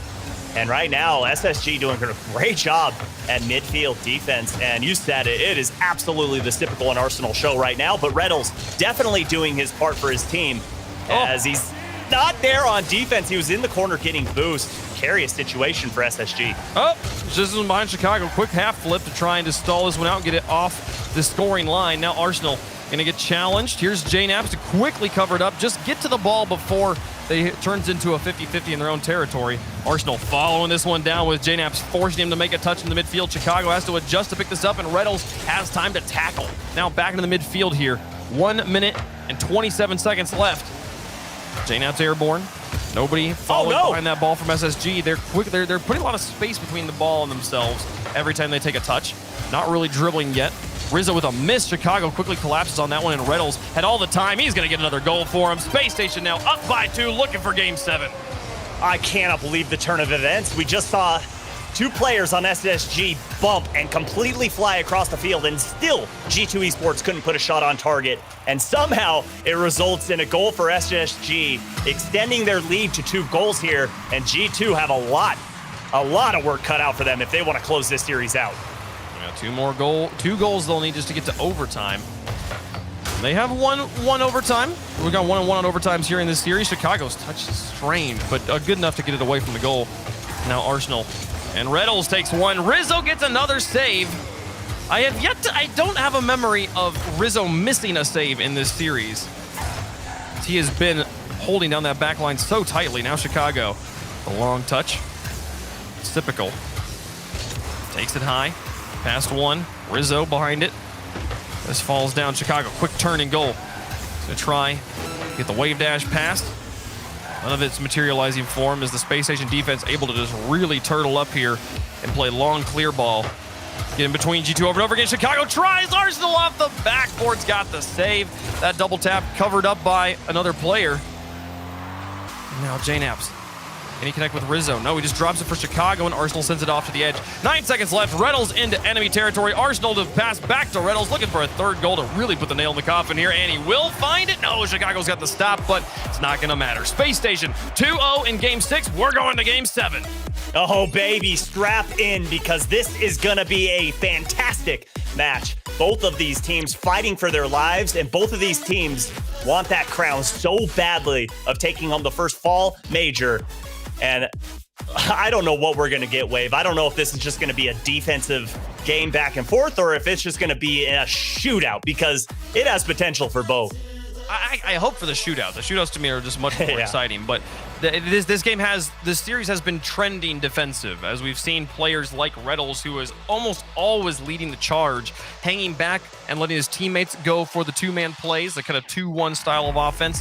And also Reynolds, traditionally a player that tries to dribble the ball. We saw almost everybody on Space Station just going for long clears, long touches, just send the shot over and over again, force G2 to always have a player on that back line. And that player has been Rizzo for a lot of this game, though everybody here on G2 getting a decent amount of saves. So I don't know, like this really could stay that long range artillery style gameplay. I would love to see them keep it on the hood though and go for the fakes. Yeah, it's gonna take some opening up, like you alluded to, and you were talking in Game 6 about Rizzo's ability to stay consistent on that back wall for them. He has yet to miss a ball, and if he stays strong, G2 absolutely have the ability to take this, but one mistake is all it takes, and SSG will be there to capitalize on it. Well, here comes Reynolds in the beginning of Game 7, looking for the kickoff goal. Arsenal gonna try and take the shot. Rizzo nearly got bumped. Typical, blocked by JNAPS. And everything from SSG lined up well, but the defense has an answer every time. Typical now. And this guy once more, as they have had ball control pretty much the entirety of this first 30 seconds. Over the edge. Reynolds with a demolition on a JNAPS. Rizzo quickly up to cover it. Chicago now following this one out, looking for a shot from midfield. Sends it. Typical's got the save. Arsenal picks up boost and now goes for the dribble. Holds on to the ball. There's Rizzo. Underneath them, there's Chicago behind him, but demolished. JNAPS tries in. The end is wide open. All three players beaten in a different way from G2. That's Space Station with the lead. And it just starts on the hood of Arsenal, and then he sets his sight on the last man back, and good heads-up play from Typical. His teammates had to be screaming out, just launch it on target, it's open. And he's able to hit it perfectly. Typical gets the go-ahead goal here in Game 7. It starts with the dribble. That dribble, the space given to Space Station allowed them to change up, to move away from that artillery-style defense. And go for the dribbles here. Now Arsenal taking it to the sky. JNAPS with a read, and Chicago now with control in the corner. Being challenged by Typical. Goes back into the midfield, and JNAPS will try to follow this one. Bumper to ball.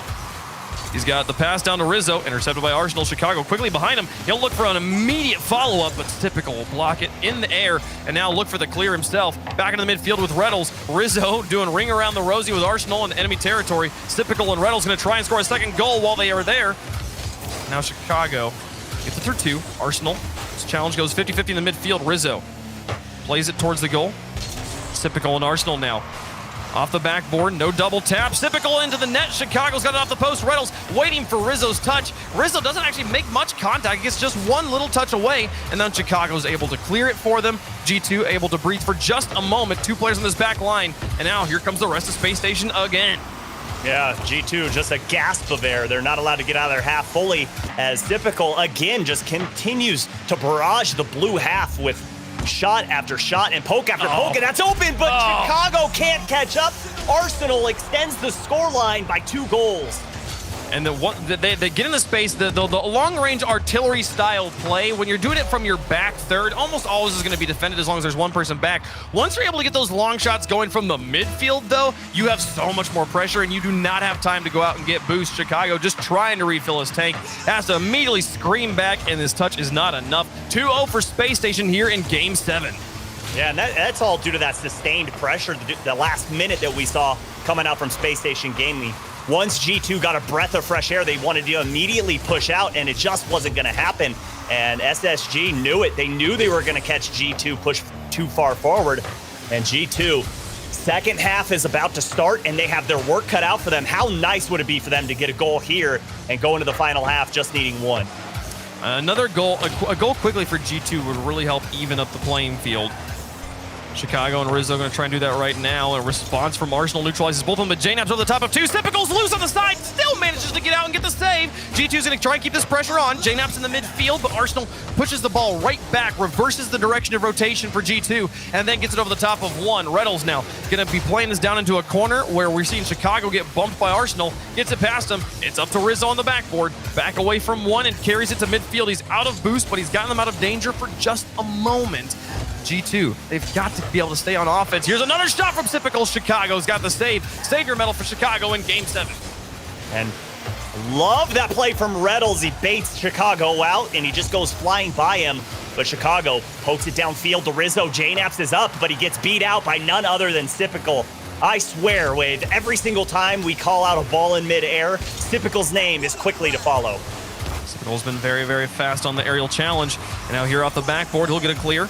Chicago moves in to take control. He's going to have Arsenal to deal with the net, but gets bumped off it, and Arsenal is able to move in, push that one past him, and Rizzo wasn't expecting that touch to be as awkward as it was. Now JNAPS on the infield pass. Chicago shot just wide. Rizzo's follow-up blocked in the midfield. Ball bouncing high. Chicago's going to try and connect with JNAPS. There's the pass. There's the shot. Oh! The goal again. Accuracy from G2 just not there. Follow from Rizzo is high. Chicago doesn't have a free touch. 1 minute remaining. The clears come through, and Space Station's defense holds.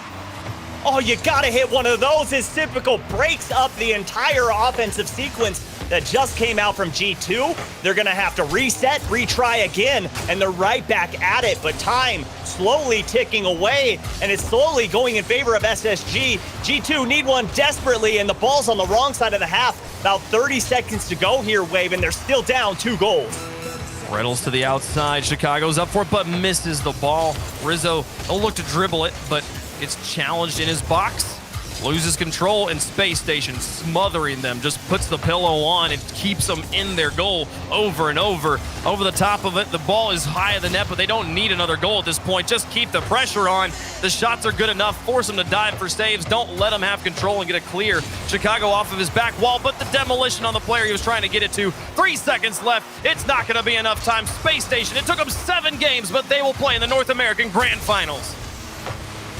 And this is the SSG players love to see, unless you're on the opposite side of them. And SSG pull out the Hydra, all 3 members getting involved, and it's just not a one-man show. And when they're playing like a team, they are so dangerous to compete against, but we have to tip our caps over to G2 because after game 1, it looked like it was going to be a clean sweep for SSG, but they turned it into a series, Wavefunk. They absolutely did. Brought this one well back. Didn't actually, I was going to say they shut out SSG a few times, but no, the shutouts definitely all went SSG's way. G2, though, winning critical overtimes, tightening things up in the midfield, and even playing a very clean game here up until those final moments. Multiple scoring opportunities, every shot just wide of the net. And up against a defense like Space Station, you got to force them to make those saves. Do not let the post do the work for them. Man, Space Station put it up to him. G2 was so close and yet still so far. Yeah, it just seemed like in game 7, they were trying to force too many things. There were a few times, and I think you saw it as well, where Rizzo was kind of putting himself out of position, trying to get a demo downfield. And it's like, you got to focus on defense first and let those demos come.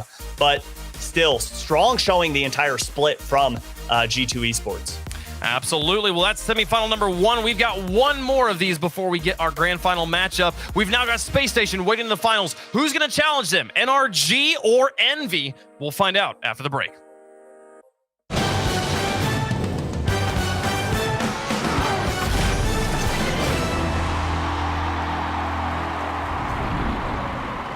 Knows how to build unlimited right. Start with America's most awarded network. I'm on my phone 24/7. Then, for the first time ever, give families more entertainment with Disney Plus, Hulu, and ESPN Plus, now all included. We're a big soccer family. Handmaid's Tale. I love Frozen. Then give families plans to mix and match, so you only pay for what you need. You get so much more than this, a great network. With plans starting at just $35, the network more people rely on gives you more.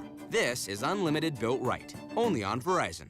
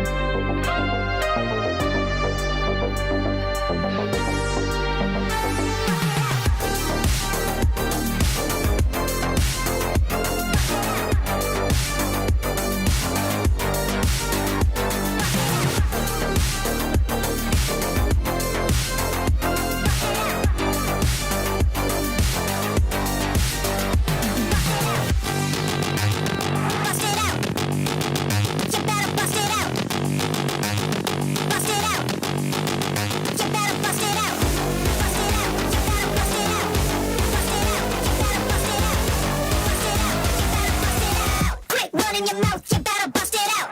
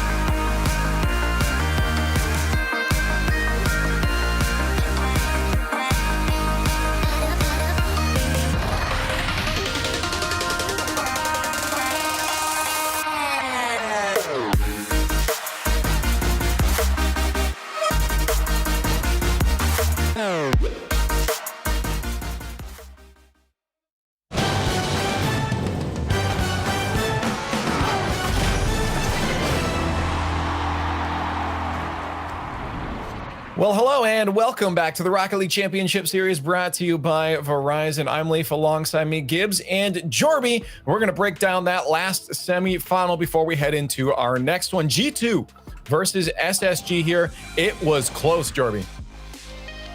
It really was. It started out so strong for Space Station. They came out demo heavy. G2 couldn't respond to it in that first game and a half, but then the second half of game two, G2 started to adapt and had some great carries. Chicago had some great chances down the field, as well as JNAPS. Space Station come right back late in the series and pull off some really nice team plays. Arsenal and Typical especially, just kept hammering shots on net all match long. Several times I'm asking myself, how many goals have Typical scored at this point? It feels like, 15 of them. It was ridiculous. Oh, man, but G2 was so close. It looked like they got a little bit antsy towards the end of the series, but for them to play basically like a 50-50 possession game and be that close with Space Station shows that G2 is trying to fix those issues of only playing offense and no defense. They look good doing it throughout the series. Some great defense up until the very end. So G2, they finished fourth for this split, but we know they are going to be challenging for number one in split 2 as well. Let's take a look at their journeys to the point to get here as we take a look at the bracket. Both these teams came through with a 3-0 win off their opponents before that. KCP dropping to Space Station, Rogue dropping to G2, and now Space Station in that final game, number 7, find their way into the grand finals, Gibbs. And now we got Energy, Team Envy, the other side of the coin, the other top 4 teams left. Space Station prevails. We just want a series like we just saw for Energy and Team Envy. These guys have played in the bracket, I believe, 3 times, and Energy's won 2 of them. Team Envy has won 1 of them. So it's going to be a battle either way. Let's talk about that match. NRG versus Envy is our next semifinal. Only one of these teams get to move in to the grand finals, and then ultimately one of those crowned a champion. Let's talk about how it's going to go here. I mean, on pre-show and since ever past that here, NRG has been the favorite to make it through into the grand finals here. Jorby, I'm just wondering, I know your love for Envy. I'm wondering if you feel like this is going to be a different story. Man, you know, I do love Envy, and as much as I love the boys, I don't know with how NRG look right now. NRG historically this season in quarterfinal matches, they always look a little sloppy, but I don't think sloppy is the way I would call their match against, against the Peeps. They actually won pretty emphatically at the end. To me, that's huge for NRG. For Envy, look, here's the thing. In the regionals, Gibbs already mentioned just the playoffs alone. Envy have only won once in the 3 matches they played. But they've played 5 times in regional matches. NRG has won 3 of them, and they've swept Envy every single time. Envy haven't won a single game when NRG beats them in game 1. So I have to see Envy come out in game 1 and actually take that game. Otherwise, I don't know. If Turbo keeps looking like he's looking, maybe. But like, man, it's really hard to pick against NRG for me right now. Well, kickoff's almost here. We need your help first, though. Before we get to that point, get your opinions in chat with the hashtags below for the Verizon fan vote, hashtag NRG or hashtag Envy. Only one of these teams, as I mentioned before, can make it to that grand final. So while chat gets their predictions out, let's get ours out. We have NRG, we have Envy. Gibbs, I'm going to start with you. I saw your bracket before, but let's see if it's changed. All eyes on Team Envy with Atomic. The last time Team Envy won was Atomic was shooting 41% with over 1 goal per game. And that was in the playoffs. They need Atomic to pop off to have any chance. The problem is Energy is going to put up 10 goals at some point throughout the series in 1 game. That's the issue right now. Energy looks too good. They look like the best team in North America once again. I got to go with NRG. Jorby, you're up next. I want to pick Envy. I really do. And if Atomic, I'm with Gibbs. If after all the matches I've watched them play in the grid, when Atomic hits his first few passes and establishes early confidence in the match, Envy are one of the hardest teams to beat in North America, if not the hardest team to beat, especially on defense. Turbo's looking really good today. I think that pieces are in place for Envy, but I just think NRG are going to take them down, man. I don't see a world right now where Envy take the dub. If they take game 1, then we might have a match on our hands. But if NRG establish themselves early, it might be over for Envy. I got NRG. Yeah, I'm going to have to agree with both of you guys. I think NRG's just showed the dominance in today. They've come out to a team like the Peeps. It's not a bad team, and just dismantled them. And the Peeps had to wake up. I think it was Johnny before saying they slept on themselves, or so. I forget who it was, but they said they slept on themselves, and it was too late by then. And NRG, I feel, is going to come out with that momentum. They're feeling good on the day, and that's what it comes down to sometimes. So NRG is going to bring a big fight to Team Envy here. But much like our other semifinal, I feel like Envy is going to make sure that this is close. We're not going to have those 3-0s and 3-1s we had in those quarterfinals. I think it's going to be very, very close. Chat does not think that, though. One of the highest votes we've seen today, 87% in favor of NRG right now. They're just believing in that Gibbs bracket with NRG moving through to Space Station. We're going to find out in just a few moments. So first, get on Twitter. Let us know your thoughts at RL Esports, hashtag RLCS. But now we find out one more team goes to the grand finals. Is it NRG or is it Envy? Let's head to the Verizon Skybox to find out. Our next semifinal brings 2 Titans and former teammates to compete against each other. The Stats Turtle lean in one direction here. Statistics say that NRG is going to win this. What's it going to take for Envy to buck the trend? I don't know, man. That's the weird thing about this series. I'm so nervous right now for both these teams because every time one of them wins, it's in a sweeping fashion. We're bringing out the broomsticks in this series, I think, and Jorby had a great point. Usually when NRG beat them, if not every time, they get a sweep, especially in those best of 7s. But if you remember recently, it was Envy who came out on top in the quarterfinals of regional event number 3 So who knows who's going to take this one? It's been back and forth. The rivalry and the storyline between these two teams is so strong. If there's anything we know, chat, it's pay attention in game number 1 because that seems to be the one that matters ultimately. Yeah. Here comes Turbo dropping it down for Envy. We've got NRG in the blue, Envy in the orange. Best of 7. Best of 7. 4 games you got to win here. It's a little bit of breathing room for these teams from the matches they normally play, but Turbo with the small touch. Oh my goodness, Justin saved it. I don't understand how that doesn't go in some way. Everybody had a shot there, and NRG keep their net clean.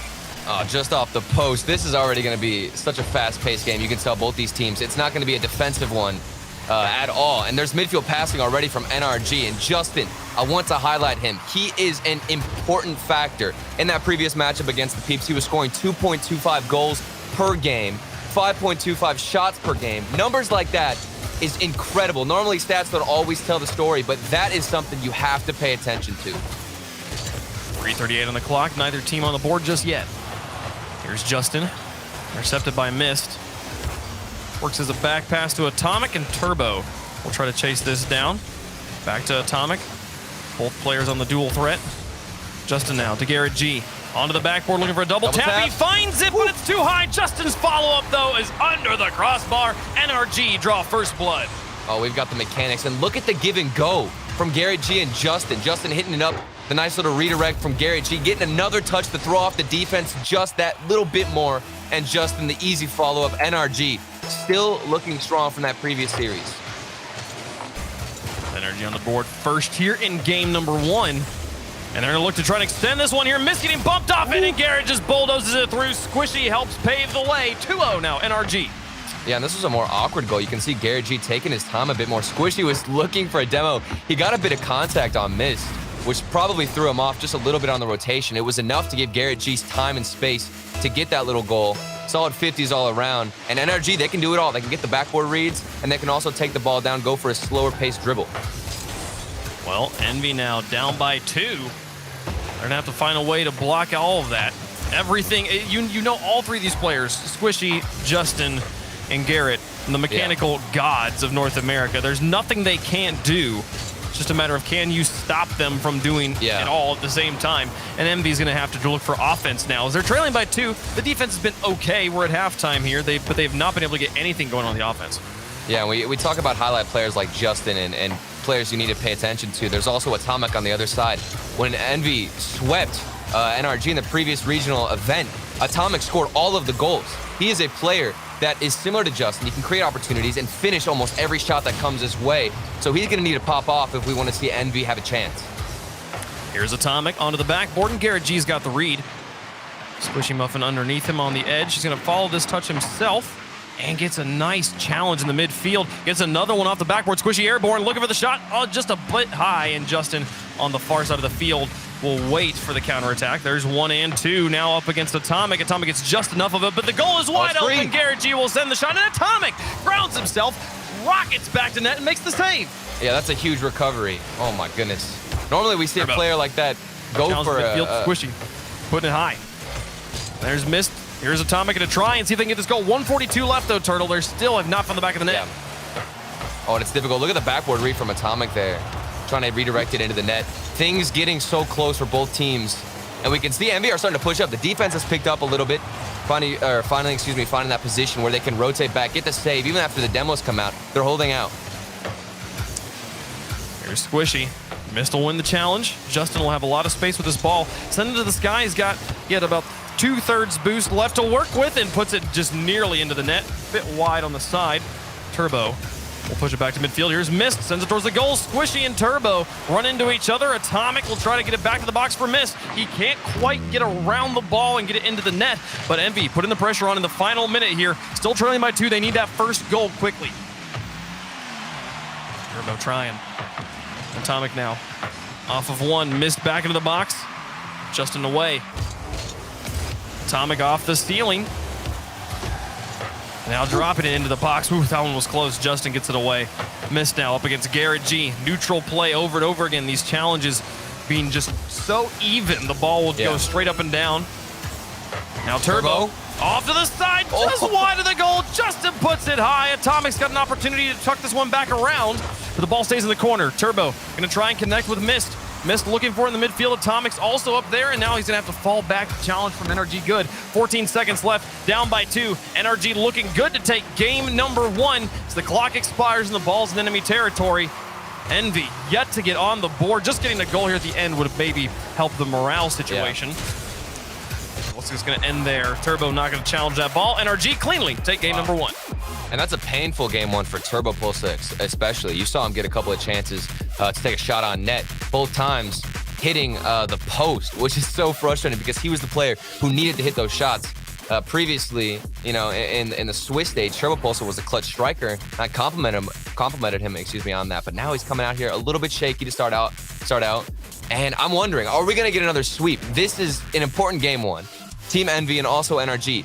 Usually in this series, for whatever reason, it's always a sweep. Now NRG come out strong. They look to be pretty much the same as they did against the Peeps, which is a great sign if you're a fan of them. With the double taps, mixing it up with the solo dribbles, and how grounded that ball was there. You know, they can do it all, and every aspect of the pitch needs to be covered up from the side of Envy. I mean, we only saw 3 saves from NRG here. Definitely didn't have to play too much defense there. And on the 7 shots, Envy's had 7 shots. NRG had 3 saves. That means 4 unaccounted for there. Not the sort of accuracy you want to see if you're an Envy fan. And yeah, I'm worried. Stats do say, Turtle, the history has said that winning game 1 wins you the series at this point. We'll see if things are different. Yeah, we're looking at the previous series as well with NRG versus the Peeps. I mean, the question is always, how do you stop this NRG offense and defense? How do you break through? A lot of times whenever the Peeps scored, it was off of a huge demo if it was timed correctly, and slower dribbles out of your defensive side to force better 50s worked wonders for the Peeps. Let's see if Envy take a little piece of that in their own style. We'll see how things go here at the beginning of game 2. Envy will look to bounce back and tie things up. Squishy through 1. And Atomic now to follow this one. Tries to give it to Turbo Pulsa and connects on the pass. Defense has lots of space. Turbo Pulsa took the shot outright at midfield. Defender's getting bumped, but Squishy doesn't mind. Gets away from it. Justin threw another one as well. Now to follow this one to the corner.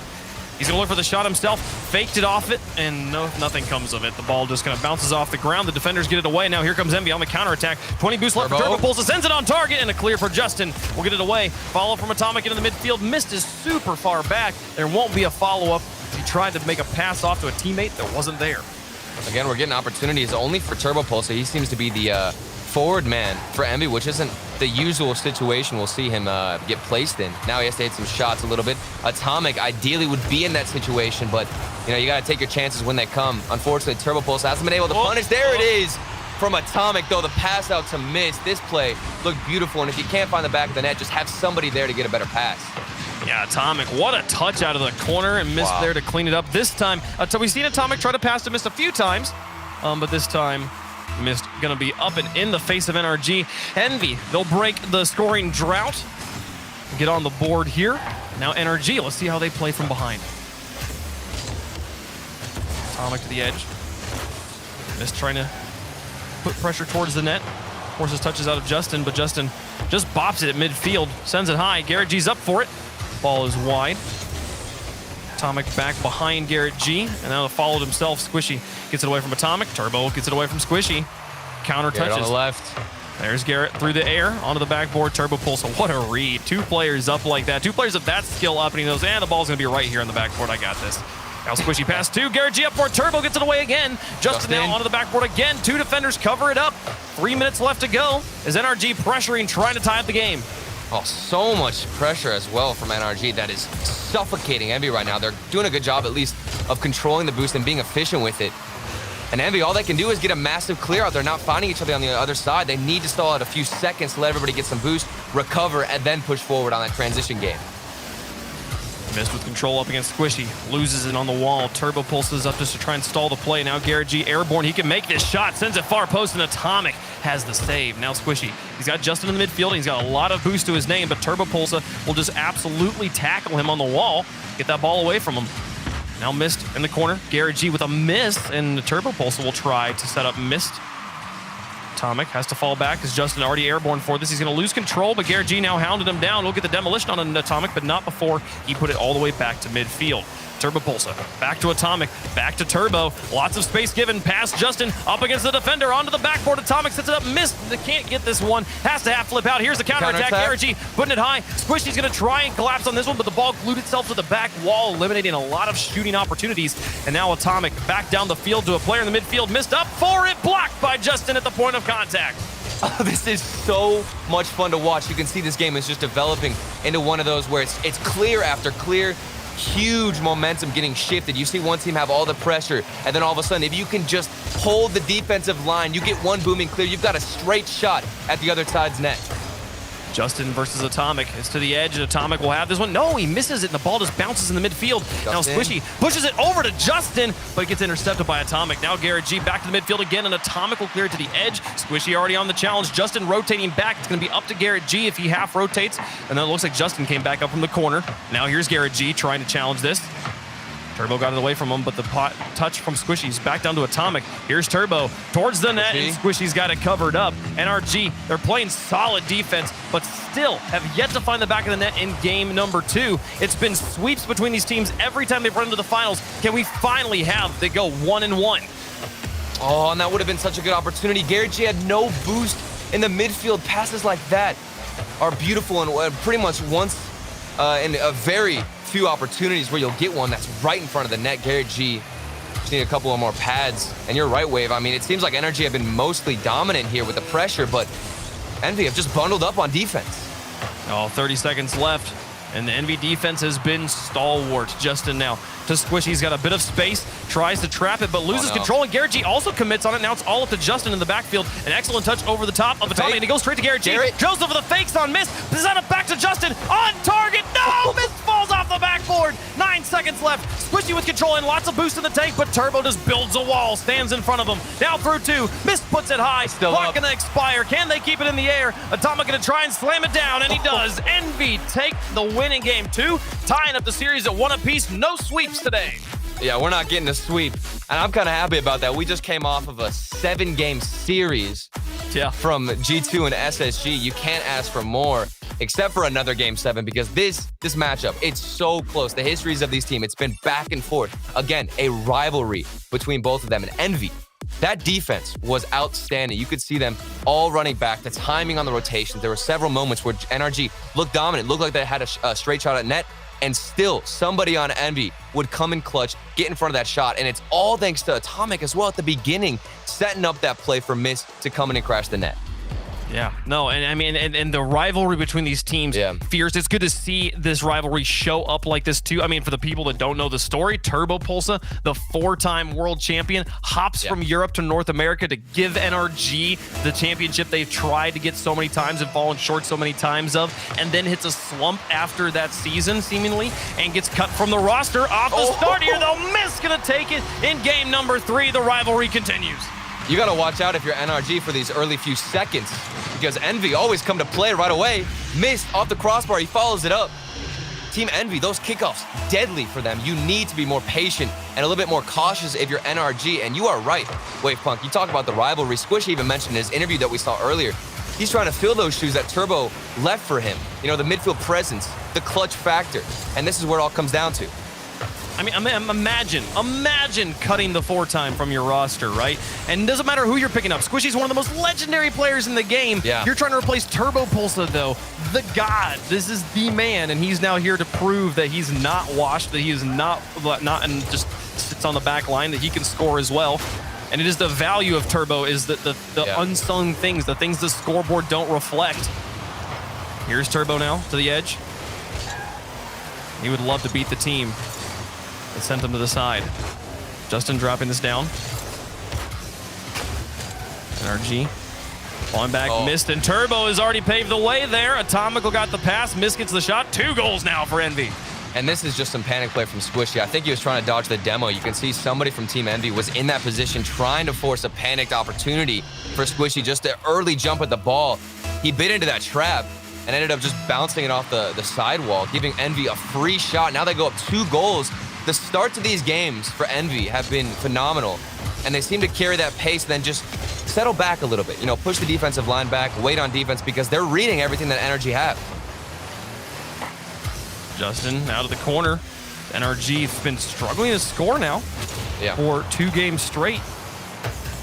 Squishy gonna miss this touch on the wall, but maybe on purpose as it bounces towards the goal. The defenders doing work. Envy keeping it solid there on the back line despite the pressure from the rest of NRG. Now Justin playing it off the wall over missed. Squishy to challenge. Gets it neutral. Garrett G up for it. Atomic grounded. Going to try and still challenge him in the air. Meets him as Garrett G ran out of boost. And Atomic's able to take over. But Justin picking up that midfield. Now into the back wall. Got it past the defender. Squishy sets it up. Garrett G wants a challenge but missed already in the air. And now passing out to Atomic. Nice interception from Garrett G to keep that counterattack from coming through. Yeah, we've got some good patience from NRG, but not the best mechanics. I even saw Garrett go for a flip reset earlier, didn't get it, and now Justin off the post. I didn't think it was going in. Atomic, I'm not sure if he put this one in or if off the post it would have slotted in. Either way, Justin, thankfully he's in the position. Dude, the Justin's read. If he goes in the air a split second later, he doesn't make the shot. What a read from Justin. Yeah. And gets NRG back on the board now, only down by 1, trailing by 3. Can they bring it back? Kind of reminds me of that earlier series with G2 and SSG. You saw Rizzo, how fast he was to get up to the ball, and now Garrett in the midfield. Envy's defense is starting to break down. They are, is Squishy and Garrett G on the quick reads. Look at that pass out. Garrett G just lurking in the front, knowing there's a chance it comes, and then he's able to take advantage of it when he's there. Tie game now, Turtle.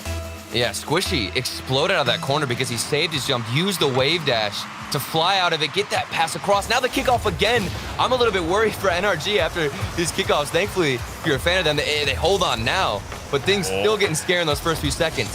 Oh, they get the third one there. They got 3 bounces uncontested here. The third one, the shot was challenged, but Justin's not going to miss. You give him this much space. Oh, and that's so painful for Mist. He almost read the pass. He knew it was going to go off the backboard, and the pass would come out, but he didn't leave the net fast enough. Justin crashed it right in front of him. Envy. They started off so strong, but NRG have been resilient now.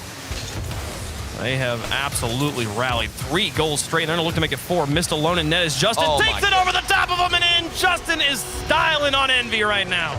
We've been waiting for him to come out like this and just hit us with some mechanical abilities. Look at how clean that looks. That is elegant right there, Wavepunk. I love watching stuff like that.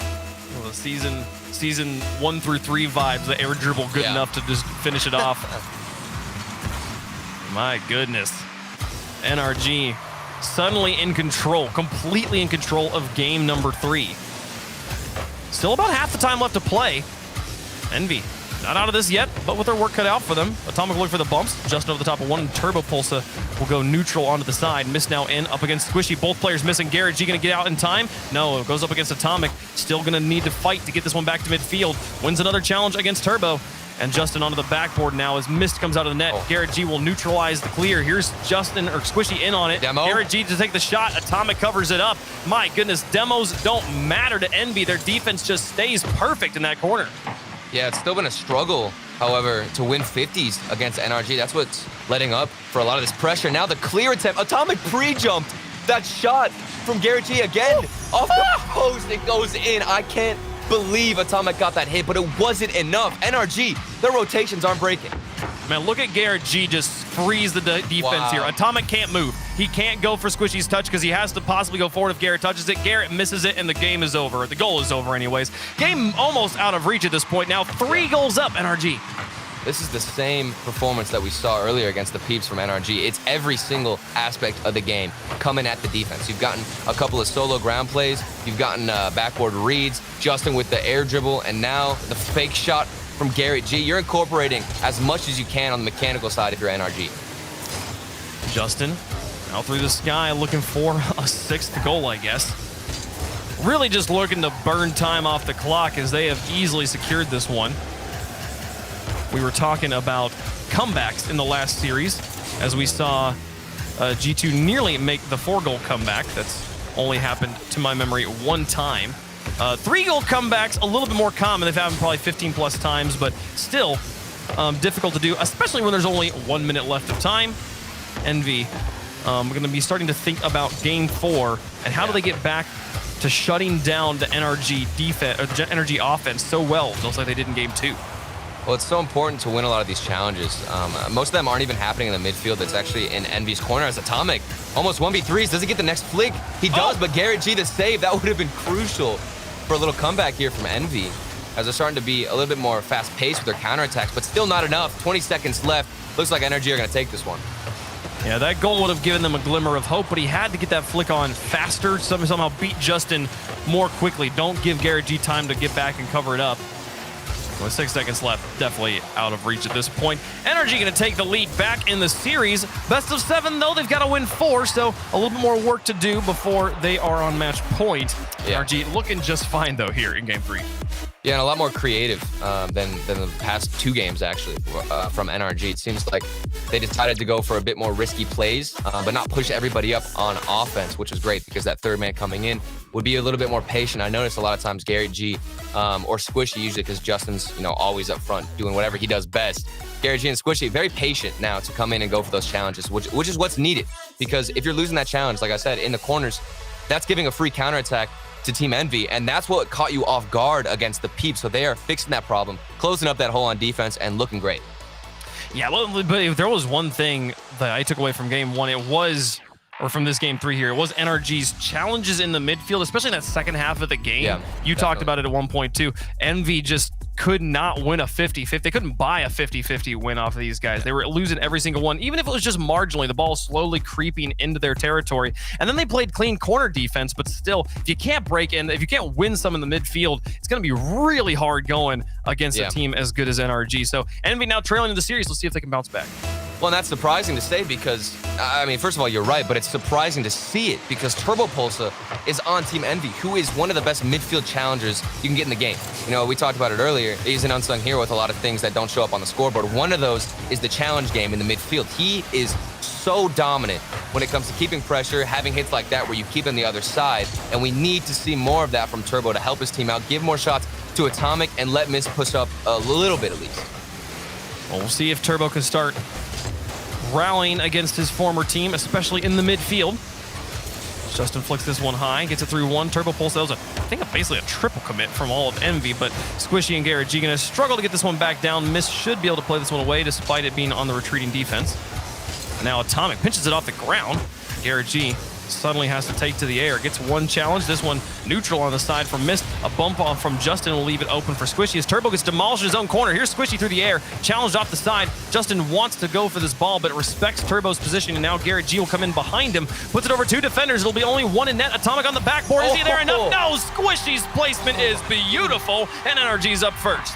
You're exactly right. Look at this placement. You're coming across the ball to hit this angle into the middle of the goal. When you're coming from the right side, you have to use your air roll perfectly and time it with the exact second when you make contact with the ball. Squishy, he makes it look so easy, but that shot was incredibly difficult.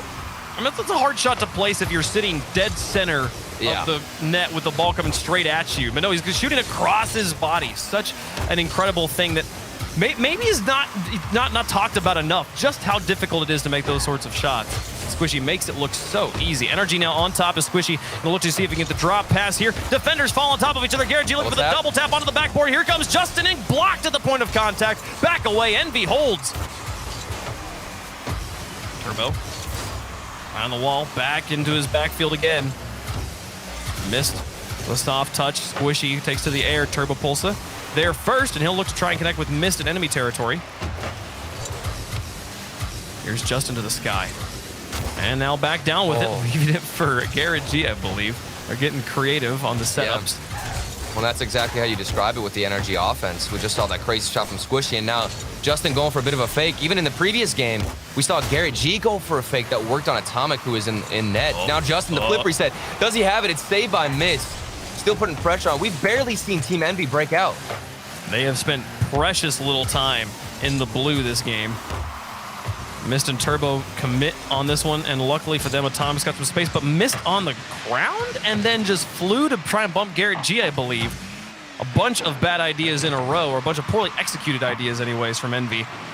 Left that one in a strange spot. Their one opportunity of breaking into the blue just comes and goes. And now here's another opportunity. Turbo Pulsa over the top of one. 2 players up for it, though. Turbo and Mist double committing heavily into that corner. And luckily they get a lot of it, but Garrett G now with space up against the 1 player who was still on the ground, Atomic. He'll win that challenge heavily. Here's Justin up against Turbo. Plays it behind him. Ball from the shot from Atomic just wide, now missed. Back into the corner for Atomic. Garrett G takes it away from him. 2 minutes left. Envy's starting to creep a little bit more with awkward touches that are difficult for the NRG defense to read, but it's also difficult for the offense of Envy to read. So just despite the ball being in enemy territory, there wasn't much they could do with it. Well, they're not really trailing by much either. NRG have looked incredibly dominant here, but it's not really proven too much for them in terms of the scoreline. They've got 1 goal, but that's easily accomplished then from Envy. If they can keep this pressure up, things looking much better. They're double committing a few times here and there, but they can clean up the communication, get a bump maybe involved. They're off the backboard like this. It's touch from Justin. As he read that, he passed it right back down to Squishy. NRG barely hold on. Things are getting so much closer on their side, though. Turbo Pulsa gets in the way. Squishy sends another one to the goal and Mist has to block. Atomic half flips out to try and get in the way of Squishy. And now here he'll fall down on the Garrett G. Benches it a long way across the field. Approaching the final minute. NRG up by 1. You did say it earlier. I mean, it's as dominant as NRG's looked. They've only gotten to the back of that 1 time here. And this definitely leaves it in range of anything. A fluke, a last-minute play. So this is Rocket League action. Here's Squishy out of the corner. Garrett G gonna try. No, he gets called off. And now out of the corner again, towards the goal, gets the dunk. A touch from Atomic, sets it up, and Justin gets a touch upwards. English is hard sometimes, but so is Rocket League. Atomic now back in front of the box, and it's open. Mist did not see him. He did not think Justin was there. Completely intercepted. Pick 1. 2-0 now NRG. Yeah, completely getting in that passing lane. Justin, he read exactly what was going to happen. And the important thing about that is he's paying attention constantly to where Mist is, the last defender. If you see him pushing up, you know exactly what they're trying to do. A little bit too predictable from Team Envy. They finally get that safety net that I think we've all been waiting for. With that type of pressure and that type of starvation, it was only a matter of time before NRG got another one. What's crazy is NRG only has 6 shots in this game. Yeah. Feels like they've been on offense so much, they should have so much more, and it is a testament to the NV defense keeping it away from their box. And even in a moment where we saw a double commit from them, staying clean and continuing to find the blocks. Yeah. NV's defense definitely strong to hold NRG to this low of a scoreline, but you got to score at some point. NRG win game 4 now on match point, 1 away from the finals against Space Station. And this game just represents one of the best attributes that NRG have on their roster, and that is they don't get too desperate to go for all these goals or to get a shot on net. You know, the scoreline was 1-0. We talked about it. So much pressure, so much offense and time in the Envy's half, and not once did you ever see NRG slip up with their rotations. They didn't get too desperate or hungry for a shot or a goal on target. They just wanted to play safe Rocket League, keep the rotations coming, and that's how you clutch out games. You don't change your play style in the middle of it. You're winning either way. You keep yourself calm, composed, and that's exactly what happened for NRG. Yeah, no, which is the crazy thing about thinking about, like, this is one of the things I think that makes Turbo Pulse so deadly as well, is being as experienced as he is, that sort of, woo, yeah, let's go, shoot first, ask questions later energy that you have when you first come in, your hot stuff in the scene.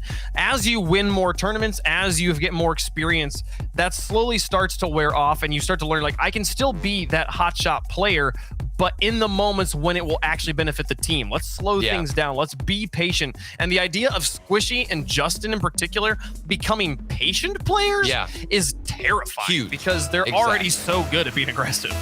Yeah, and that's what happened in the Peeps. If you watch the first game against the Peeps, Justin was passing left and right, and they weren't just regular passes across the box. They were fantastic with mechanical skills. And Atomic now the bump. I think they squeezed us in on NRG. What happened? I think all 3 of them touched it. Atomic, and he dunks Squishy, and then Justin and Gary like, we both got, oh no, neither of us got, oh, that's not what you want to see. What a tragic goal. It's those kickoffs again, Envy. I mean, they start every game strong. You got to give them that. It's just a matter of holding on to that lead. So can NRG bounce back? I mean, they've scored so much. They've scored 7 goals in the last 2 games, but Atomic on the infield pass. What a kickoff play. 2-0 now, Envy. Oh, it's the same thing that we saw previously. Envy going up 2-0. Look at this pass from Mist, too. Across the box. Snipes out Atomic. That's just a clean passing play all around. NRG, they get caught off on the kickoffs, which seem to be dominant in the previous series for them. They look good in the quarterfinals with their kickoffs, but it's slipping up. I know the MV kickoff goals have been very, very useful in this series. The one game where they looked strong, well, they won in game 2, and then game 3 they started off 2-0. That one was also due in part to a kickoff goal. But NRG did come back 5 goals there straight. Wow. Oh my goodness, Turbo pulls it up against Garrett G. He has to put it high. Does he have the follow-up here? And he does. 1 boost left in the tank for Turbo. More than enough. I want to just highlight how carefully he aerialed this. Look at this. This is the least flashy aerial, but it was so nice. He was so composed before that ball came to him. He just had a nice little chip shot off the backboard and an easy aerial to put it in. That's so funny. That's so good. He's like, I mean, it's Turbo Pulsa. He's like, look, I've scored plenty of flashy goals in my life. All that matters is to go to the back of the net. I have barely enough boost. Let's not make any mistakes. 3-0 now for Envy. An excellent start to them. 3 goals in the first minute, mind you, though. They've given NRG lots of time to come back into this series, or come back into this game. We'll see how things go. They are at match point, though. Envy has to win from here on out. NRG, a lot of breathing room. Yeah, and they've got to bundle up on defense like they did in game 2. I want to see them keep up the aggression, obviously, but those mistakes on defense, got to clean them up, especially with the double commits. You don't want to see any of that happening or let NRG get away with those mechanical plays. Here's Garrett G in the corner, lots of space. Sends it to the backboard, Squishy's up for it. Then he doesn't make contact. I think he respected Atomic's read. And now Turbo, long play down the field. Up against 1. Atomic beats Garrett G. Justin with the clear. And Garrett G reaching for this one, but missed. Will shut it down. Here's Squishy now looking for Justin. Same play, just different players. And Demolition on a Turbo Pulsa. Tries to create some space, but missed. Finally winning some challenges in the midfield here. Find a lot of time for his team, giving Turbo Pulsa the breathing room to respond. Here's Justin up against Atomic. There's Garrett G to help, but couldn't get it through the defenders. And NRG's pressure right back to where it was the past few games, but still nothing making it into the back of the net. Yeah, it's a difficult obstacle, to climb here, seeing as NRG. They've had a couple of moments of, shots on net. Here's one for Squishy off the crossbar. Okay, we were waiting for it to happen. It was, like I said, just a matter of time before this ended up breaking down the defense. Squishy, the best placement. Man, what a power behind that shot. After the crossbar bounce, that's 81 kilometers per hour. No telling how fast it was when it left his nose. And that's the beginning of the comeback. Need 2 more. Here's Justin through the air. A kickoff goal for them wouldn't work. I think he gets a flip reset, and the defense gets a little bit tangled up, but he just barely could. Garrett G will take it. 2 goals straight, and now it's a 1-goal game at halftime. And we talk about Justin being an individual monster. Look at what he just did to the defense of Envy. 2 players taken out off the post, setting up his teammate for the easy follow-through shot. I mean, what more do you need out of Justin? How much better of a setup can you get than that? And yeah, the defense, the rest of his team also helping just create just enough chaos. The threat of Justin, here missed his goal with his pants. I don't understand. So Envy gets a 2-goal lead in game 3, and immediately they get it taken away from them by NRG. Now in game 5, a 3-goal lead, and the comeback immediately. We're barely across halftime, Turtle. Yeah. It's the fakes from Justin. That's what just happened in the previous goal. He faked the flip reset. Now he comes out here, he fakes the early shot to open up some space, and he has all the time in the world to find the accuracy and get that goal. Justin is having a standout performance yet again. We've talked multiple times about the 3-goal lead kind of being the litmus of the clinching goal line in an RLCS match. It's really difficult to come back from being down by 3, and NRG just made it look like a walk in Central Park. Did not matter at all. Atomic to try and put a score on. And it's cleared by Garrett. The ball was halfway in the goal. They keep this one tied up. Turbo Pulsa now looking for the pass, and it's intercepted by Justin. Back to midfield. 1:43 on the clock. NRG 1 goal away from playing in the finals. Envy with so much work ahead of them, and they had done so much work to get to the point where they had game 5 tied up, and now they're having to find a way to get back into the net again. Wow, NRG, they're so unbelievably aware of what is happening on the field. There's been multiple attempts of demos from Team Envy. I even saw one recently against Garrett G. He just easily dodged them out, got the save, continued forward. The defense, standing tall, they built out a solid foundation, almost like a brick wall, and they are denying all of Envy. Also not willing to do the rule number 1 on the side. Both teams, both teams, and we know what that's so much respect too. Like they both realize just how strong the other team is, and the moment you get into a 2v2, I don't think either team are like, nope, no, I want to play. I need to do everything I can for my team right now. Into the final minute, Garrett G with a fake on 1, going for the slow play on 2, hit him with the change-up, Justin with the net to shoot at, and he scores 4-3. NRG's back on top, 47 seconds away from the grand finals. It's all about pace control for NRG. You're going so fast with your aggression, you just slow the play down 1 or 2 seconds. You've got Envy flying after the ball. They don't even get a touch. That's Garrett G with the fakes. Earlier, we saw Justin with the fakes. You can even see the panicked pressure from Team Envy. This is too clean from NRG, and they've made a huge comeback.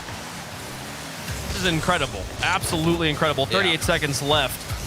That's one of the best comebacks we've seen in a long time. Do they get the clincher here? Just barely turned away, and Garrett comes out of the corner to put the nails in the coffin. 31 seconds left, up by 2. NRG gonna go to the grand finals. Yeah, they're making the defense look silly at this point. It's not even close with the offensive pressure. We've seen Envy burst out at the beginning of the game, but they lose all of their stamina. They don't know how to hold it down on defense, and NRG slowly creep back to leading the game. An absolute reckoning for Envy. 21 seconds left, up by 2. Let's make it 3 from Justin. Actually doesn't make the touch, he was out of boost, but with 16 seconds left against, and the spirit from Envy has to be broken. You had done such a good job securing this lead and then threw it all away. The time is out. Justin's gonna look for one more for the road. Gonna just absolutely break both of Turbo's axles, send them out of the tournament, and their sights are now set on Space Station. This might be one of the scariest performances we've seen NRG have, you know, in the past few weeks, maybe of the entire split. They're going into the grand finals hot and ready to go. These boys, Justin in particular with the fakes, then Garrett G popping off. Squishy, he had a monstrous performance earlier against the Peeps. He doesn't have to do too much here. Might get a gold, nice little follow-up with Squishy. But man, oh man, I don't want to be the team facing off against NRG right now. Here's the thing, Turtle. I think there's been, you know, a handful. I think there's been around 20-ish 3-0 comebacks in RLCS history. I don't think any of them, and there's no way for me to really back this stat up because this isn't a stat line I know that we track, but I don't think there's any of them where one team led by 3 and then lost by 3. Yeah. 6-3, the final score here for NRG. When you look at how these teams are playing too, it's not like Team Envy, you know, were throwing on defense necessarily. The communication was a little bit off, but NRG, they were able to mix things up so well. And that's what's so difficult whenever you're going up against them, because it's not like one thing is NRG's kryptonite. You have to throw multiple things at them because NRG are this constantly shape-shifting play style of a team. You know, 1 second they're going for backboard reads and they have Justin going for solo plays. The next second, Garrett G's hitting the backboard reads, going for double touches, and then bringing it down, going for fakes. You got midfield passes. Everything is thrown your way. And the defense, sometimes you can't handle it. If you can't transition out, it's over for you. Envy couldn't handle it this time. NRG, they're in the grand finals, baby. It's usually a sweep, NRG over Envy. This time, Envy got one game. Slowly changing the trend. Yeah. We'll see how things go for them next time. Thanks for playing. But NRG playing on another level right now. They go up against Space Station, who's been waiting in the finals and is probably now quaking in their boots. We'll find out who is the regional champion of North American here in just a moment. We're going to go to a quick break. RLCS, we'll be right back.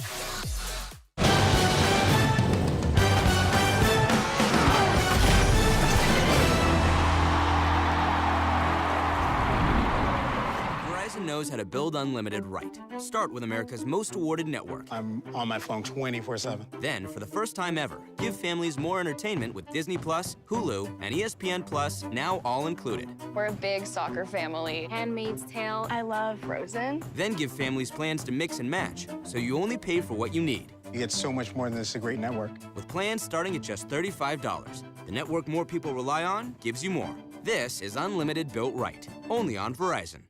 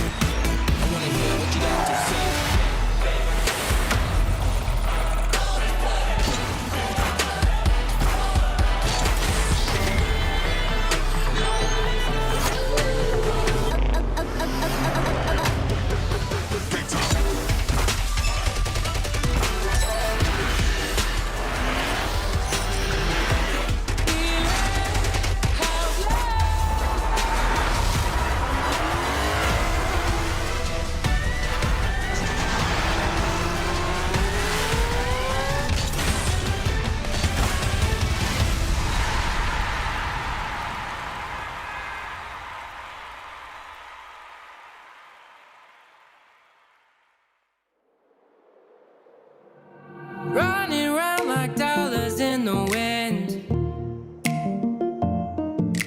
bending over backwards just to let you in.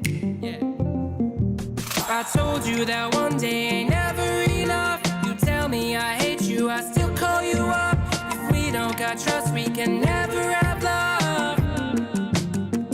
I was putting in the hours, I was. But you were calling me a liar, liar, liar, liar, liar.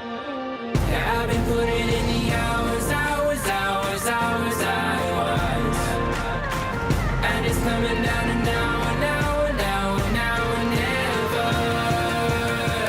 I was putting in the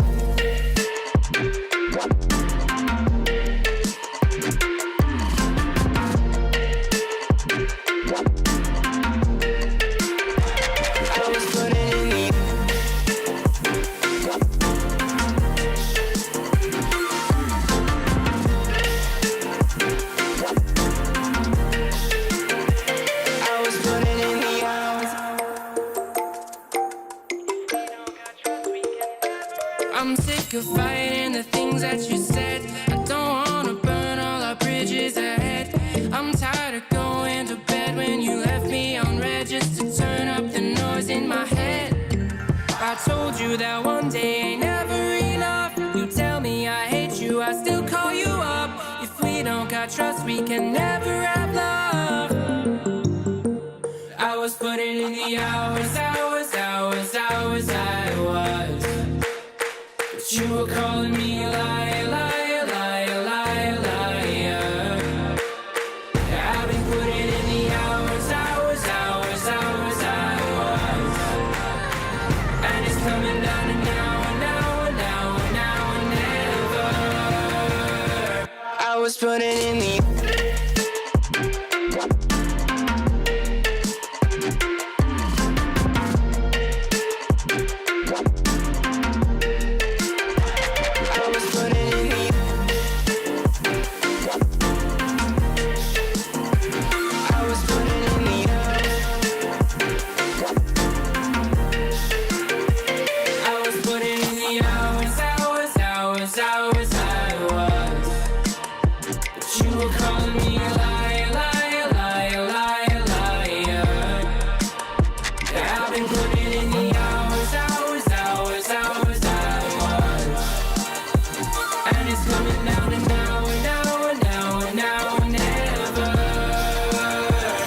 was putting in the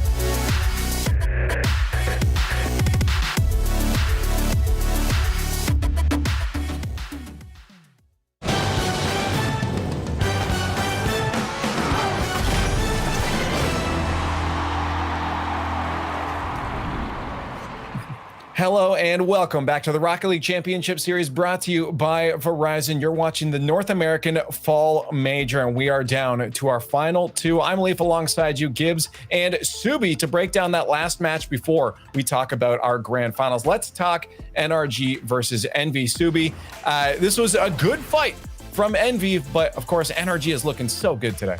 I mean, there's just sometimes where you just got to admit defeat, and this was the case for Team Envy here. It just looked like NRG, they were firing on all cylinders, and nobody in this entire split could stop them outside of SSG, who we get to see them up against in the grand finals. Yeah, Team Envy, though, at least in Game 5, well, they had a 3-goal lead, and then they lose that game by 3. Absolutely insane by NRG. All 3 players popping off at different times. This NRG looks incredibly scary, but on the other side of the coin, Space Station as well. Played an amazing series as well. So it's anyone's game here. Yeah, well, let's get prepared for that next little bit. We're going to take a couple moments just to get our minds in preparation for that grand final. So to do so, we're going to get some help from the coaches of both of these teams. We're going to start off with Chrome from Space Station Gaming. Chrome, welcome to the show, man. Thanks for having me. Yeah, of course. Always a pleasure. I want to talk to you because obviously you guys have just had a couple moments of downtime. You played G2, beat them in a pretty intense series, and now you had to watch that last one. What do you guys do in that downtime? Is it just watching this other match, or is it do you guys get down and start training and stuff? We take a little short break, and then pretty much we just get warmed up when the series is starting to close, just to stay fresh. But we don't overplay. We don't, overthink things. We know what we want to do against this team. We played them many times, and we're just gonna try to show up here. So my follow-up to that is, how do you calm down the team after winning a Game 7 like that? We know that they're probably popping off right after that. Does it take a little while? Do you let them breathe on it, or do you like, all right, guys, we have to refocus? It's through preparation. We've been here before. Like, we know that we need to calm things down, especially like if we get a goal and kickoffs about that, but we got to know to stay focused. And we got enough time here to think about things and just get our energy back to normal, because like we need to make sure we think about what we want to do on the field and not get too carried away, because once we do that, we just concede too much. But yeah, just pretty much with G2, it's just like a game of inches. Like, we just had to stay composed and calm and talk it out. And then Chrome, first off, congrats for getting your team this far. It's absolutely amazing. And you guys have had meteoric success. I mean, it's been this climb that I don't think anyone saw. And I want to know, when you're talking to your guys before this grand final start, are you kind of trying to bring them down and calm them down? Or are you hyping them up and like, hey, this is the biggest moment of your careers? Like, how do you get them ready mentally going into this? It's a little bit of both. We know what we need to do in this series. I got to remind them and know that what works against them and what we need to try. And yeah, it's a little bit of both. Like, I don't want to downplay them and keep them too calm, because I know how they are. They're about motivation and momentum and all that. And when they're feeling confident, like, sky's the limit with this roster. So I got to make sure that they know they're capable of great things, but also let them know that, hey, we're still got to win the series and stay composed. I was going to say, and I don't know if you can share this or if it's even something you worked on, but, say a player is just, they're having too much fun out there and they're going for stuff that's really risky and it looks cool, but you're probably conceding goals. Is there a trick or anything you've been able to teach the guys to say, hey, realize the moment's happening because I can't talk to you, you're in the match right now, and bring it back yourself? Yeah, we just gotta, if I were to say anything, it'd probably be in between goals, and I just gotta let them know, hey, just calm down. If someone gets carried away, if someone gets a little too emotional, just do our best to just try to refocus and stay calm and look at the bigger picture, like not get too carried away about one thing or one bad play, whatever it may be. Yeah, that's fair. Now, just before I let you go here, we're going to talk to Sis in a second. So I want to get to know, I want to ask both of you guys this, but I'm curious. Obviously, you guys are going to win, right? I mean, I won't say that to Sis, but obviously you guys are going to win. How many games do you think they're going to get off you guys, though? Because obviously they are a formidable opponent. I mean, obviously I want the 4-0 because, want to make it as quick as possible for my sake, at least. But I honestly think it'll be a closer series. Like, they've been getting a lot better as a team, energy that is, and they're getting closer and closer with us. And I'm interested to see how the series go. Hopefully we don't get 4-0'd, but you never know. Anything, Rocket League's anything can happen. So we're hoping to come out on top. It can be volatile. Chrome, I'm going to let you go now. Good luck in your match. Thank you so much for giving us some insight. Thanks, guys. And now I just mentioned it. We're going to move right on over to Sis. We're going to talk to him. Sis, did you hear that? He said, I'm going to ignore everything else he said, and he just said it's going to be 4-0. What's up, man? How you doing, dude? It's done and over. I mean, What happens? Sometimes they 4-0'd us. I think they 3-0'd us, and we 4-0'd them before. So technically, we do have the advantage. But you guys are up. yeah, we're up. They've only 3-0'd. We 4-0'd. So that's all good. I gotta ask you now. What do you guys do to prepare for big? Like, do you sit down at the beginning of the day? Is something different about these big days as compared to other tournaments that aren't as weighted as this one, as not as much gravitas, or is it pretty much the same every time they play? Is the speech the same every time? I think the vibe is just different. It's not as much like you need a different speech or something. It's just everyone knows that this is the major, So we've prepped this whole week. The boys we've talked about it during the scrims. We try to calm like we're going to during the tournament. We try to get into that mentality early on. That way, when the day comes, no matter what, you're going to calm more during the tournament than scrims. You can't really emulate that kind of feeling. But it's a major. So this is the most important tournament we have. They know that. We know that. So what would the team be rather playing in? The first semifinal or the back-to-back into that grand final? Wait, what do you mean? Say that question again. So, would you rather be Space Station right now, who got to sit for 30 minutes, or would you rather play back-to-back? Back to back. Doing now. Back to back for sure. Back to back. It just feels better. We're always a team that plays better. Like with scrim, we always make sure we have a warm-up scrim. And at least an hour long, and it's usually just way better when we do that. So I think it'll be good. Yeah, you got to stay hot. And I think I can speak for all the viewers out there. I think everyone expected this in the grand finals. So 2-part question. Did you plan for Space Station Gaming to kind of meet here? And what's going to make this different? Because all split long, it seems like Space Station Gaming has had your guys' number outside of one series. Yeah, they're the team we've probably struggled with the most. I think it's because of their just kind of how they play defense. They're really, really good at controlling the ball, not really giving us too much space to work with. So we've just prepped for them, over the week. I think we'll be okay. We'll just go in with our game plan. We play to our own style. We won't try to adjust too much, and we'll keep doing what we're doing. It's been working out for us so far. We've won a couple tournaments recently, so I'm pretty confident in the boys. I think they're confident as well. The Chrome's gone now, so I can say what's actually obviously you guys are gonna win this one. But I'm curious. That's obviously, again, as I said before, respectable opponents. They've had your number before. You guys take this. How far is it gonna go though, and how many games? You want the 4-0, but how many do you realistically think they're capable of taking? I mean, just because Chrome said it, I gotta go with the 4-0 here. You know what I'm saying? Okay. It's like I don't know. Okay. Listen, if I'm not out to get Chrome, I'm gonna say realistically 4-2 is gonna be serious score. We're gonna win. Cool. Obviously both teams want to win, so no matter what, I'm not gonna say that team's gonna win, but I think we'll give them a good run for the money. I think we'll be a pretty big challenge this time. We've prepped a while for them, so I think it'll be good. All right, I'm not going to take up any more time, man. You guys got to go 4-0 to go finish off there and get our day done earlier. So, Sis, thank you so much for the time and good luck in your match coming up. Thank you. Appreciate it.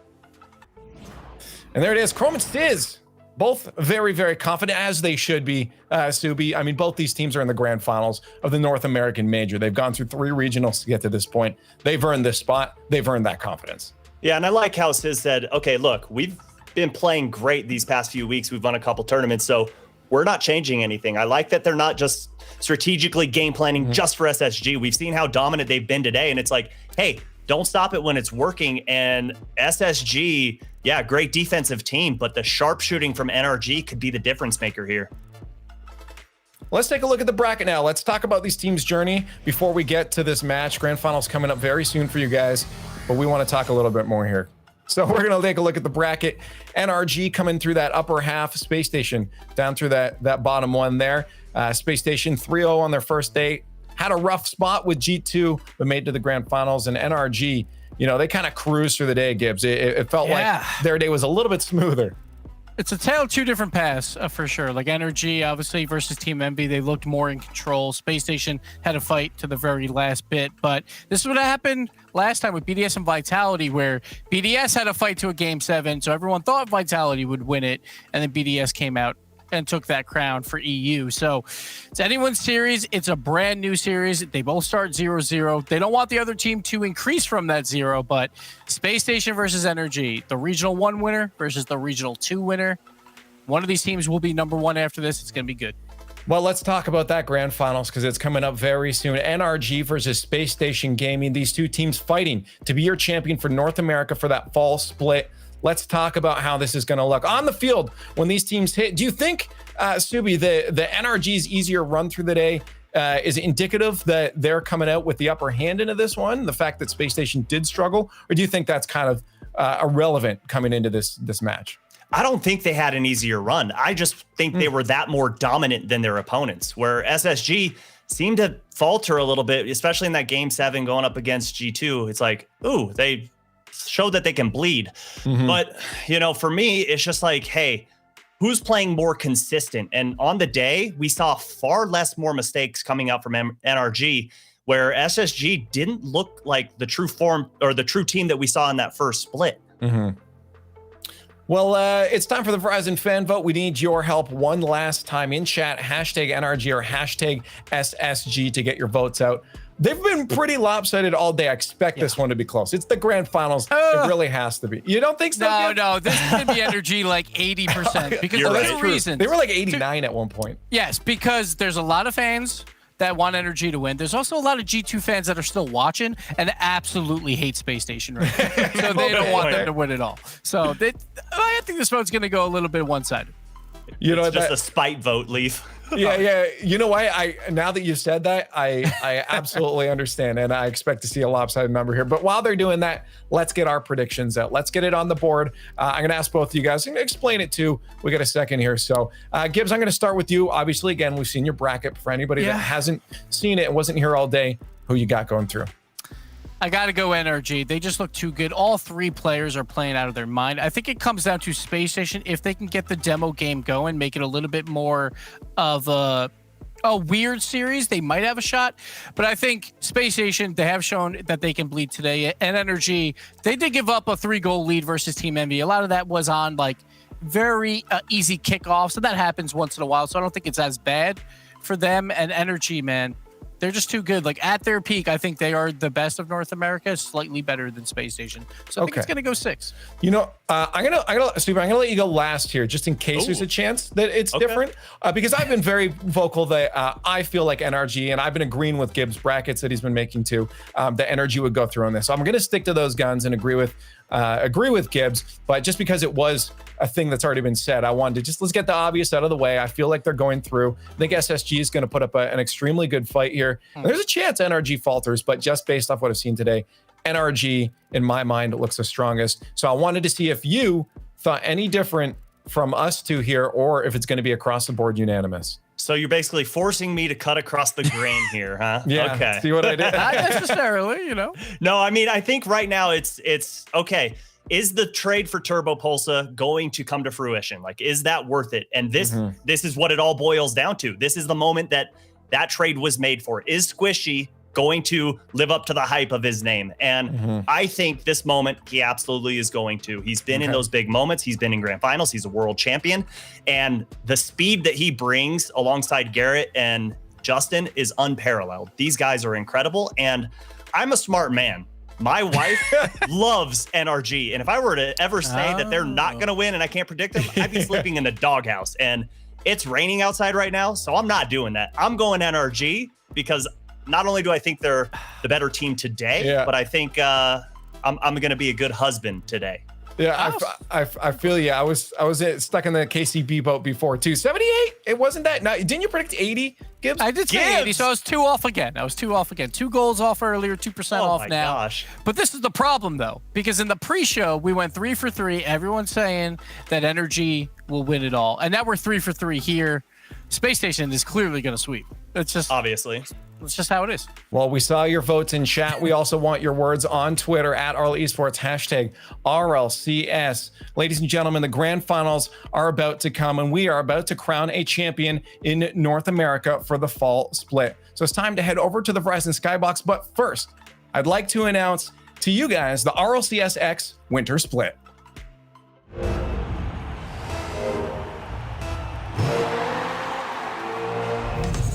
After many hard-fought matches, moments of triumph, and tastes of bitter defeat, the dust of the RLCS X Fall Split is finally settled.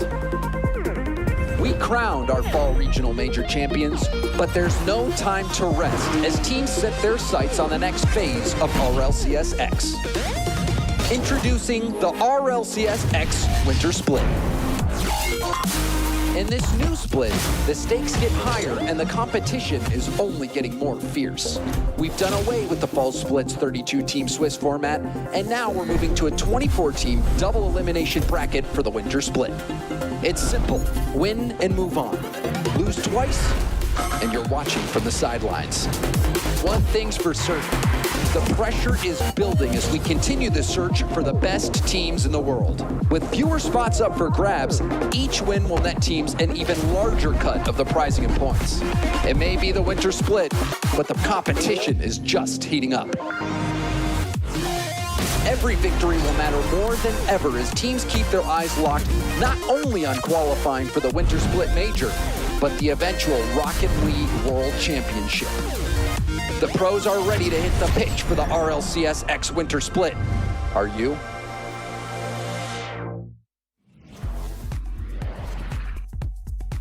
And there you have it, folks. The Winter Split coming up right after the Fall Split. And, you know, the grand final for the Fall Major Champion is about to get underway. James Bont joining me on the journey. NRG versus Space Station Gaming. That's how a lot of people drew it up, James. This is exactly what we expected. There's no way around it. Space Station and NRG both playing excellent Rocket League. NRG had a bit easier of a path here. We saw how close the last series was between Space Station and G2, that one going the distance. But Jorby, I think this is really the moment we have all been waiting for. All day, all month, all split. We've waited for this moment, and now it all comes down to 7 potential games. NRG have looked hot as of late. Typical though, just as hot. Justin picks up the first save, and game 1 starts with a couple of NRG opportunities. Another low shot, but Arsenal sneaks it through, and it's Space Station, excuse me, with the first goal. Arsenal splitting the defense. Garrett didn't get the best touch. You see, he wanted to clear that downfield, ended up getting a weak hit, and Arsenal, he's not one to shy away from turning quickly. And with any bout between two heavyweight teams, you're bound to get, you know, a couple of little lame ones in. That was almost in for Squishy. Reynolds picks up that first save, and you know, James, for both of these teams, I can't really point to any player that I think isn't, you know, looking up to snuff or is maybe lacking behind the rest of his team. All 6 of these players have looked awesome today, and so far in the first minute, no one really given too much space to the other. But one player I really want to point out is Justin. Justin has been having a career day, really, scoring so many goals. He scored 9 goals against the Peeps, and he scored 8 goals against Envy. He has just been incredible when it comes to the offensive end. And he's one of those players, Jorby, that you look to be the standout player. And on the other end, you've got Sipical, who's also had some great series. So this is going to be a shootout, I hope. And I think we're in for a treat. And I think Garrett as well has looked great today. He has, you know, been solid on his approaches, his decision-making. His 50s have been great. And, you know, finding the seams for his team, as solid as Justin has been today, you know, without Garrett right there to back him up and to support him, he might not have as much success. Justin picks up the next one off the back wall, but that was going to be really quick to get to. And Squishy hops right on top of the next ball. Justin picks up the demo. The ball hopped in front of the box. Garrett's challenge is no good. Reynolds gets it out. Oh, and another Reynolds demo. has done this so many times, Jorby, and this one's going to sneak its way in. Sipical chipping it over the defense. You saw Squishy turn for this ball. He was on low boost, and Reynolds leaves it for Sipical. Oh my gosh, he baited him so hard. That was a hard bait for sure. And Space Station are going to go for those types of plays, James. We saw it against G2. They're not afraid to get that demo out, even if that player's about to shoot the ball. Reynolds is usually the guy, too, to take those demos and be that aggressive player. Also got a brain on him as well.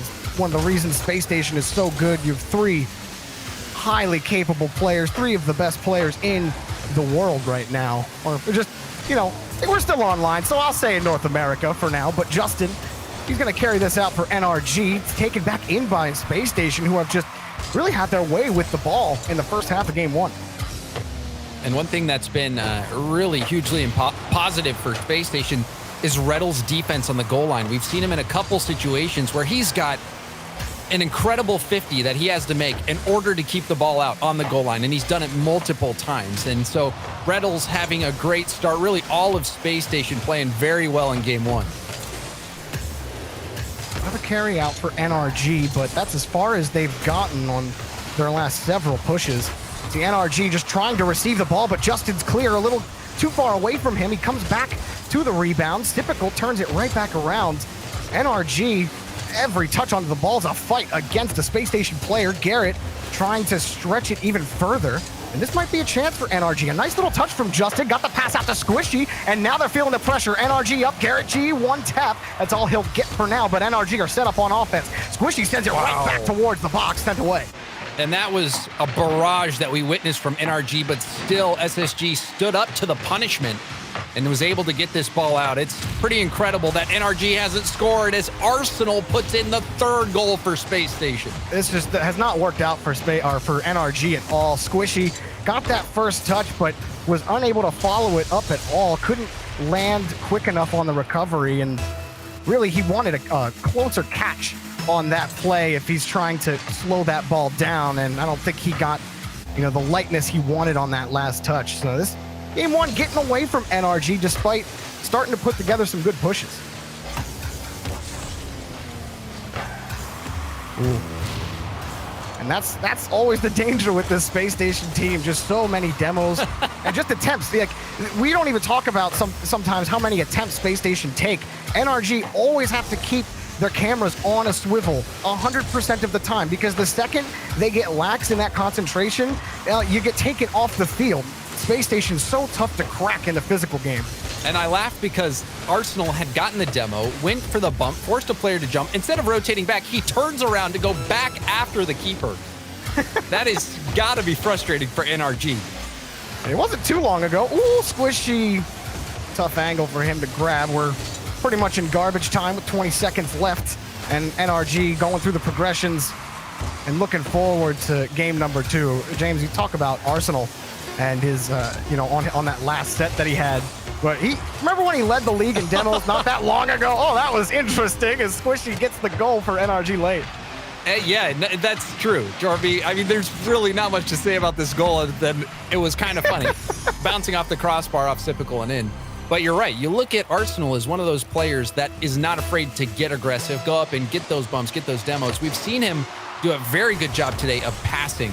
And that's something that I love to watch Arsenal distribute the ball with his clever plays, slows it down, lets defenders miss, and just does the unexpected. But we see that even from Reddles at times, but more so, I would say, from Arsenal, who is such a physical player. But Reddles is also one of those players, Jorby. And when Space Station starts demoing, you got to watch out.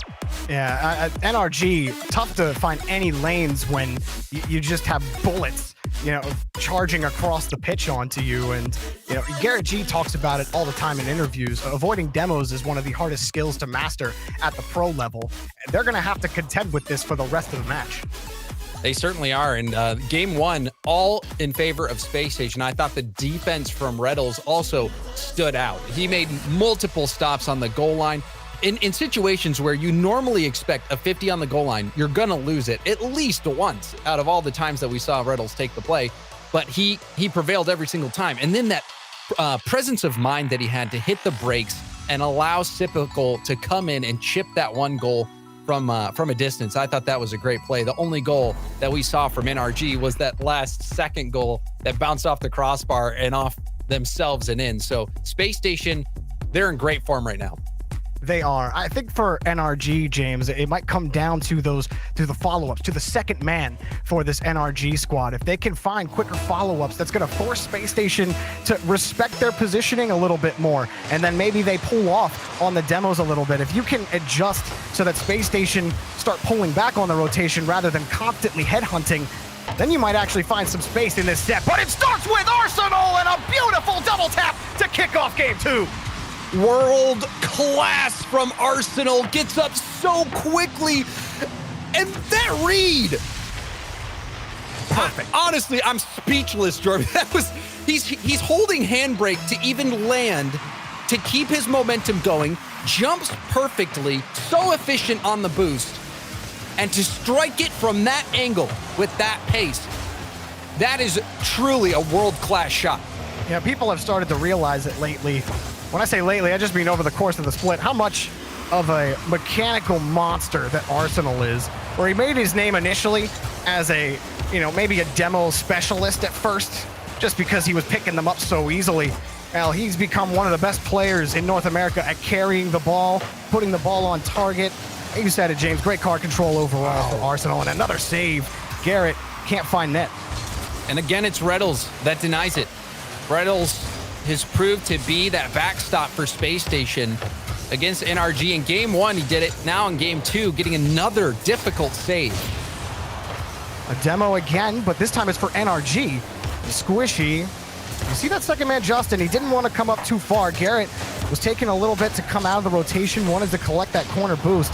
It hasn't harmed them too much. In fact, Space Station are feeling a little low on the boost.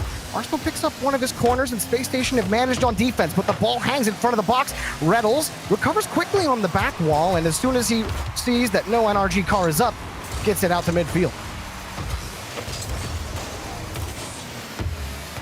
NRG, a little bit of space. Justin does what he can with no boost. Actually gets a challenge.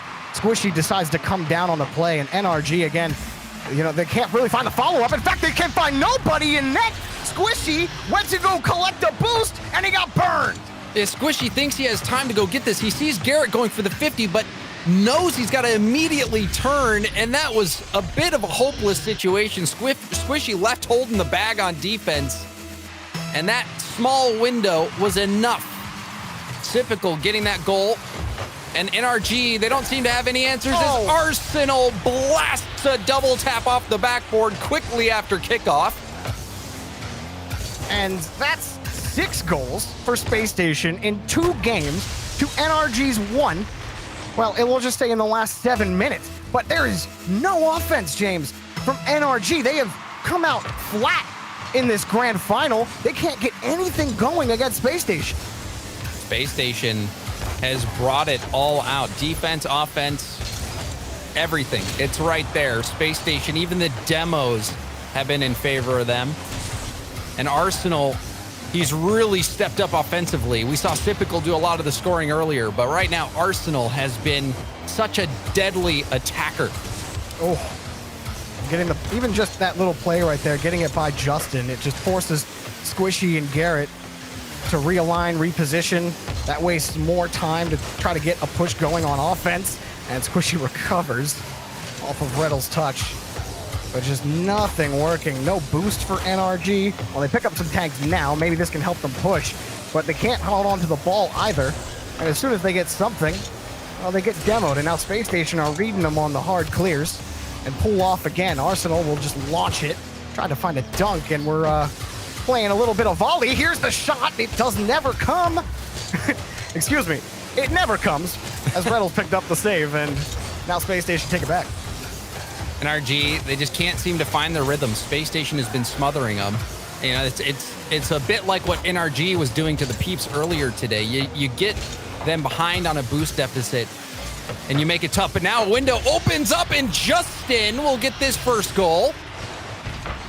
Well, look, we saw NRG go down from 0-3 to 6-3 in the span of one game. So I'm not willing to say, well, you know, Space Station playing solid defense. All it takes is one goal, apparently, to turn the jet back on for NRG. So let's see how this develops. But they need something more than a single goal. At least two. Even if you end up dropping this game, at least put on multiple scores. Garrett back to Squishy. They might do it here. They do. Squishy puts it up top, and here come NRG. And you know, Jordan, we actually saw him do it twice. 2 games where they had a 3-goal swing in about 20 seconds, and now we might be seeing it yet again. NRG does have that ability to flip a switch and start scoring at will. But the Space Station defense has been pretty sturdy except for these 2 goals. We'll see if they can shore things up. Justin just opts for the demo. Now a quick pass. Justin's shot is blocked off the crossbar and taken away. But NRG now heating up. And the flame is... well, the flame was heating up, and then the boomer might kill things a little bit. But NRG, they smell blood in the water in front of Space Station's box. And that's going to slow down the last 2 pushes. NRG can't find a way in, but Squishy hopping in front on the next 50. Now they might push it again. Garrett, another challenge that swings it out. Space Station take it away again. The Space Station defense, not to be trifled with, even after two quick goals for NRG. And they're holding on to this 1-goal lead now. But for how long? And this is a hard hit. We see a double commit. This could be disastrous. And it proves to be. Justin snipes the lower corner. You knew it was going to be a bad situation for Space Station when you saw Reynolds and Arsenal both up for that ball. Justin sees the ball, cues it up. Easy shot to the corner pocket right after that double. And just like that, NRG sneaky back with a tie game in game number 2. They might be able to tie this matchup. They can force Space Station off the ball. Typical challenge is Justin high, and Justin missed. So, do SSG get something going, or does Garrett carry the ball back downfield? They'll at least flick it for now. Starting to get tight. Might be looking at overtime. Good speed from Arsenal. This is scary for NRG. Reynolds off the backboard. The Space Station attack can flip it on you in an instant. Wonderfully done. Garrett was in no position to recover on that, and Justin was in net with 0 boost. He had to turn around in net and pray that Reynolds hit that ball anywhere near him, but instead, Space Station, resilient after a 3-goal swing in NRG's favor. They only have 1 more chance. Here's a pass to Justin. He's got Garrett on the right. Garrett's up, off the back wall. Where's Squishy? There he is. Back to Garrett. The shot off the cross. Oh, and Justin missed it by an inch. Oh my, we have to see that again. If we don't, I'm gonna clip it myself and go back and watch that moment. That was so close. Garrett almost hit the shot. And then also there was the follow-up at the last second. That was as close as it gets. Space Station, oh my gosh, they are thinking they're lucky stars that NRG did not tie that up. I almost fell down. I saw Garrett on the backboard, and he hit it down, and I'm like, oh my gosh, Justin is about to nail this, and just could not eke it out. But what an attempt at the end for NRG. I think that might be, telling for the rest of the match too, James. As typical, he did so much work, even getting the bump after that flick. And now we take a look at this final moment. Garrett hit the crossbar, and Justin... a hair too slow on that one, was stretching for it. He had to react instantly. I don't even know if it would have been possible. He had to react so fast. Garrett also hitting the crossbar on that, but that was a golden opportunity for NRG to tie it up, and they fell short. So Space Station will hop out now to a 2-game lead. I think it comes down to these their own corner boosts, James, for NRG. Space Station are so aggressive at taking every boost that they can away from NRG, and that's how Space Station had mounted a 3-goal lead early on in that game. Because if you're an NRG fan sitting at home, you're like, well, just don't let 3 goals somehow into the net before you do anything, NRG. But it's so difficult with how Space Station approach the game on offense, because they never give you the same look 2 or 3 times in a row. That shot from Arsenal close as Justin picked up the save.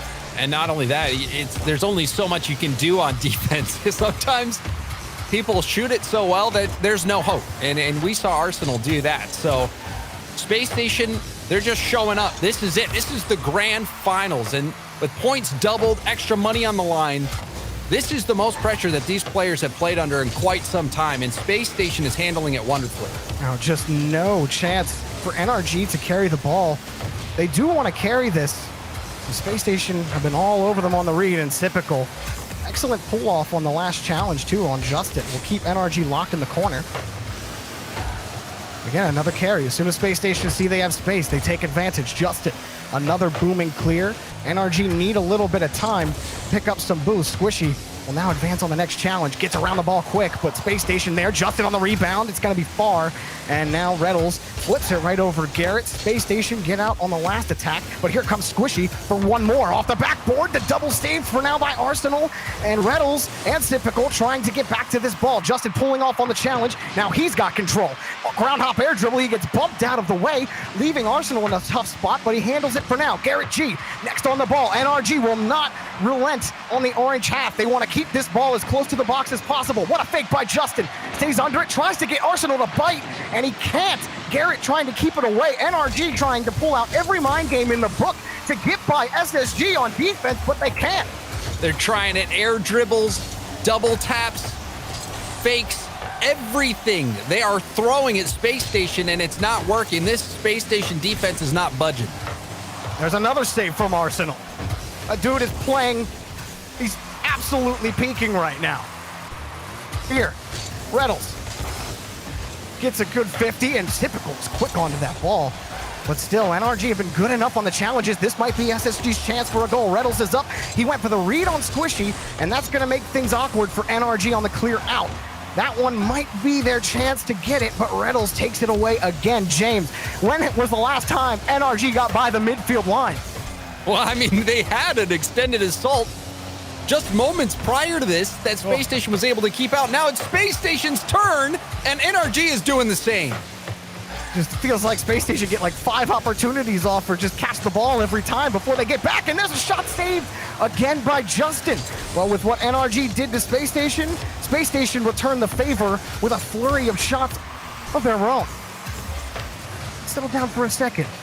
Garrett can't quite catch the ball, and Typical will play it away. Oof. Not the greatest touch from Justin, but Arsenal, Squishy narrowly dodged that bump. And this has been such a closely matched game, Jorby. You feel like for NRG, they must feel like this is a must-win.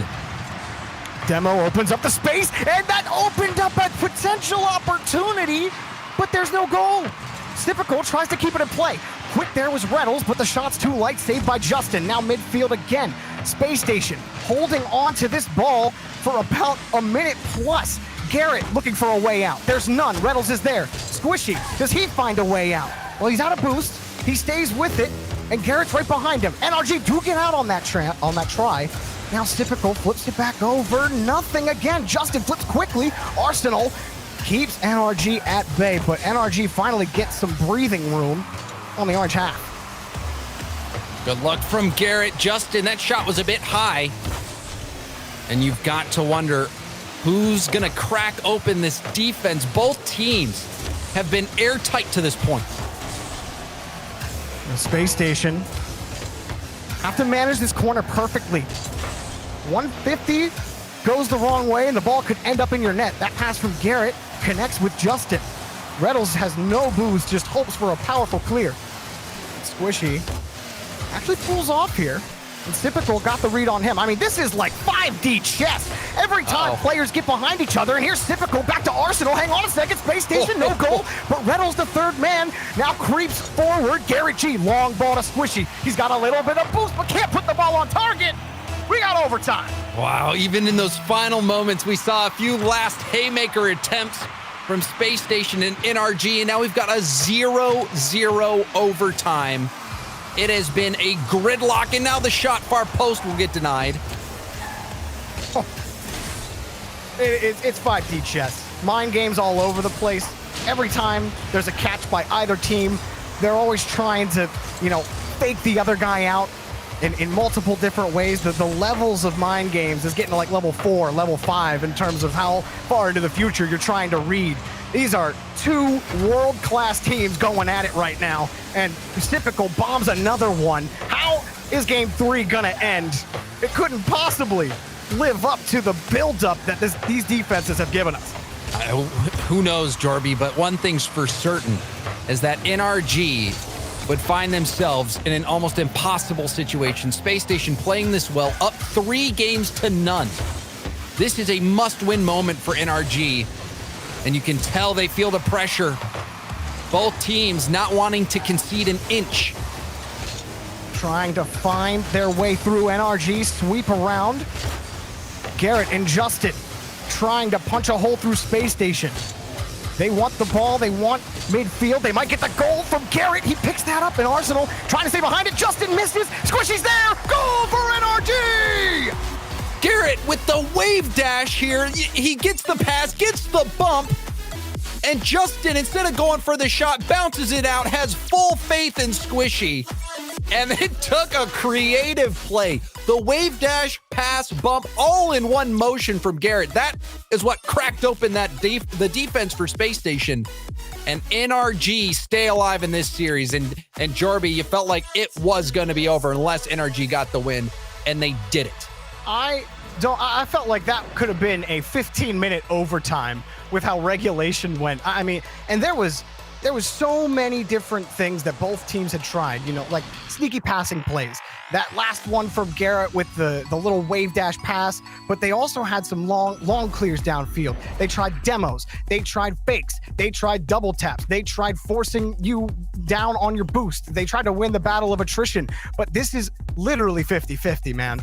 Like, you don't know who's going to crack it. It just comes down to one mistake for these teams or one outplay like we saw from Garrett G. It's the game 3 pressure. That's what it is, Jorby. The game 3, no matter what, is usually that game that has so much on the line, whether you're trying to fight off a sweep in a best of 5 or, you know, prevent yourself from having to reverse sweep in a best of 7 or to get the momentum to take the lead in the series. And you felt that pressure. You could feel the tension in that game with how conservative the players were playing, and also at the level they were playing. There was very few mistakes. And NRG, they stay alive now, but Space Station, we know what they can bring, but NRG showing some life. We'll have at least a game 5 in this grand final.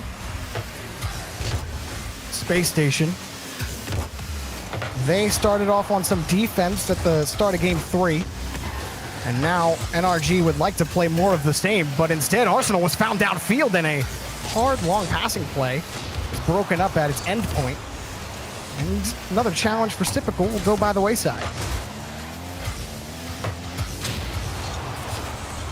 That demo for Garrett thought maybe would give NRG a shot. They still might get one here. Justin has one. He's got the boost for 2, and there it is. Justin hits the double, and NRG have the lead.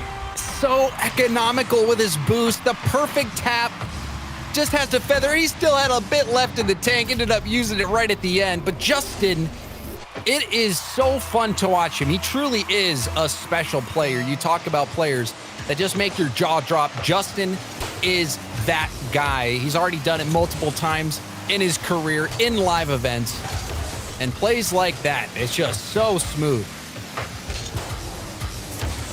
Another challenge from Garrett against Arsenal. Squishy actually got a bomb downfield to Justin, who wins another one. Can't get that rate, a little too far above it. Squishy actually has to retreat. He had no boost, and Garrett trying to buy him time on that retreat. He did so, and Justin will be next up on the rotation for NRG, but nothing too sweaty for them on defense. They get out of another push. Space Station having a little more difficulty getting those valuable demos that gave them a plethora of goals in the first few games, James. Another boomer. This time laterally, but it's met by another one from Garrett, who recognizes Reddle's last man back. Does he take advantage of the poor clear? Just too light on the catch.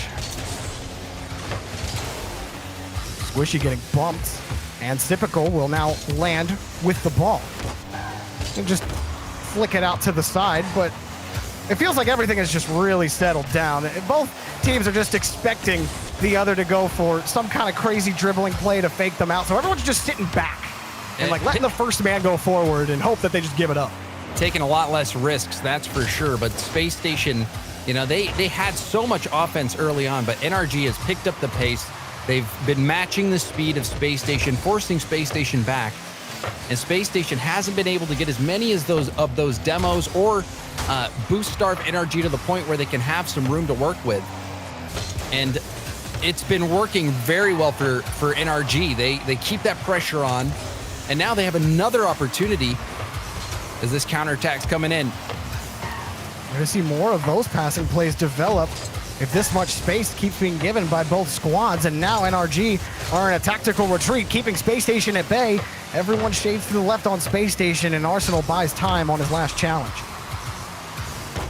Plenty of time to give Typical a chance at the ball. And Space Station forcing NRG to stretch on a lot of these touches. It forces boost out of your tank. It might force a poor touch out of you, a poor challenge. They've done a good enough job at it. NRG have met them on that battle. But I mean, this is tough to get any sort of credence, any sort of space. You get a couple passes out, but then the other team has you read pretty well about where that pass is going. And it might take that physical game to actually get another hole for Space Station, but Justin, well, he gets back to the ball in time. Squishy might find a breakaway. Justin connects. The shot blocked by Arsenal, diving back for a save. And Justin barely had enough to get that shot on target, but he did well. And now the ball on the goal line, Justin taking his time. And this game, Jerby, just like the previous game, we saw 0-0 overtime that NRG eventually won. And now we still only see a single game coming at this point.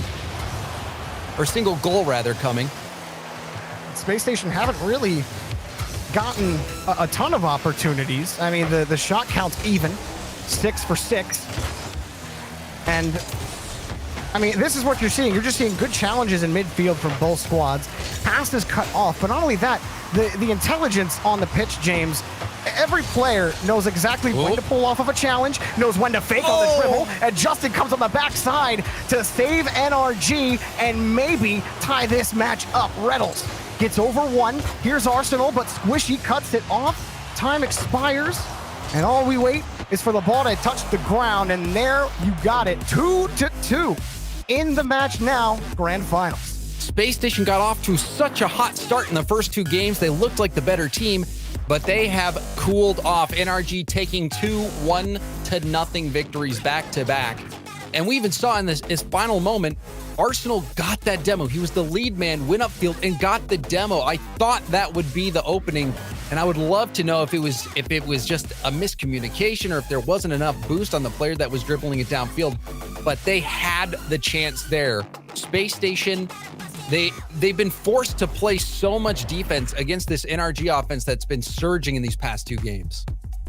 Well, look, we had enough to say during that little break. The best kind of analysis is just watching the game on the pitch. And game 5, about to get underway. Here we go. Players have hit the pitch. The war drums sound. We head to Wasteland Night. Both teams looking for match advantage and to put the other team on match point. Garrett keeps down low to the ground. Justin up next. And NRG start off on offense, but good defense. High challenge again, forces Garrett up onto a quick save.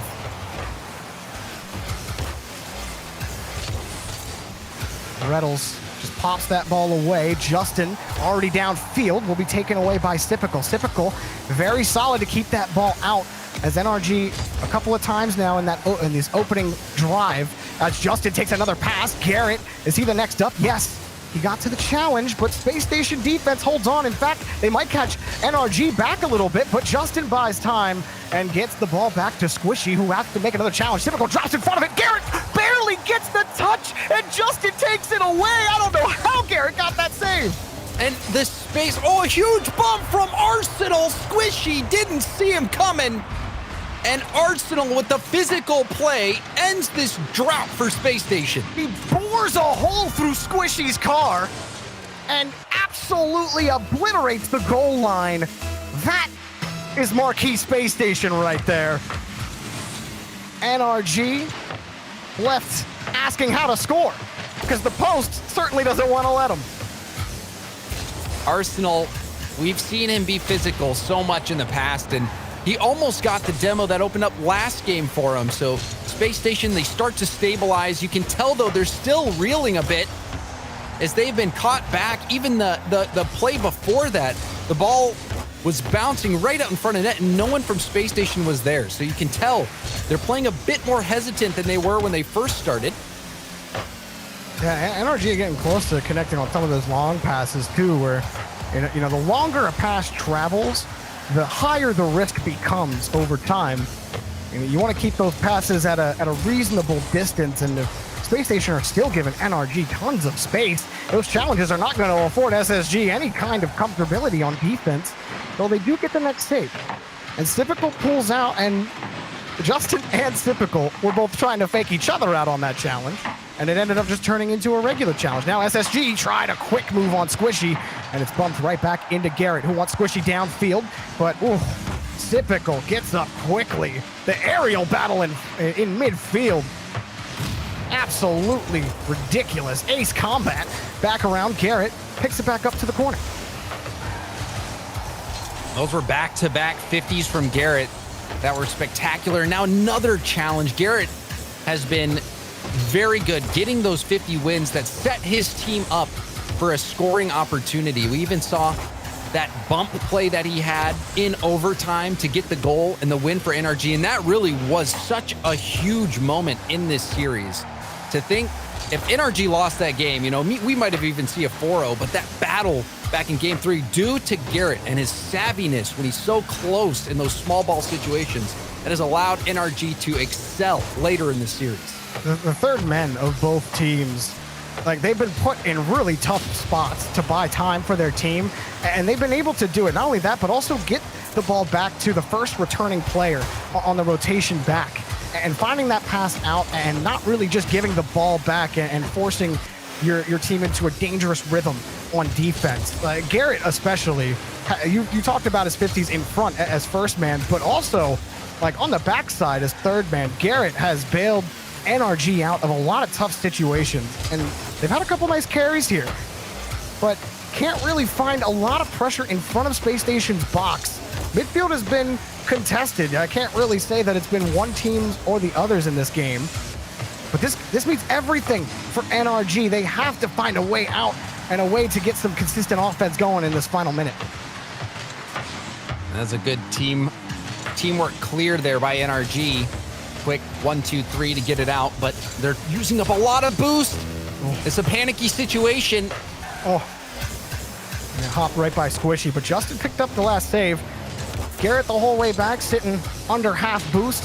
Or not Garrett, excuse me, Squishy, and now he's gonna come up and make the next challenge happen. I mean, Space Station are fine to play this game. If all they have to do is make 50-50s in midfield and even get a few shots on net, well, they're happy to waste time with a 1-goal lead. Attempted carry, failed. Boomer, well, that'll succeed momentarily, but it all hinges on this next challenge from Squishy. He does get around it, and it might give Garrett a chance. He kicks it hard to the side. Garrett double tap to Justin. Justin over one. Squishy's up for this, but he has to stretch, and he's got to go to the corner instead to get back to it. No boost. Hits it as hard as he can to Garrett. Makes the 50 happen. Justin's quick to the ball, but Space Station meet every single punch. And here comes another one. Space Station having to stop the tsunami that is NRG's offense as time expires. Squishy can't get to the challenge. Sipical gets behind it. Justin can only kill it, and Space Station, what away from being your major champions. Wow, another 1-0 game. We've seen 3 games in a row now where it was just a single goal scored throughout the entirety of the game, and it has been down to the defenses. We've seen it, Jorby. Neither team wanting to give up any of that position. Their challenges are there. The passing we're seeing come through, even for both teams. I would say NRG, though, a little bit better at finding those infield passing lanes, but they keep getting clogged by Space Station. These teams are really giving it their all. I mean, when Space Station, they just have had the boost at every step to deal with anything that NRG have tried to throw at them. And the mind games aren't really working for NRG anymore. Space Station are consistently a step ahead of them, even when you think that it's okay. Space Station or NRG finally connect on a few passes. It's like, oh, they look pretty dangerous in front of the box, but Space Station were always in position, and you only caught them panicking on that one push that we saw from NRG at about the 2-minute mark, I think, James, where they had a couple double commits, but the clears were good enough to get them out. Other than that, I think clogged is a perfect way to explain NRG's offense right now.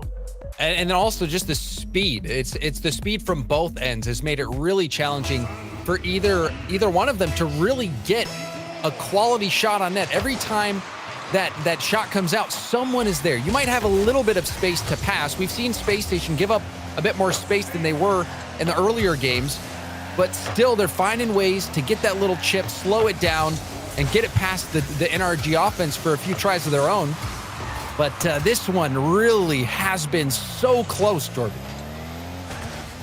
It is game number 6. Typical almost put the first one in for Space Station. It's crunch time for NRG. This one's just for game 7. Justin got in front of the next ball. Squishy will give NRG some time. And Space Station got a whole pitch to work with. They wanted a deep pass, but Justin was right there. Yeah, that was a bit too telegraphed. Justin was waiting there. She saw that coming by a mile. Arsenal didn't have a ton of boost, so couldn't get to it quickly. And now NRG capitalizing off of that jump by Justin to break up the play.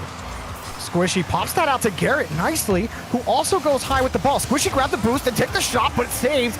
You saw Reynolds getting harassed behind by Garrett and didn't get demoed. Now Typical carrying it on the air dribble, blocked by Justin, and Space Station are sitting the whole way back at the midfield line. Arsenal by 1, and he demos the guy through on the carry. Reynolds on the challenge. It could be Arsenal's, but Justin, he gets demoed by Arsenal. And NRG, they got to be frustrated. Yeah, both of those demos, Arsenal on Justin. So that has to be a bit frustrating, like you were saying. You just get back into the play, same guy gets you again. But he's downfield for this play. Got it off the ceiling, has the boost, back out to the side. Can't make it happen. And now a slowdown by Reynolds, trying to get the ball by Garrett. Justin gets a good touch, but Arsenal was right there waiting. Space Station swarming midfield. Even in that low boost situation, Squishy takes it right back, trying to kick down the hive. I like that idea, though, from Squishy. He took his time there, went for the dribble, was hoping he might be able to make something happen all on his own. Oh, Reynolds perfectly touched, perfectly scored, wonderfully done.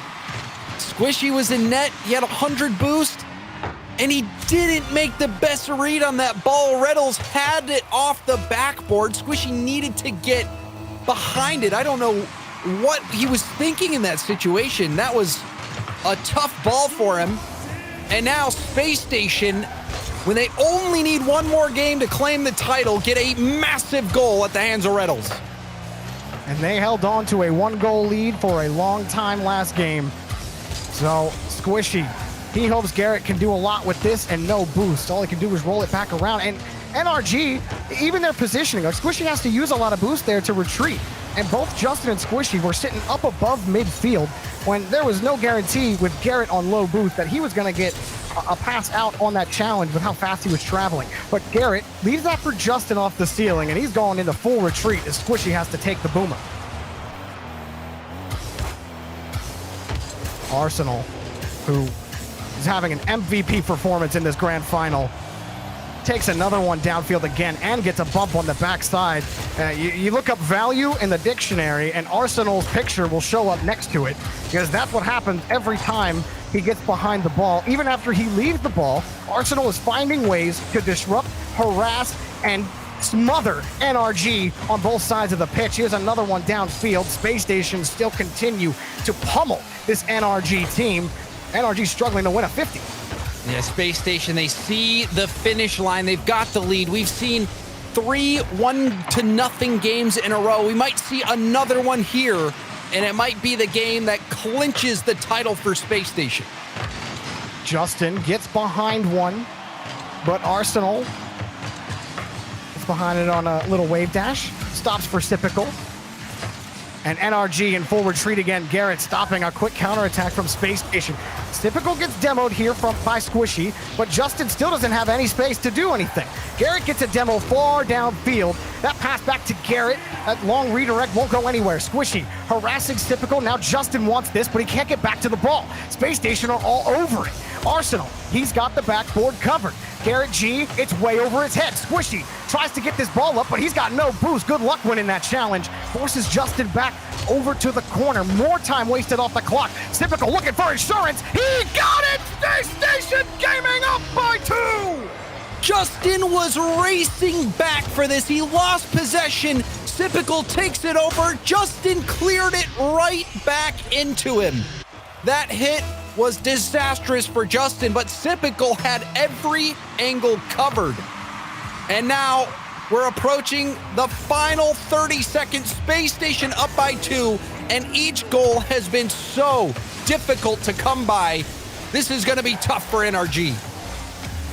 Ball bouncing down in front. Garrett has been in a forced supersonic retreat all match long, and it isn't getting any slower. Garrett, another challenge. This is it. The NRG's last chance. He goes for a quick one to Squishy. Back over to Garrett. Justin already jumped in the air, and he missed the ball. He missed it. Time is expiring. There's no goals for NRG on the board. Space Station have done it. They are your North American Fall Major Champions. Space Station Gaming, they have had such an incredible split. They started off on fire and they finish as the champions for North America. Absolute complete performance by Space Station. They had everything in their toolkit and they used every single tool, James. Space Station Gaming, excellently done. Reddles, Arsenal, and Sypical, but especially Arsenal, who had an outstanding performance over the course of this entire match and this entire day. Yeah, and there you have it. Our champions for North America, Space Station Gaming. They'll know how we do it. They'll never get it anyway.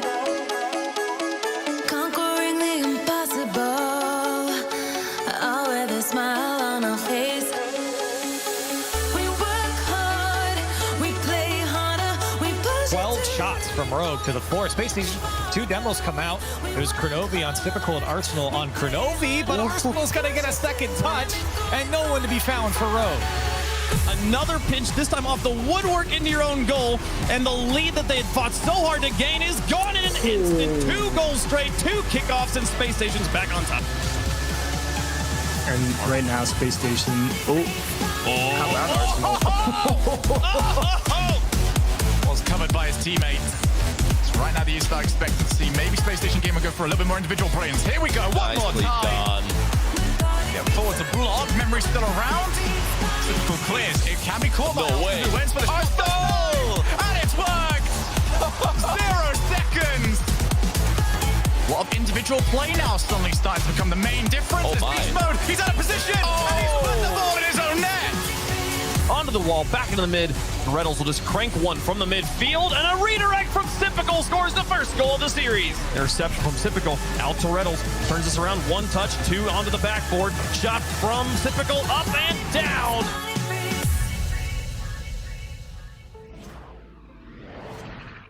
Space Station Gaming prevail against all of our thoughts. We were completely against them, and they just said, you know what? No, we're going the other way, and we're going to take the dub here. NRG put up a fight.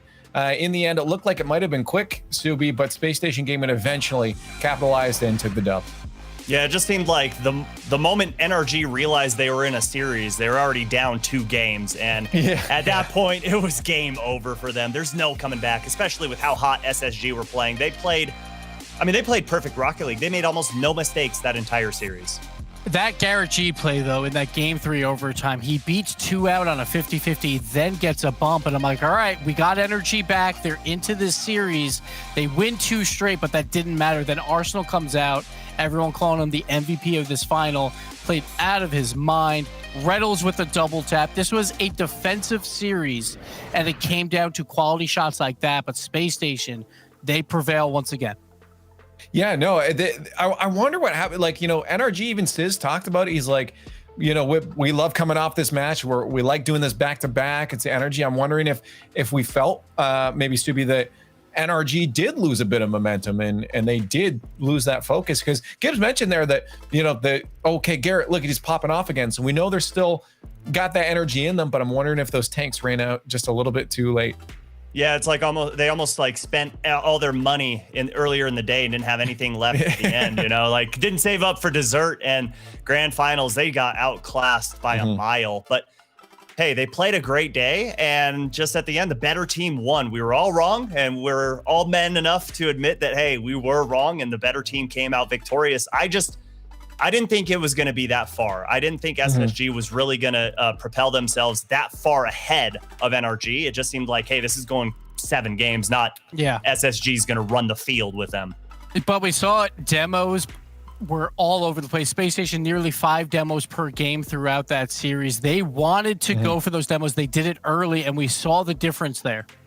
Well, that's I want to ask about that. What is it the SSGs in your guys' eyes that they're doing so well that NRG is having trouble with it? NRG, Gibbs, made pretty handy work of the teams they had to face before, but obviously SSG's doing something right here.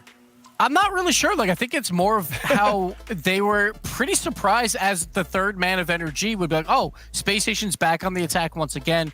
Like, I'm not in position to make this save well. And then, like, on top of that, oh no, my other man that's rotating in, he is now demoed, so it's all up to me. That happened a couple times in games 1 and 2, and I think they just surprised him a bit. Hey, Leaf. Yeah, Subi. The difference was duct tape. SSG just duct tape down their R trigger and they just go for it. They never slow down. I mean, there's no stop to them. You cannot stop them, especially when they're that aggressive going for those bumps and demos. Like, it's just too hard to change your gameplay on the fly like that.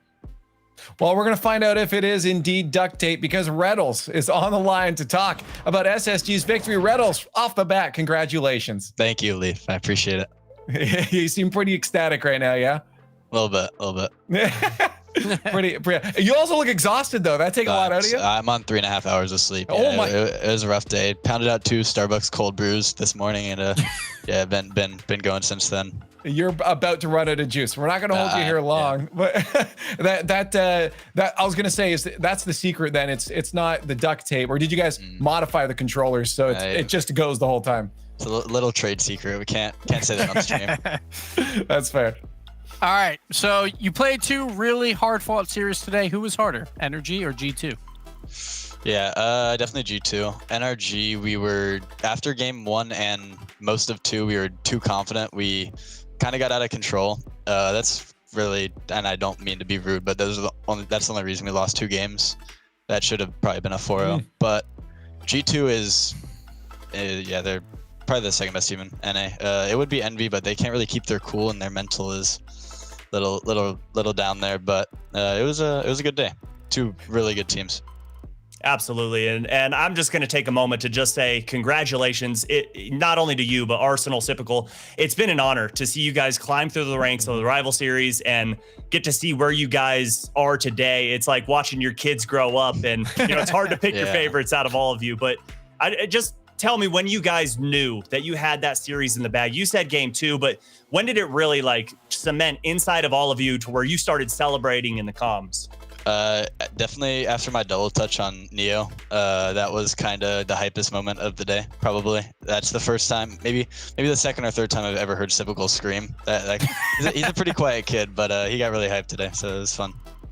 That's really good to hear. I just got to ask now going forward for Space Station Gaming and you guys, it just seems like you have the secret. You said it yourself. You're not going to tell us what it is, but you have that secret. Is it now up to the rest of the region to figure out how to stop that? Or are you guys going to continue to evolve to make it even harder?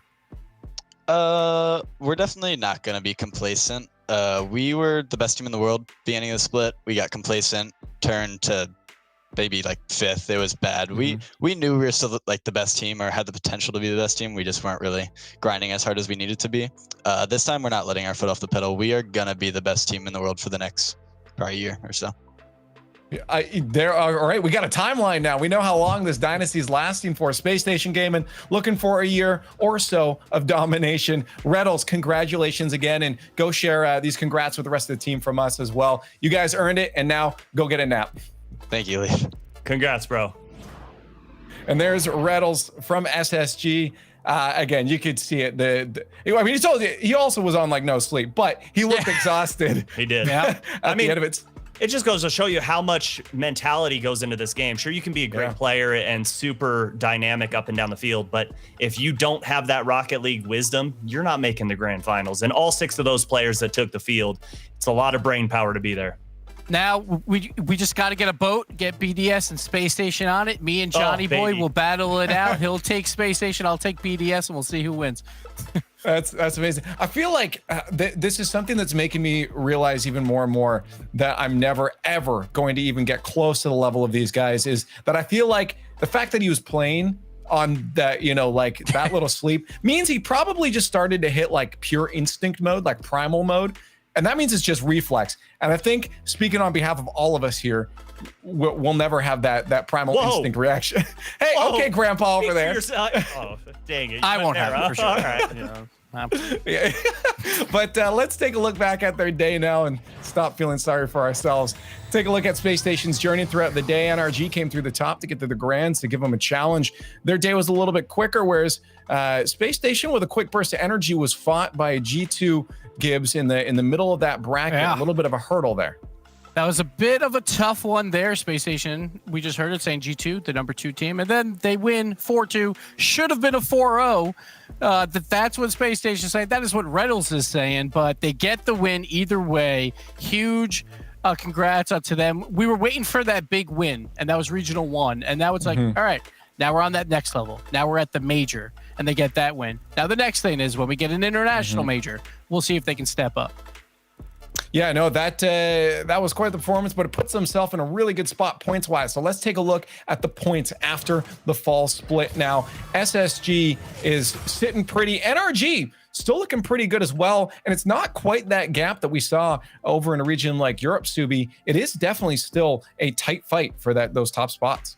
Absolutely. There's no Team BDS over here in North America that could fall asleep for the next split and still make it to land. But yeah, tight race, but I think today really proved Space Station Gaming is just in a different category than the rest of these North American teams. When they turn it on and when they want to play well, they do. And the confidence is, part of what makes them so good. They know that they're the best in the world and they know no one's going to stop them. And today they showed that. But like these results show you, hey, it's a close battle and they can't let their foot off the gas pedal. And we need a bell or something because now we can ring it because it's roster mania time. Everyone is going to be making these roster moves to catch up to teams like Space Station, to catch up to teams like, of course, like Energy as well. Like they want to make top 6. It's going to be very difficult. And the roster moves will begin this week. And in case you guys missed it, just before that grand finals, we also announced the winter split and what it's going to look like. Let's take just a couple moments before we sign off today and have a little bit of a break before that starts up, just to talk about that. We're switching out of that Swiss into a double elimination. You guys know this format. It's back to that familiar. You win, you move on, Gibbs. It's going to be a giant bracket. 2 losses and that's it, and your day is done, or your tournament is done, and that'll be over 4 days. It's gonna be a lot of fun. I'm probably most excited that I don't have to explain Swiss every week or every day, so I'm pretty happy about that. But we played the Swiss so we could tell what the seeds would be for something like this. Now we get a 24-team bracket where you know where you're supposed to be, and we'll see how these matches wind up going. Yeah, this is Subi. This is going to be interesting now with only 2 lives. I mean, teams are coming out of being used to having 3 lives through that Swiss down to 2. No, and as a fan first, I'm excited for this. I'm excited to get to tune in every week because, like you said, you've only got 2 lives. And when you do fall to that lower bracket, teams seem to play with a little more sense of urgency. So it's going to be very fun. No longer do you get, oh, we only lost 2 games, but we could win 3 more to come back. Nah, it's going to be good night for you. So as a fan of Rocket League, you've got to be looking forward to this because it just means the teams have to bring it every single series and every single match. Well, it's also a good night for us. We have just crowned all 4 of our fall split major champions, finishing off with North America just now. I want to thank everyone that did join us for all of this Rocket League throughout this split. There was a lot of Rocket League throughout this split, but we are finally at ease to take a break, but not for long. Only 2 weeks away until that winter split starts. So again, on behalf of myself, the analyst desk, the production team, putting in all that hard work, the players putting on the show, and you guys watching at home, thank you so much for watching. We'll see you in a couple weeks.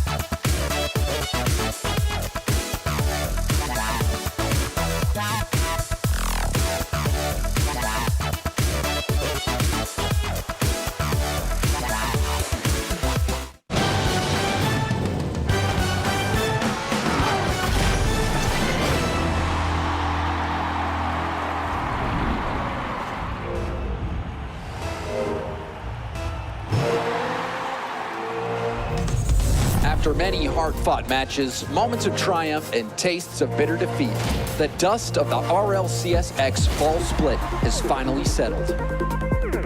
We crowned our Fall Regional Major champions, but there's no time to rest as teams set their sights on the next phase of RLCS X. Introducing the RLCS X Winter Split. In this new split, the stakes get higher and the competition is only getting more fierce. We've done away with the Fall Split's 32-team Swiss format, and now we're moving to a 24-team double elimination bracket for the Winter Split. It's simple. Win and move on. Lose twice, and you're watching from the sidelines. One thing's for certain. The pressure is building as we continue the search for the best teams in the world. With fewer spots up for grabs, each win will net teams an even larger cut of the prizing and points. It may be the Winter Split, but the competition is just heating up. Every victory will matter more than ever as teams keep their eyes locked not only on qualifying for the Winter Split Major, but the eventual Rocket League World Championship. The pros are ready to hit the pitch for the RLCS X Winter Split. Are you?